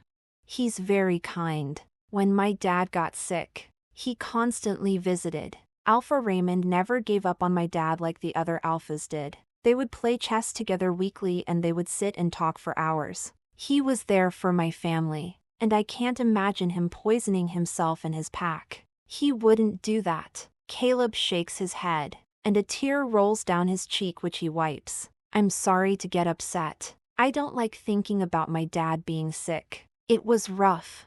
No need to explain, love. You're allowed to have emotions, cry, scream, or whatever. I won't judge you ever. I smile at him. I love you, Faith, he says softly, and I press a lingering kiss to his lips. I love you more. I wipe a stray tear from his face, which is why I think you're correct. Alpha Raymond is innocent, but he still knows something. You need to talk to him. Maybe it's something simple he forgot. You're right, I'll talk to him. But first I need something from my mate. He laughs and flips us over so I'm on my back. My blonde hair sprawled on the mattress and my arms pinned above my head. I thought you were hungry. I tease and he begins unbuttoning my jeans and yanking them down. I am. For you. Caleb yanks my jeans all the way off and throws them away. I'm still laughing as he climbs between my legs and is staring at my glistening cat. 𝑽_K no panties. You're naughty, Faith. He licks his lips and tries to dive in, but I push his face away, making him grunt. Ugh. What? He protests. I need to talk to you about something. First. It's important. I pout and he rolls his gorgeous blue eyes. Can't it wait? I'm starving here, woman. He motions between my legs, making me laugh again. I promise you can finish in a moment, but I need to tell you my idea before we get busy, or I forget. Your mom helped me think of it earlier, actually. He groans and sits up. All right. Mentioning my mom just killed the mood. Just tell me what it is. I can't stop smiling and want to laugh when I see how hard he is, but I refrain from doing it and continue speaking. I was thinking, if we can't figure out how to stop the virus, then we need to continue to treat it. And since me and my mom can't possibly keep healing everyone, then we need help. Caleb looks utterly confused. How are we going to get help if we don't know what cures it? We've tried several herbs and potions, but nothing has worked. Well, I was thinking I could have Iris hypnotize me and I could go to the Fey dimension through my self-consciousness and ask them for help. Tier plenty of them, so I'm Sue. No, not just no, but Foo *KNO. Faith. I'm not letting you travel to the Fey dimension, whether it's through your self-consciousness or your real Foo *King body. He shouts and climbs off our bed. Caleb just stands beside it glaring at me.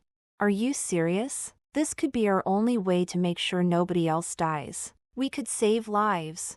He scoffs. And what about your life, Faith? Sasha told me about how they treated her there, like an outsider because she was part human and mated to a vampire. Newsflash, Faith, you're a Foo *King vampire and a human. They won't accept you or help you.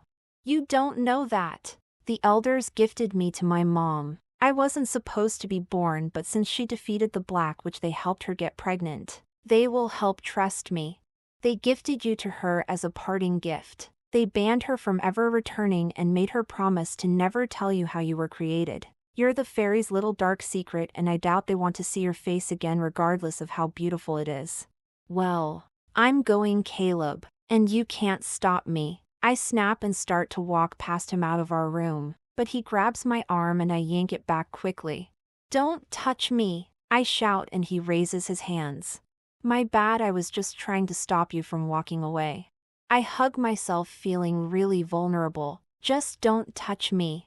He shakes his head in disbelief. I won't, I'm sorry. But Faith, stop being so naive. Your idea is stupid. The fairies will never help us. It's up to us to figure out the situation. Actually, it's up to me because I don't want you to help anymore. It's too risky and I won't lose you.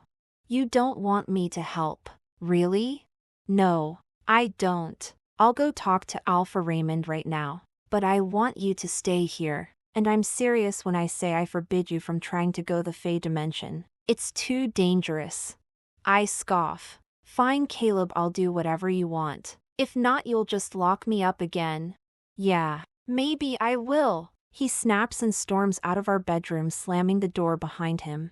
Once I can't hear his footsteps anymore, I slump down to the floor and let the tears spill. Chapter 18. The Truth. Caleb. I'm furious as I march downstairs and towards the dining hall. My fists are clenched at my side and it's taking all my energy not to punch each wall I pass. I'm not normally an angry person, but the way Faith has no disregard for her safety or life has me ready to break my rule of not locking her up again. My mate's quest to cure this virus has her forgetting all logic. Faith is brilliant, but the way she's acting right now is really dumb. She wants to ask the fairies for help. What a joke. They abandoned this earth and their care for everyone on it a long time ago.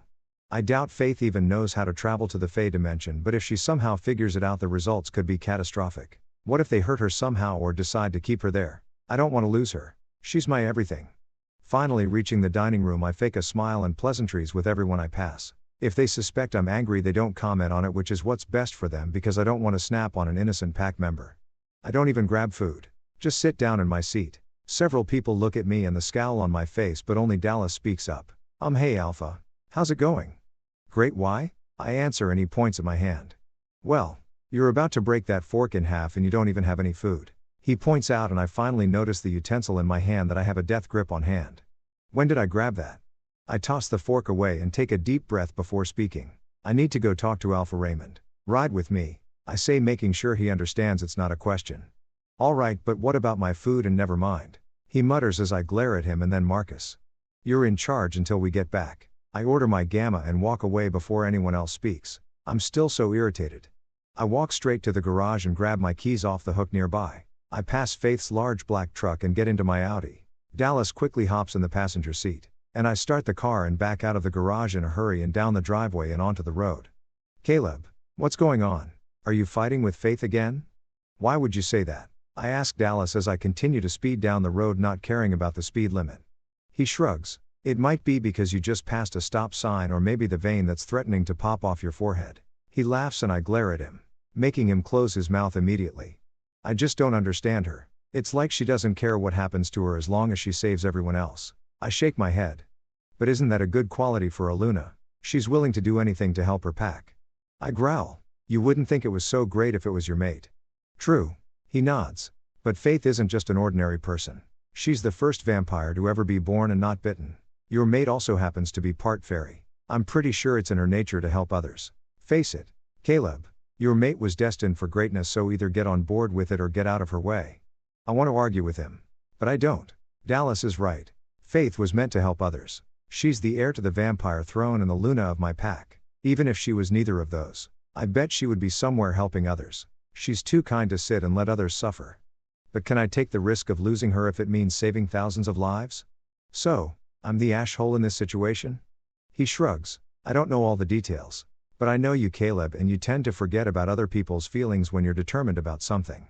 Fuck. I hate it when you're right, I mutter, making Dallas laugh. I immediately open a mind link to my mate. Faith baby, are you there? I'm here, she whispers, sounding more down than usual. I'm sorry, I shouldn't have yelled at you or tried to grab you. It was wrong. I was wrong. She doesn't say anything. But I can tell she's still listening. I'm not perfect and I never will be, Faith. I tend to think I know what's best for everyone instead of letting them make their own decisions. But I don't want to do that anymore. I need to let you make your own decisions even if I don't agree with them. So, if you want to reach out to the fairies, then I won't stop you. I can hear the smile in her voice as she speaks. Really? You don't think it's a stupid idea? I shake my head. No. It's a great idea that my brilliant mate thought of. I shouldn't have called you naive earlier. I was wrong. I can't apologize enough for how I treated you. Just know I'm going to do better. I trust you and I love you. I love you, Caleb. I'll have Ruby and Iris with me, so I won't be alone. Hopefully, by the time you get back, we'll have answers. Just promise me one thing. Faith, I say, my voice threatening to crack. Okay, what is it? Be careful and come back to me, please, I beg, and she chuckles. That's two things, Caleb. But yeah, I'll be safe, and I'll always come back to you. I love you so much. I love you more, I say, and she cuts off the mind link. When I get to the River's Bend pack, I end up arguing with the warriors at the gate for 10 minutes. Apparently, Alpha Raymond listened to my idea of shutting down the borders of his pack. Nobody's been allowed to leave or enter since the last time I was here. Alpha Raymond was even refusing to let me in, but after threatening to wage war on his pack starting with family, he decided it was in his best interest to let me in. I feel terrible threatening him when he's been nothing but kind to me. But I need answers and I need them now. Once I finally make it through the gate and into town, I park right outside Alpha Raymond's home. He's standing on the front porch with Frederick beside him and a few other warriors I recognize. I turn off the engine of my car and step out, slamming the door. I start marching towards Alpha Raymond. But Dallas immediately stands in front of me, blocking me from ripping him in half. Really, Raymond? You're going to deny me entrance to your pack? You wouldn't have shit if it wasn't for me. He just glares at me with his hands on his hips. I'm just trying to do what's best for my pack. You were the one who suggested the idea in the first place. Well, if I knew you were a lying piece of shit, I wouldn't have done anything. I should have let you rot on that ballroom floor. I growl and Alpha Raymond growls right back, with his warriors stopping him from stepping off his porch. How dare you threaten me, pup? I treated you like a son. Your dad is my best friend. And you disrespect me at my home? I can't help but laugh. You disrespected me and your pack when you didn't tell me the truth. I know you met with Alpha Jordan recently and now his pack has been destroyed by vampires. Did you send them? Everyone around us looks shocked, but Alpha Raymond just looks angry still. Vampires? I think that's more in your territory, Caleb. Why would I send vampires to attack one of my allies? I don't know, maybe the same reason you infected yourself with the virus. Maybe you wanted to play the victim so everyone would think you're innocent. He just shakes his head. You have this all wrong, son. I have no idea how I got sick and I didn't send vampires after anyone. I'm just as confused as you. He sounds sincere, but I'm still suspicious. Then why didn't you tell me about your meeting with Alpha Jordan? Why hide it? Because. Alpha Raymond pauses. Because it was a regular thing and also a secret. Alpha Jordan and I play poker a few times a month. I lost too much money a while ago, so Angela banned me from gambling. But I couldn't resist taking those losers' money, so I kept going. He shrugs like it's no big deal. Really, poker night? Dallas speaks up beside me. Well, you said losers. Who else would come to these secret meetings? Alpha Jack, Samuel, and Owen, he answers. And all three of those packs plus yours and Alpha Jordan's have been attacked by the deadly virus or vampires. You don't think that's a weird coincidence? Alpha Raymond looks deep in thought before he shakes his head in disbelief. I think I know who it was. He looks at me. I don't want to believe it, but it's the only answer. Who is it? I growl. When I find them. I'm going to tear them into a million little pieces. Alpha Hayden of the Lotus Pack. He answers and I'm shocked. What? Are you serious? He nods. Yes. He started coming to our poker games recently. But it seemed like he had a hidden agenda. He kept talking about expansion and wanting to build luxury condos. He offered to buy some of my land. But I refused. And so did everyone else. I bring my clenched fist to my face and close my eyes. I feel like such an idiot. I should have known it was him. That night in my club he kept asking me if I wanted to open another nightclub and partner with him. He kept rambling about getting more land soon. But I was buzzed and barely listened to him. I just wanted to get back to mate, but then the fight happened. And the rest of the night was chaos. I had completely forgotten our conversation until now. Alpha Raymond breaks me from my thoughts. So, what are you going to do? He asks. And I already know my answer. Kill him. But first I have to find out how he's creating this virus and how to cure it without Faith's fairy powers. Alpha. Dallas places his hand on my shoulder. We got to go. I just got a text we've been attacked. Vampires? I ask and he nods. Fuck. I shout and walk back towards my car. It's a 2-hour drive back home. We'll never make it back in time. I start speeding down the road as Dallas is yelling orders over his phone. Marcus is a strong fighter but he's still not as strong as me and Dallas. I worry about him and if our warriors can handle it. Faith. I try to mind link her. Faith, are you there? But I can't reach her. I can't even feel her emotions. Which means she's unconscious and trying to reach the Fey dimension. She has no idea a fight is coming straight towards her. And the worst part is I'm nowhere around to help her. Chapter 19. Into the Fey Dimension. Faith. After my conversation with Caleb, I immediately mind-linked Iris and Ruby and told them about my plan. They both think it's crazy and I shouldn't do it, but after arguing with them they finally agreed to help me. I'm sitting on my bed waiting for them to come. Iris insisted on grabbing supplies and Ruby is supposed to be helping her. I'm nervous as I wait for them and try to remember everything my mom has ever said about fairies and how to reach them. But my mind is blank because my mom never once mentioned how to reach the Fey dimension. She told me how I was a gift from them and that's it. The only information I have about fairies is hearsay and I realize my own mate knows more about them than me. My head starts to hurt from overthinking and I almost want to call this off when my bedroom door bursts open and Iris and Ruby march into my room, their hands full of random stuff.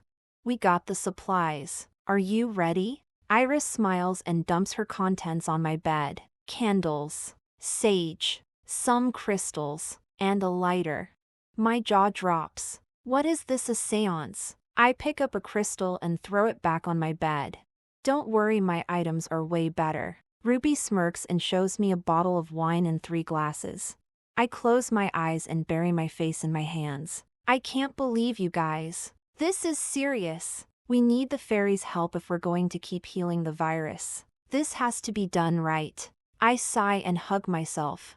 Iris gently places her hand on my shoulder and I look up at her. Faith, we're going to do this. I'm here to help and taking this very seriously. She says and I nod, then look at Ruby who's sitting in a chair drinking wine. Hey, I'm just here to supervise. Dallas told me Caleb would kill us if anything happened to you. She shrugs nonchalantly. I stand up. Let's just do this.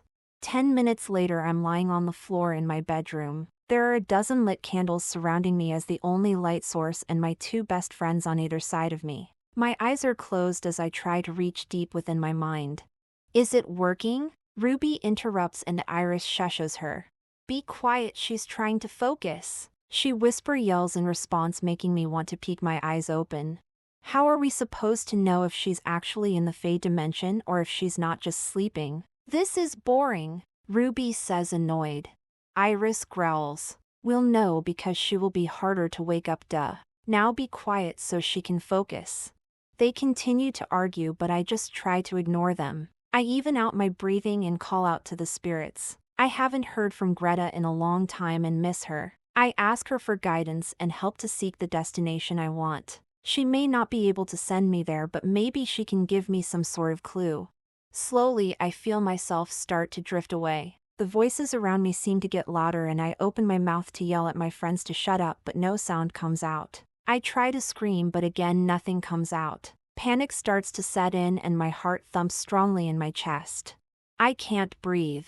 I can't speak. And I can't see. It's complete darkness as the voices I was hearing become a distant whisper. The voices are talking so fast that I can't understand them or recognize who is talking. My heart continues to race as I struggle to wake myself up from this nightmare.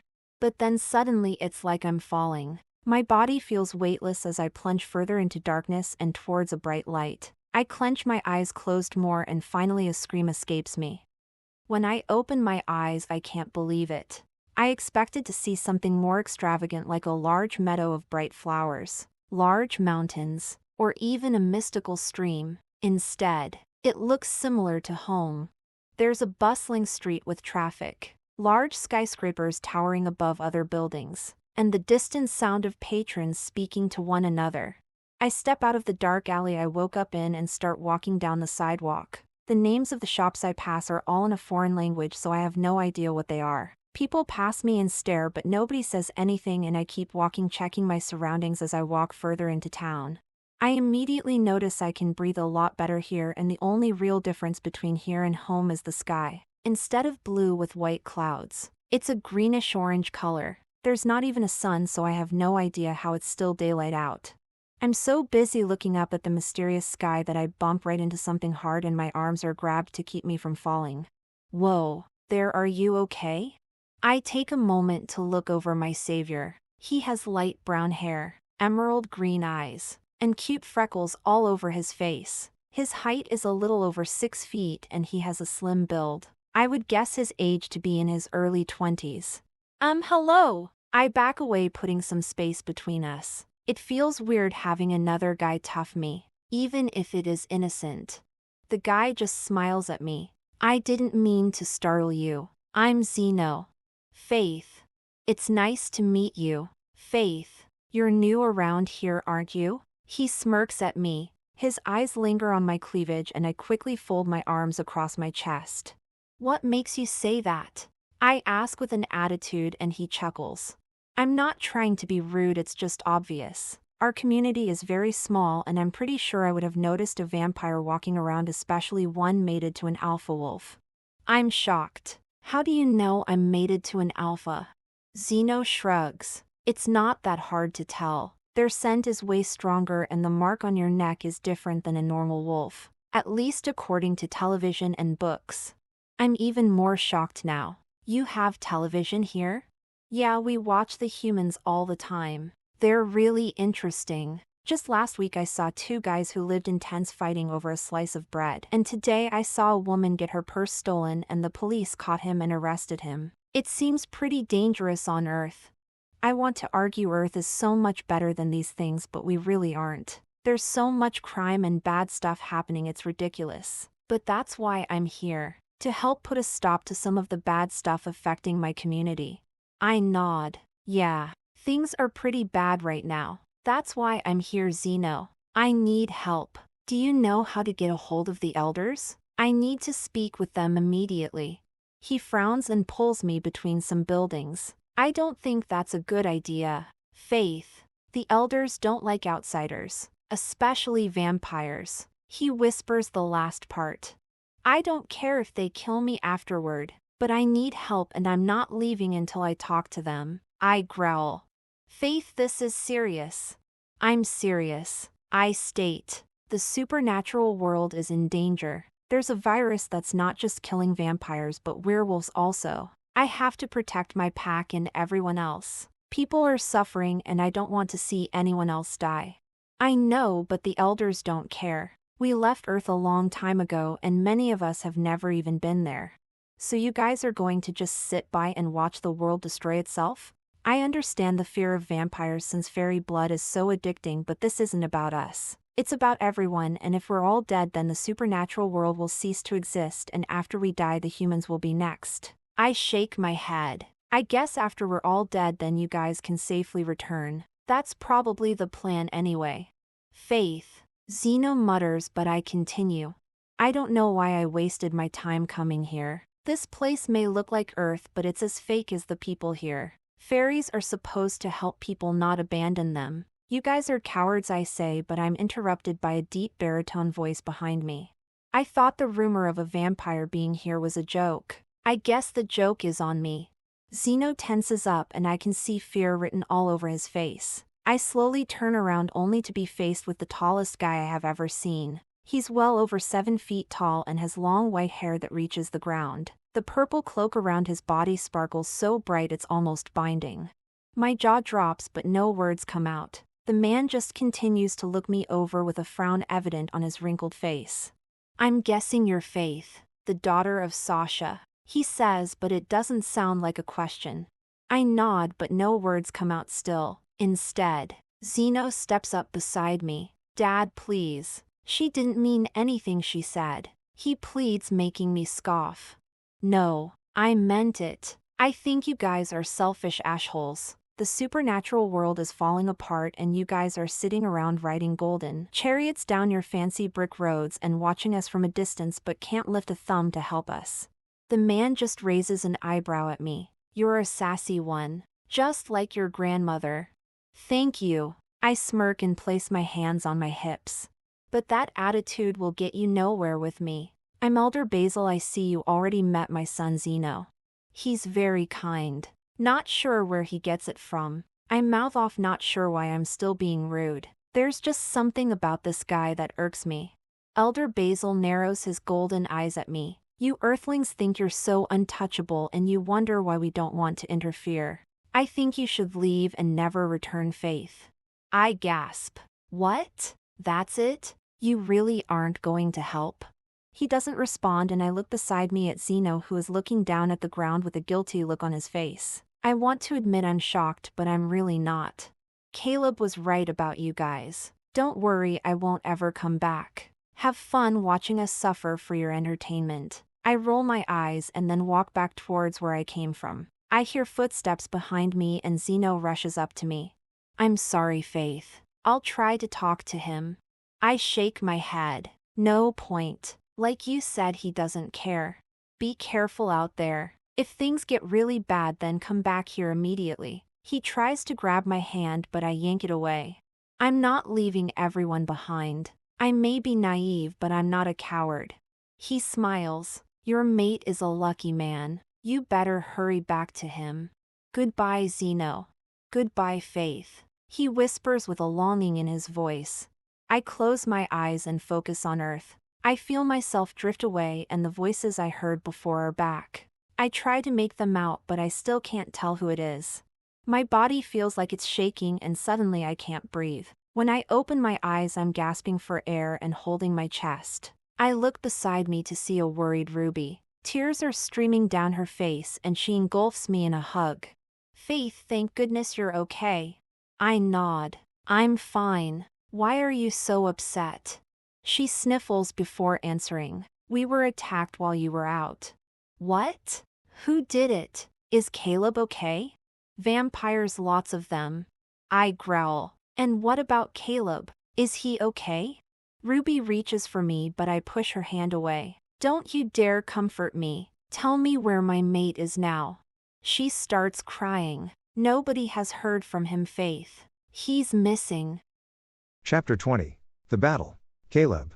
I drive my car within a mile of the pack. Quickly parking, I jump out and shed my clothes. I shift into my black wolf and Dallas shifts into his large chocolate brown wolf. We immediately began rushing through the woods. Dallas is the first one to reach a vampire. He soars through the air and lands on the raging beast. His jaw clamps down on his throat as he ends his life. The body turns to dust and Dallas looks at me with determination set in his eyes. We both know that was just the first of many. Taking off running again, we take out a few more vampires before reaching a clearing where the real fight is happening. We split up with Dallas going towards the east and I head to the west to help a group of wolves fighting. 5, 10, and even 20 vampires die by my hands. I don't hesitate to rip them to shreds. I don't care if they were forced or came of their own free will. They attacked my pack. My friends. That means they must die. And I won't show any mercy. Mind links from my head warrior Alex flood my brain but I ignore them. He's giving orders while fighting. We have 3 waves of warriors we send into battle and I'm not even sure which one we're on. I'm just fighting and killing. The fight takes me further west where I hear someone screaming for help. My paws pound against the forest floor in a race against time but I'm too late. I watch as a wolf younger than me gets his arm ripped off and his throat slashed. The light in his eyes fades and I feel his connection to the pack disappear. A deep growl emits from my throat. The vampire that killed my warrior turns around quickly to face me. We both just stare at each other waiting for the other to make a move. His evil red eyes don't leave mine. I continue to watch his movements also. Rage burning deep within me. There's nobody around but us and it's already been decided that only one of us is leaving. The sound of a black crow screeching gets the vampire's attention. Even though he only glances away for a second, I use the distraction to pounce on him. He's quicker than I realize because he moves just in time. I land on my feet and the vampire is already behind me, choking me. I snap and growl but he doesn't let go. "Time to die, little doggy," he whispers in my ear. But I'm not going to die. Not like this. I can't die here. Not without seeing her one last time. So, I shift back into my human form. The vampire's arms slip from around my neck, and I quickly turn around and use all my strength to reach into his chest and pull his heart out. By the time he realizes what happened, he's crumbling into ashes by my feet. I take a moment to catch my breath, but then a zipping noise gets my attention. A sharp pain hits me in the neck and I stumble over. I try to walk away or shift but I can't. I'm dizzy. My head is spinning and I'm starting to lose feeling in all my body. I try to mind link someone but even my speech is slurred. Lastly, my knees give up and I fall flat on my stomach. I roll over, blinking rapidly. My body shudders and the last thing I see is a dozen red eyes standing over me before darkness overtakes me. When I open my eyes again, the first thing I notice is the chains around my wrists. I'm dangling from a ceiling in an unfamiliar room. The air is damp and musky. The only light source is from a stained glass window on the other side of the room. I try to mind link Dallas or Alex but it's useless. I'm too far away from my pack and the silver is keeping me from reaching anyone or shifting. I'm stuck and I have no idea how long I've been gone. My next thoughts are all about Faith. Is she okay? Did she ever make it back from the Fey dimension? She was unconscious when I left, and I have no idea if she woke up. I hope she did, but at the same time, if she woke up and I'm missing, she's going to worry. The last thing Faith needs is to worry.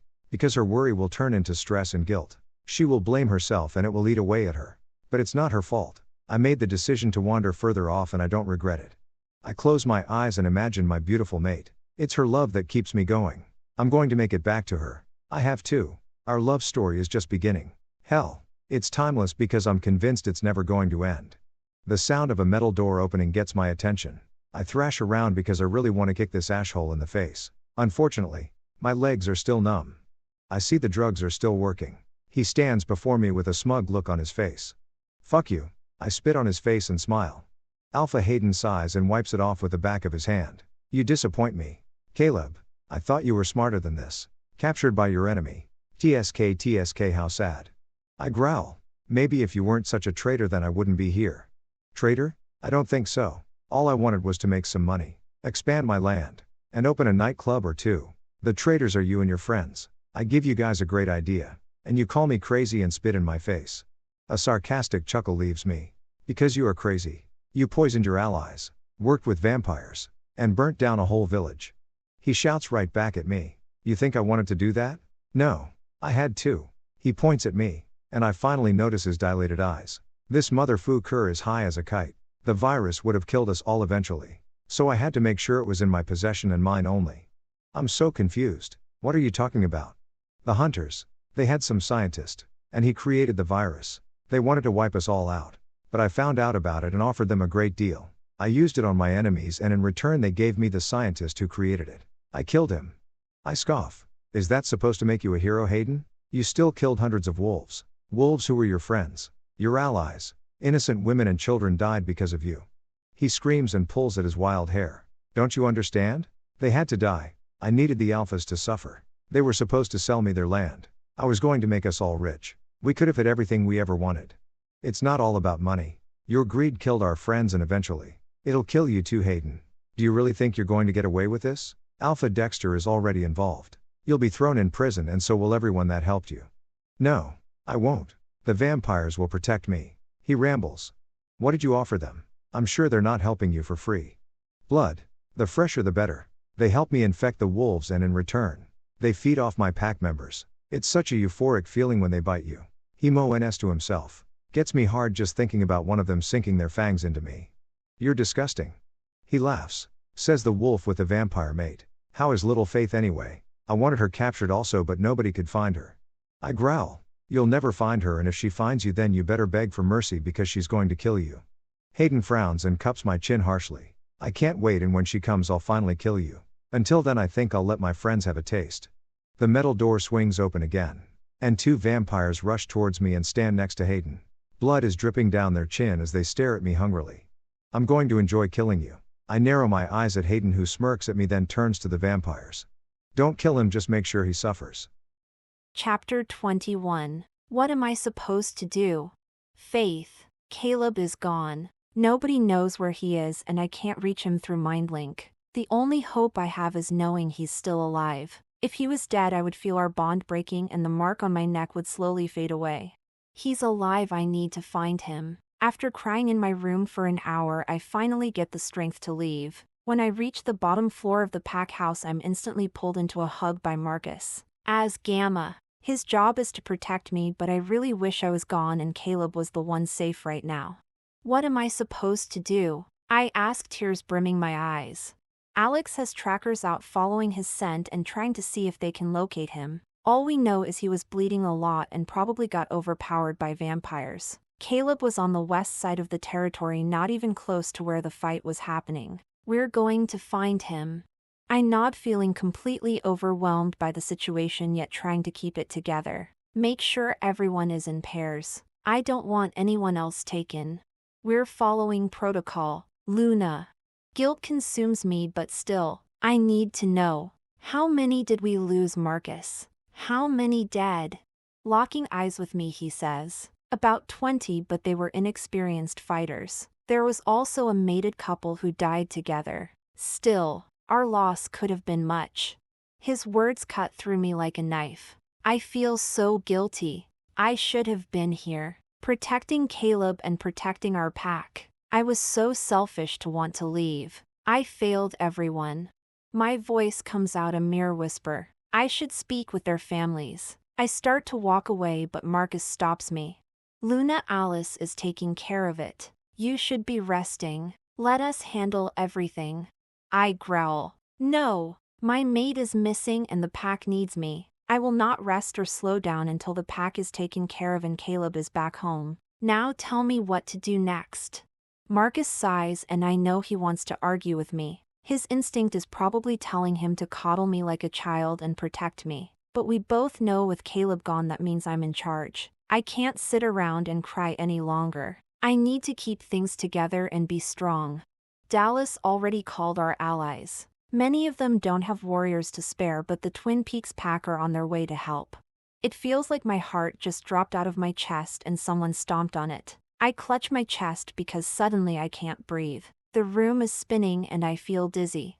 Brooke is coming here. My arms are grabbed and I'm suddenly looking into the concerned eyes of Marcus. Luna, are you okay? You look sick.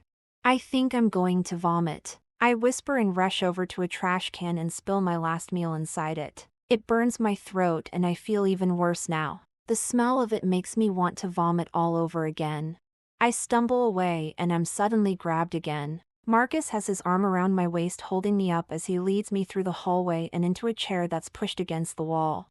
I know you want to help, but it's not worth your health, Faith. Caleb would want you to take care of yourself, he says, and I growl at him. Don't you dare tell me what my mate would want. He's gone and it's all my fault. I should have been here, Marcus. I should have protected him. My screams turn to sobs and again Marcus is comforting me. I know you're worried, Faith. We all are. But Caleb is strong and so are we. We have to be. Showing weakness is admitting defeat, and we're better than that. The Blue Moon Pack never gives up. I nod. You're right. Caleb wouldn't want the pack to suffer. Let's get things ready for our guests. Even though I hate our guests, I have to step up. It's what Caleb would want. I just hope I don't regret it. Like always, Brooke looks exactly like the goddess I assume she is. Her red hair is shining brightly, her chocolate brown eyes filled with happiness, and her outfit is perfection. Wearing dark washed jeans and a black V-cut shirt, she's dressed casually, yet all attention is on her as she walks towards me. To everyone else, she's the Luna of the infamous Alpha twins. But to me, she's another heartbreak. Her past with Caleb ruined any chance of friendship we would ever have. Looking at her, all I can think about is how my mate used to worship her body and how he probably prefers it over mine. The twins Elijah and Everett's cold, calculated eyes meet mine first. They each put out a hand for me to shake as they approach. I shake Elijah's first then Everett's. Thank you for coming. We have our best room made up for your stay. Everett softly smiles. We appreciate it. I wish we were visiting on better terms, but we're here to help. We're going to find him. Elijah nods at me. Thank you, is all I can muster up to say. The twins leave with Marcus so he can show them their room. I head inside towards the kitchen when I'm stopped in the hallway. I'm so sorry about Caleb, Brooke whispers. I'm sure by now he told you about our past. I hope you know that won't affect the twins looking for him. They're more determined than ever to help bring your mate back. I meet her eyes and hold her gaze, but we're not even allies. I know, she smiles, but I consider Caleb family. Of course you do. I cut her off. I mean, you did want to have his babies. Is that why you came? Brooke looks shocked as she takes a step back from me. No, I'm here because I want to help. The twins and she starts to argue but begins coughing. Her cough just gets worse, and for some reason, I grab her arm and drag her into the kitchen. I keep going until I'm right by the refrigerator. I grab a glass and get her some cold water. Here, drink this. I place the cup in her hand and help her drink it. Finally, her coughing fit is over. With red-rimmed eyes she says, "Thank you, Faith." "You're welcome. Are you okay?" I may not like her, but I don't need her dying in my house. Her crazy overprotective mates might kill me. I'm surprised they're not right next to her right now. She nods. I'm okay. I've just been feeling sick lately. Brooke continues talking, but I completely ignore her. My eyes scan over her body and I'm starting to realize she doesn't look as great as the last time I saw her. She's lost some weight and she's a lot paler. Please don't tell the twins about this. I don't want them to worry, she whispers. Don't worry, I won't. The next few minutes are filled with awkward silence as Brooke sips her water. I roll my eyes and stand up because I have better things to do than sit with her. But her next words stop me. I'm happy Caleb found you. I turn around so fast I'm surprised I don't get whiplash. What did you say? I growl. Brooke looks hesitant. I said I'm happy Caleb has you. When you guys came over he looked really happy. I'm sure that's because of you. Really? I raise an eyebrow because I'm super suspicious of her. Yes. She nods. And I am sorry for asking him to be a sperm donor. I was acting irrationally and the hormones I was taking had me feeling so desperate and vulnerable I was willing to stir drama if it benefited me. I really am sorry, Faith. I stay silent, pondering over her words, and she continues. What happened between Caleb and I was a long time ago, and we're both different people now. I hate looking back at who I was then. I was immature, selfish, and very insecure. I regret a lot of the things I did back then. She practically whispers the last part. But I just need to know one thing. Did you love him, Caleb? She shakes her head. No, he was my best friend. When I needed comfort, he was there. Whether it was a shoulder to cry on or to keep me from getting into fights when I was drunk. We cared about each other, but no, we weren't ever in love. I'm pretty sure the only woman Caleb has ever been in love with is you. We're both in tears now and I wipe mine away. Thank you for saying that. I love him too. Brooke smiles through her tears. Then let's go get him back. I nod. Let's do it. But first I need to do something. Before she can protest, I grab Brooke by her arm and place my hand over her chest. She tries to pull away, but I just keep a strong grip on her. Suddenly her chest glows and my hand warms up. Brooke just stares at me with wide eyes as I heal her, the virus leaving her body and some other infection she had. When I'm done, I pull my hand away. I feel a little dizzy but ignore it. What did you do to me? Your hand was glowing and I healed you. I'm a fairy, Brooke, not just a vampire. Her jaw drops. Are you serious? Yes, but you can't tell anyone. She quickly shakes her head. I won't. I feel so much better now. You didn't have to do that, Faith.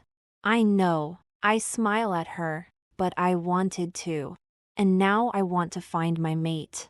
Caleb, I'm coming for you. Chapter 22. Purgatory or Home. Caleb.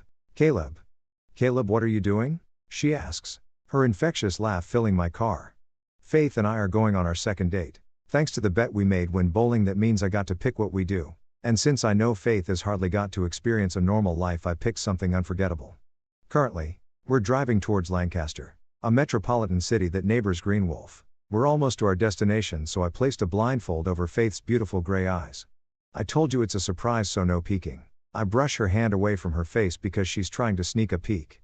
She sighs and leans back in her seat. "This is ridiculous. I told you I hate surprises. Caleb. Well, you're going to like this one." Faith hums in response, and even though she can't see it, I can't stop smiling. We're still getting to know each other, but I think I have a good idea of what she likes. I already know the basics about Faith, like her favorite color, the type of music she likes, and how she loves nature, particularly gardening.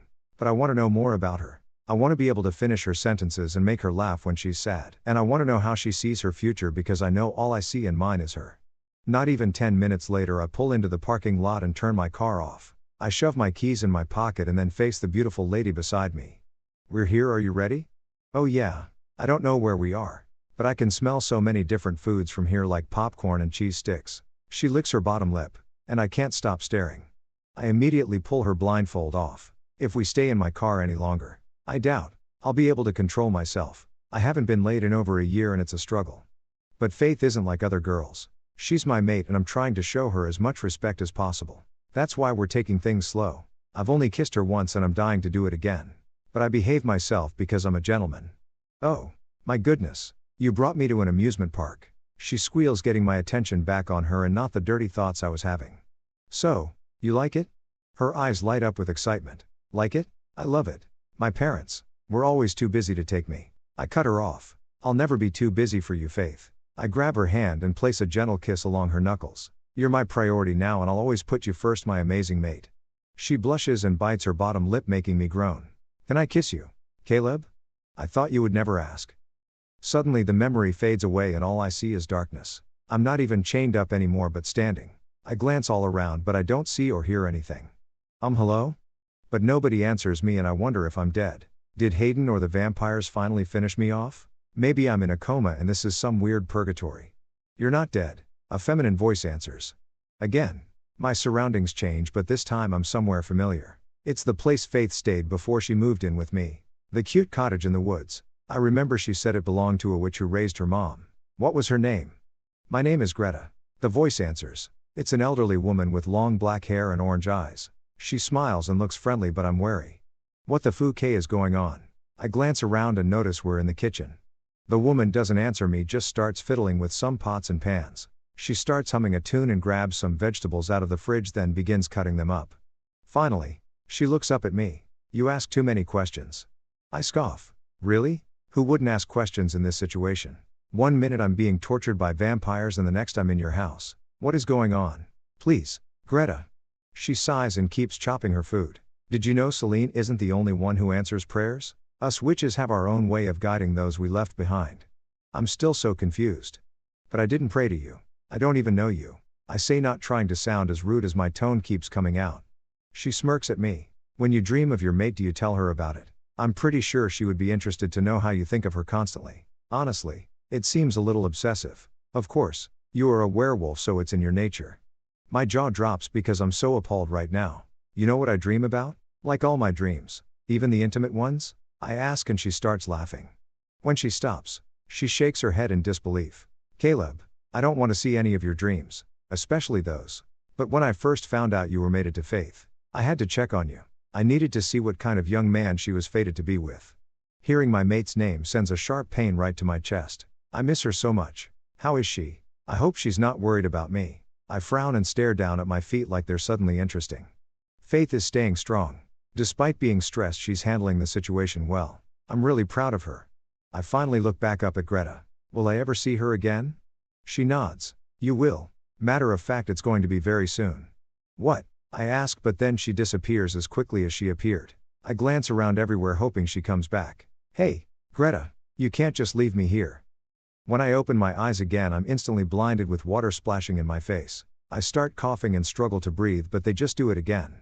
"Ugh, stop." I groan and look at the face of my tormentor. It's one of the vampires that's been torturing me. I think his name is Cecil. He laughs. Just had to make sure you were still breathing. Alpha says we can't kill you yet. I roll my eyes. Why do you keep calling him your alpha? You're not even a werewolf. Cecil growls and punches me in the rubs. My body is so sore I barely felt it though. When the vampires aren't taking blood from me, they're taking turns using me as a punching bag. I'm covered in cuts, bruises, and dried blood. Without my wolf, I can't heal myself, so I'm completely vulnerable. Finally, he stops. I can't wait to kill you, he threatens, and I roll my eyes. It's been the same thing over and over and I'm tired of it. Oh yeah, what are you going to do to me? Bore me to death. His eyes turn red and he cups my chin harshly. I'm going to slice you up. I'll tear the skin off your bones and... The meaningless threat he's spewing is interrupted by the door slamming open. It didn't shut close and I can hear chaos happening on the other side. It sounds like fighting and lots of it. Cecil's eyes widen and he slowly backs away from me. He throws up his hands in surrender and I can't see what he's looking at, but judging by how terrified he is, I already know the answer. I smirk at him. What are you going to do to me, Cecil? I didn't hear you over the sound of you pissing yourself. I laugh and apparently, he doesn't like it because he lunges for me. I don't even flinch because I'm finally safe. Cecil grunts in pain and he's choke slammed onto the floor. His heart gets ripped out and his body turns to ashes on the dirty floor. So what took you so long? I tease. Angry golden eyes shine back at me. This is no time for jokes. Caleb. Faith shakes her head and then jumps up like a monkey. She breaks the chain from the ceiling and then starts pulling them off my sore wrists. When I'm free, I wrap my arms around her, engulfing her in a hug. Even though she's covered in blood, there's nowhere else I would rather be. Fuck baby, I missed you. She cups my face gently. Don't you ever scare me like that again, Caleb? I thought I lost you. I shake my head. You'll never lose me. I'm tougher than I look. Her worried eyes travel over my body. What did they do to you? This is all my fault. I shouldn't have left. I'm so sorry. Faith starts crying and I just hug her again. Baby, I'm fine really. I'm sore, but it's nothing I can't handle. I'll heal in a day or two, don't worry. Don't worry? She glares at me like I kicked her puppy. How can I not worry when you're covered in bruises and cuts? Fuck, they even bit you. She cries more, burying her face on my chest. I just rub her back, trying to soothe her. Don't cry, I'm safe. You found me before they could do any permanent damage. The bruises will fade and from now on you'll be the only one biting me. She shakes her head but still refuses to look at me. No, Caleb. Not after this. They tortured you. Why would you trust another vampire to bite you after what they did? Because you're not them, Faith. You're my mate. What happens between us is nothing compared to what they did to me. Faith doesn't answer, just helps me walk. My legs are still sore, so without her I would probably topple over. Luckily, with the silver gone and being close to my mate, I should heal faster than usual. When we're almost out of the room, I stop and look around. Baby, what happened to Hayden? He's being transferred to our cells right now. I thought you would like the honor of killing that asshole, she says, still refusing to make eye contact with me. I hate it. I need to see her gorgeous eyes. I cup her face and whisper along her lips, I love you so much, Faith, but you have to stop cursing or I'll punish you. She chuckles. How about we get back home first before that happens? Home? Yeah, that sounds exactly where I want to be. Chapter 23. Home is where the heart is. Faith. Laying here in bed with my mate is the best feeling in the world. Caleb is still asleep, but I've been staring at him for the last few minutes, just admiring him. He finally cut his hair, and even though I can barely run my hand through it, I think he looks very handsome. Maybe better than before. All his bruises are healed, and his cute plump lips look so kissable. If I had lost him, I have no idea what I would have done. He's my everything. Maybe my prayers to Gretel worked. I finally stop staring at him and cuddle closer to my mate. Unexpectedly, his arm tightens around me. Are you finally done being a creeper? I laugh. A creeper? I was just making sure you were still breathing. Or you were staring at me because I'm so pretty. He smirks, making me blush. You don't have to be shy about it. I'm all yours and you can stare at me all day. I'm happy you're mine. I confess. Caleb growls and climbs on top of me, trapping me between his arms. Then show me. It's been too long, baby. You're still healing.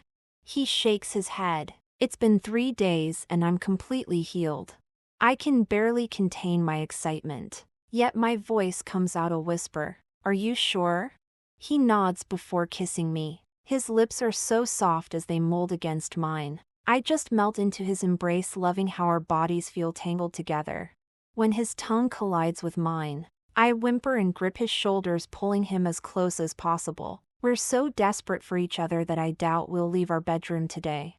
Caleb finally pulls away, allowing me to breathe, but his needy mouth starts trailing kisses down my jaw to my neck and lastly to my mark.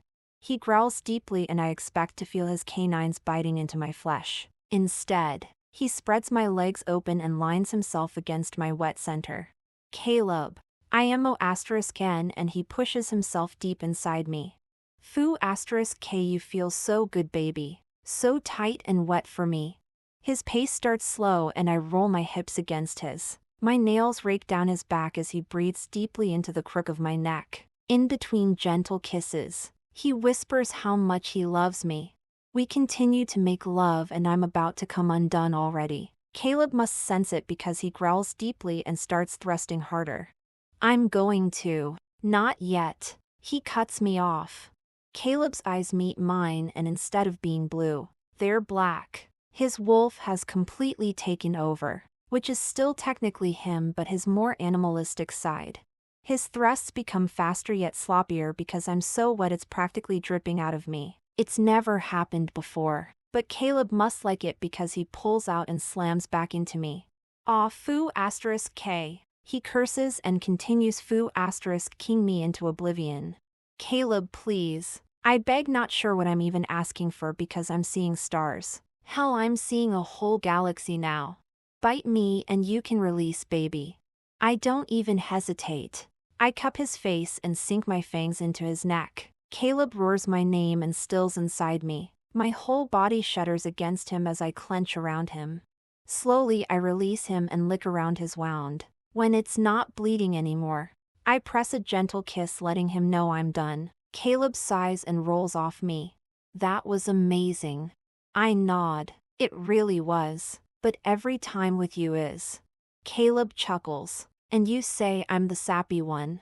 I hit his chest playfully and he finally faces me. If you keep being mean to me then you won't get your surprise later. You hate surprises, Faith. True. I hum, but I think I'm going to enjoy this one. He growls and his lust-filled eyes scan over my still naked body. How about I continue to enjoy you first? Deal. I giggle and crash my lips onto his. I'm sure we can put off the surprise for a few more hours. When we finally make it out of our bedroom, the sun is starting to set. And even though we're only going into the backyard, Caleb and I are dressed up. He's in black slacks and a white button-up shirt and I'm wearing a dark green sundress. We just made it downstairs and since it's supposed to be a surprise I placed a blindfold over Caleb's eyes. I'm slowly guiding him through the house and it's hilarious because he keeps crashing into furniture. If you wanted me covered in bruises again, it's working. He teases, making me laugh sarcastically. Ha ha, but it's actually you who's doing it. You're a werewolf, Caleb. Use some of those heightened senses to walk straight.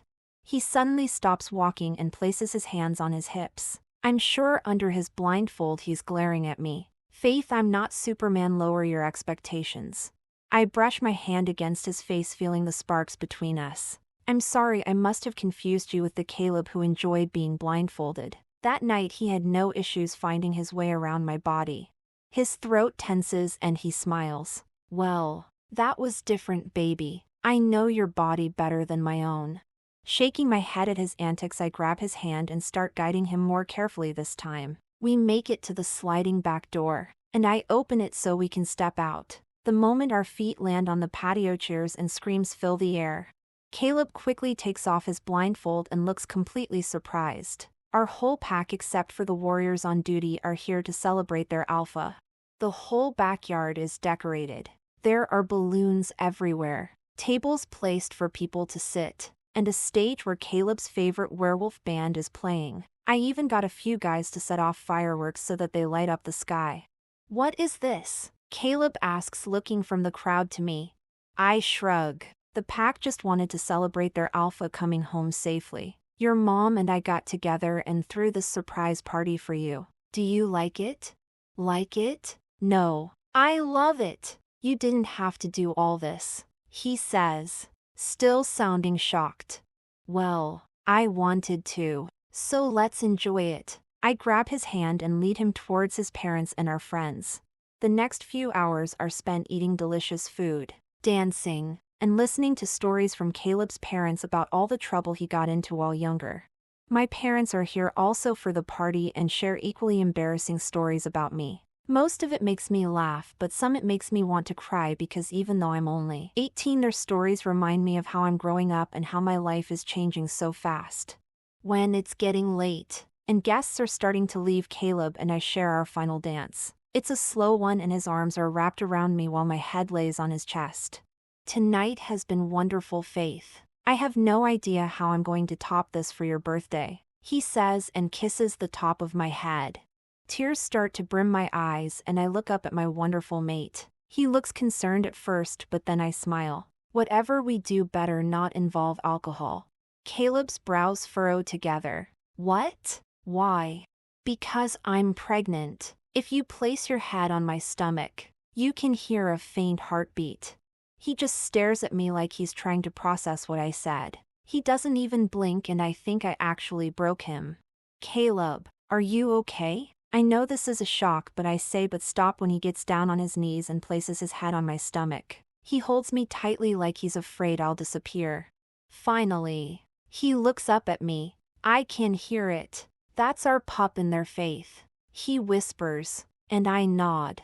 It is. We're going to be parents. Are you happy? Words can't describe how I'm feeling right now. He smiles and stands up. Clutching my hand with his, he whistles loudly. Everyone shut up. I have an announcement to make. We're having a baby. Your Luna is pregnant. Everyone is silent for a second before again everyone is cheering and screaming. Caleb, being more excited, grabs me and spins me around, making me laugh. He sits me on my feet and kisses me. I love you so much, baby. This is the best news ever. He kisses me again and pulls away because we have an audience. Our parents walk up together, and my dad is the first to reach us. I can't tell if he's happy or not as he approaches Caleb and slaps him on the back. I can't believe you did it, my dad says, and Caleb straightens up his shoulders.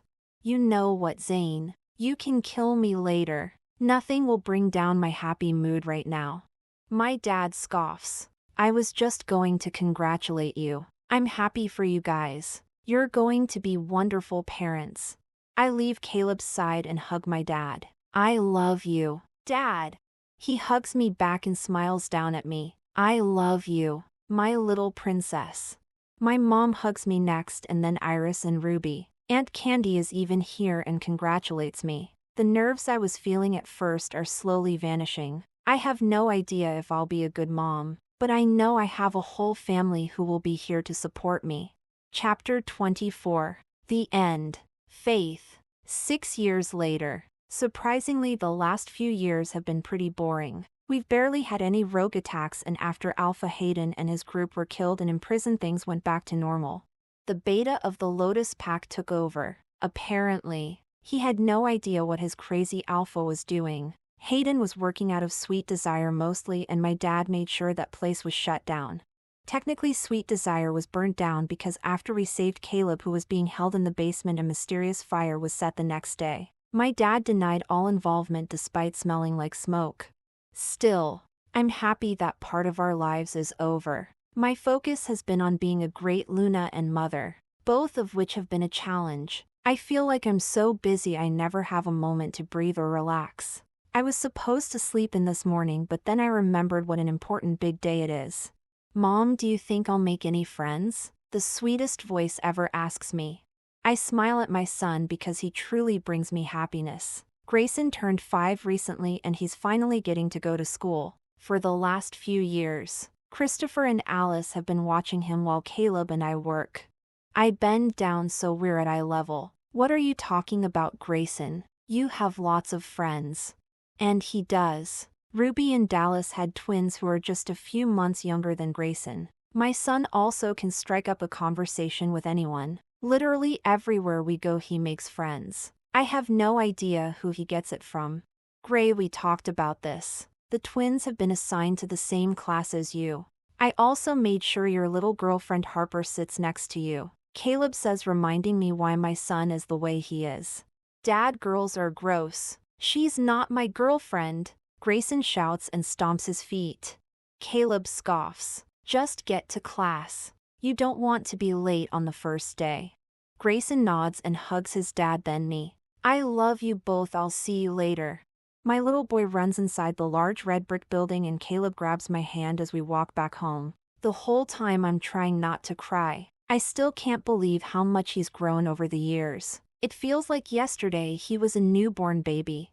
Before he was born I thought he would look like me, but unfortunately, he looks exactly like his dad with his golden skin and dark hair. The only trait we share is he has one gray eye and one blue one. As we walk I just keep overthinking. Caleb nudges me. He'll be fine, he's tough. I nod. I know, I just worry about him. What if he gets a tummy ache or someone's mean to him?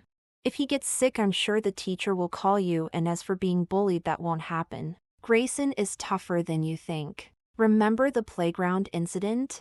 The playground incident still haunts me. Caleb and I were at the park with Dallas, Ruby, and their twins Sam and Sophie. The kids were playing and having fun until another kid hurt Sophie. Grayson defended her and accidentally broke the kid's arm. I shake the horrid memory away. Please don't remind me. I've never seen our sweet little boy so angry. Caleb sighs. I know it seemed extreme, but you have to remember Grayson is an alpha. It's in his nature to protect others, especially a female. The kid is lucky he only got a broken arm. I want to argue, but I don't, because he's right. Grayson is all alpha. He has no vampire traits or fairy ones. It's the oddest thing, and even my parents can't figure it out. But my little boy is a werewolf and I'm happy with it. Distracting me from my thoughts, Caleb cups my chin. Stop overthinking and relax. We both finally have a morning off and I know exactly how I want to spend it. He winks and I roll my eyes. Well, I hope those plans include shopping, because I'm pregnant again, and this time I'm positive it's a girl. Caleb looks shocked. Pregnant again? But we were being careful. Not careful enough. I whisper and place a soft kiss on his lips. So how about that alone time before we have two demanding kids? Let's do it. I love you so much, baby. And I love you, Caleb. The end. Please leave a like, comment, and subscribe. This helps others discover the story too. Hit the bell icon for the latest updates. And stay tuned for more thrilling books.